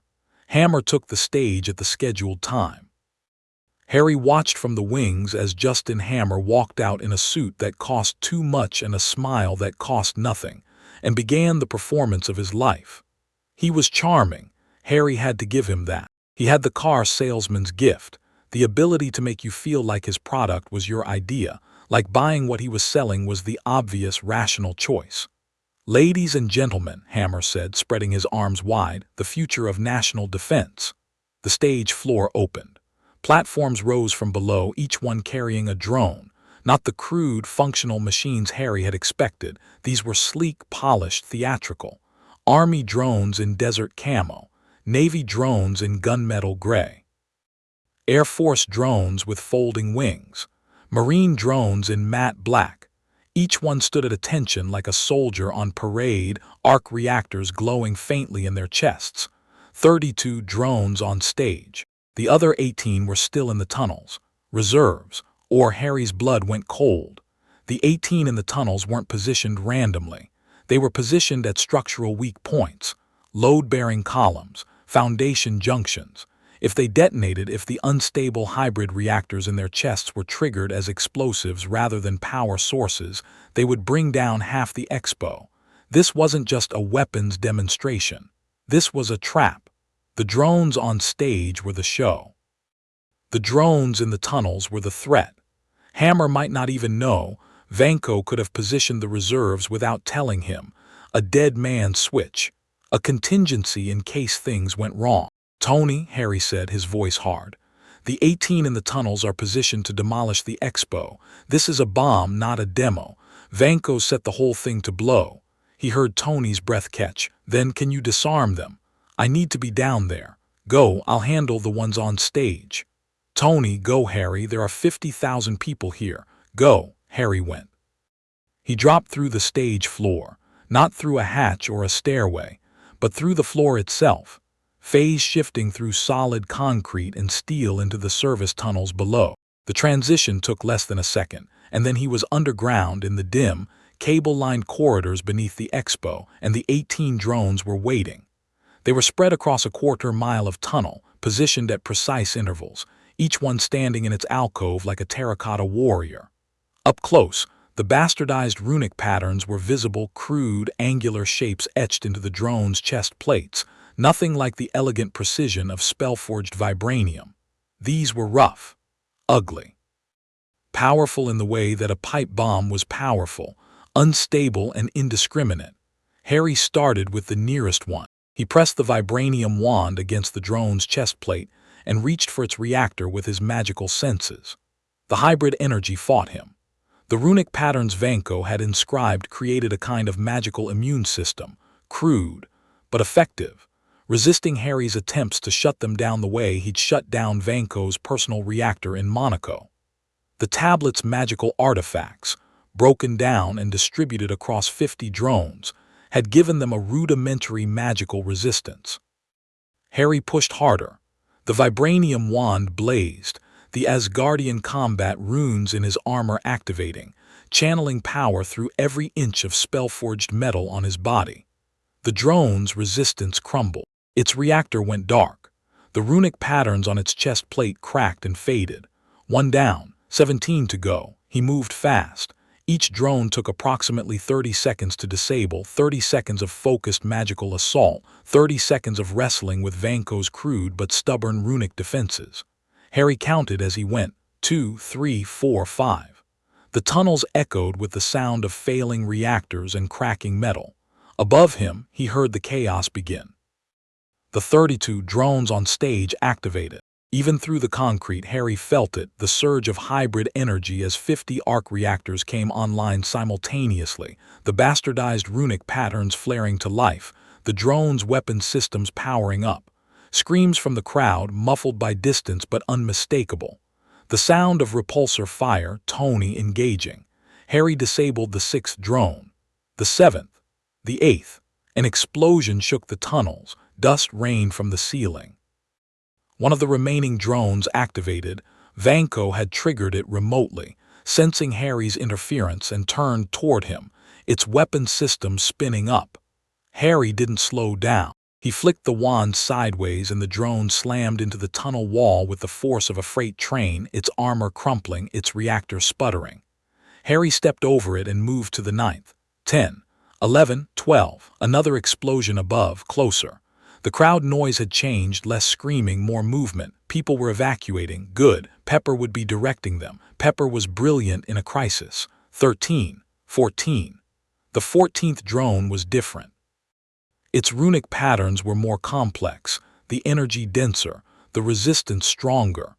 Harry hit it with a full-power finite and the drone staggered but didn't shut down. Its reactor flickered, recovered, and the bastardized runes on its chest plate pulsed with a sickly amber light. The crystal. This drone had the Mumbai crystal built into its reactor, a genuine magical artifact, not just Vanko's crude imitation, and it was fighting Harry's magic with something that felt almost sentient. Harry changed tactics. Instead of shutting the reactor down, he reached for the crystal itself, extended his magical senses past the arc reactor technology, past the runic patterns into the heart of the artifact. He found it, a node of concentrated magical energy, old and powerful, trapped in Vanko's crude machinery like a diamond set in pig iron. He spoke to it, not in words, in intent. The same way he'd communicated with the tablet. "You don't belong here. You're enslaved. Let me free you." The crystal responded. Harry felt it reach back, a pulse of recognition, of relief, and then the crystal's energy reversed. Instead of powering the drone systems, it turned inward, consuming the bastardized runes from the inside out. The drone collapsed, its systems eating themselves, and Harry caught the crystal as it fell from the disintegrating chest plate, a small, clear stone, no bigger than a marble, warm in his palm. He pocketed it and moved on. 15. 16, 17, 18. The last drone was positioned directly beneath the main stage. If it detonated, it would kill everyone still above, Tony, the remaining crowd, the emergency responders. Harry hit it with everything he had, the Asgardian combat runes blazing across his armor, the Vibranium wand channeling enough magical force to crack the tunnel walls. The drone's reactor died. The runic patterns shattered. The threat was neutralized. Harry stood in the tunnel, breathing hard, surrounded by 18 dead drones, and turned his attention upward. The battle above was in full swing. Through the ceiling, through the concrete, through his extended magical senses, Harry could feel it all. Tony in the Mark VI, flying, firing, dodging, taking on a dozen drones simultaneously with the acrobatic precision that made Iron Man a thing of terrifying beauty. Rhodes in War Machine. On the ground, heavy weapons blazing, cutting through drones with the methodical efficiency of a career military officer. The crowd, mostly evacuated now, being herded to safety by JARVIS-directed emergency protocols. And Vanko, he'd arrived. Not at the warehouse, not at the command post, at the expo itself. Harry felt the signature appear from the east, moving fast, and it was wrong in a way that made his stomach turn. Vanko's new suit was massive, not the crude harness from Monaco, but a full-body rig, 8 feet tall, armored in dark metal, the whips replaced by something worse. The runic patterns covering the suit were denser than anything on the drones, and at the suit's core, where the reactor should be, Harry felt the bronze amulet from Cairo and the carved bone from Oslo, both genuine artifacts, both enslaved the way the crystal had been. Vanko's suit didn't just run on arc reactor technology. It fed on energy. Any energy. Electrical, thermal, kinetic, and magical. The runic patterns were configured as a siphon, designed to absorb incoming energy and add it to the suit's reserves. Hit it with a repulsor, and the suit got stronger. Hit it with a spell, and the suit got stronger. Hit it with anything at all, and the suit got stronger. Harry understood with a cold clarity what Vanko had built. A weapon specifically designed to beat Tony Stark and everything Stark could throw at it. And based on the siphon configuration, Vanko had anticipated Harry too. He'd seen the Monaco footage. He'd built his suit to absorb magic. Harry phase shifted through the tunnel ceiling and emerged on the expo grounds into pandemonium. The main stage was destroyed, a crater of twisted metal and shattered concrete. Drone parts littered the grounds, sparking and twitching. Tony was in the air, 30 feet up, trading repulsor blasts with 3 remaining drones while trying to keep Vanko's massive suit in sight. Rhodes was 50 meters away, pinned behind a collapsed pavilion wall, War Machine's left arm hanging limp from a drone's lucky hit. Vanko stood in the center of the wreckage. The suit was enormous, a mechanical monstrosity that moved with an unsettling fluidity, the runic patterns on its surface pulsing with stolen energy. The twin whips were gone, replaced by arms that ended in devices Harry's magical senses identified as energy projectors, weapons that fired concentrated beams of hybrid force arc reactor energy laced with bastardized magic. Vanko saw Harry. The suit's faceplate was open, and Ivan Vanko's face was visible, scarred, focused, that same terrible calm from Monaco. "Little wizard," Vanko said.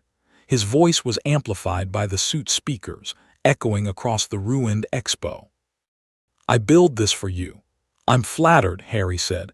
His wand was in his hand, the armor's rune sequences blazing, every system at maximum. "But you shouldn't have." Vanko fired. The beam hit Harry's shield, and the shield absorbed it, the spell-forged vibranium drinking the energy exactly as designed. But instead of feeding the shield's reserves, the energy kept going, pulled by Vanko's siphon, flowing back through the beam toward the suit. The shield weakened. The suit strengthened.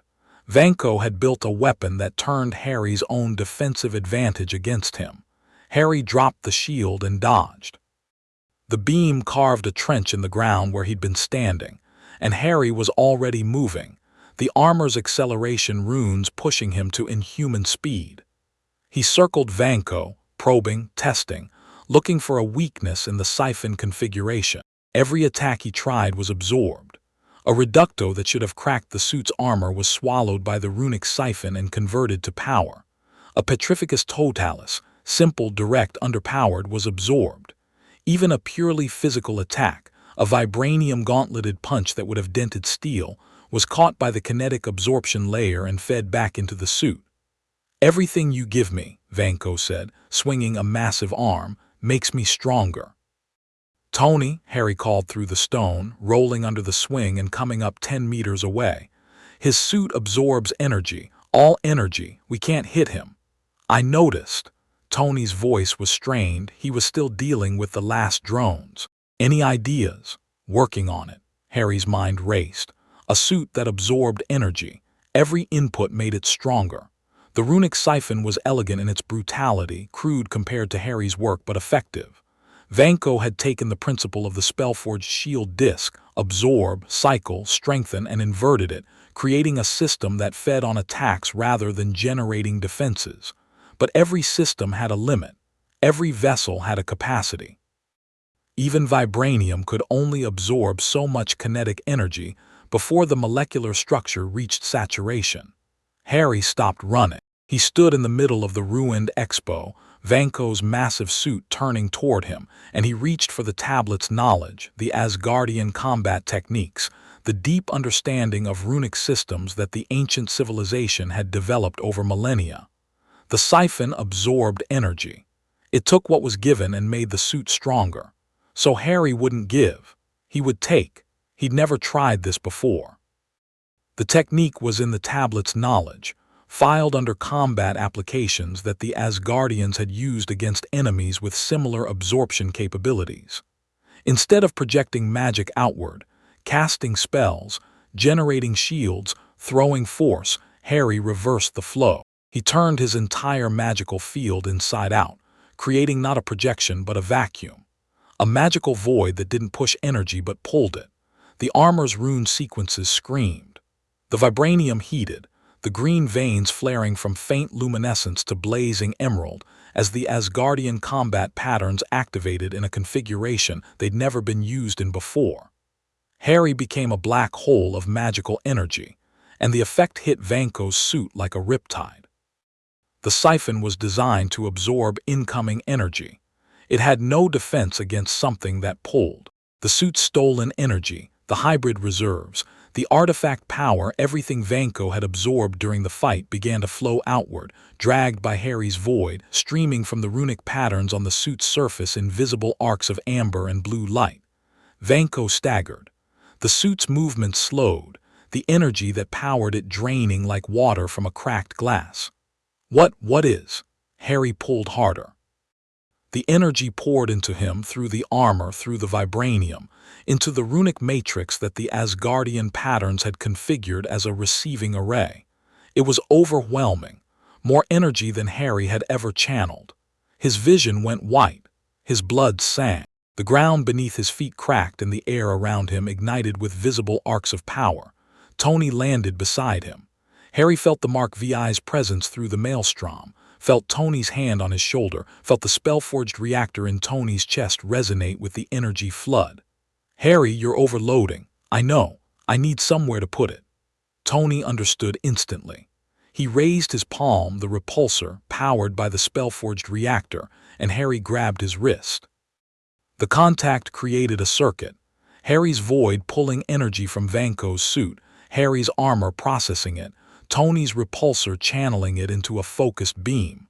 They fired together. The beam that erupted from Tony's palm was nothing like a repulsor blast. It was white gold, shot through with green, a fusion of magical and technological energy that screamed across the distance between them and Vanko's suit and hit with a force that registered on seismographs 3 states away. The siphon couldn't absorb it because it was the suit's own energy, reflected and amplified.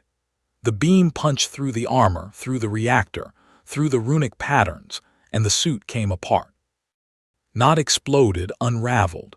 The metal peeled away in sheets, the bastardized runes dissolving, the hybrid reactor collapsing into inert components. Vanko fell.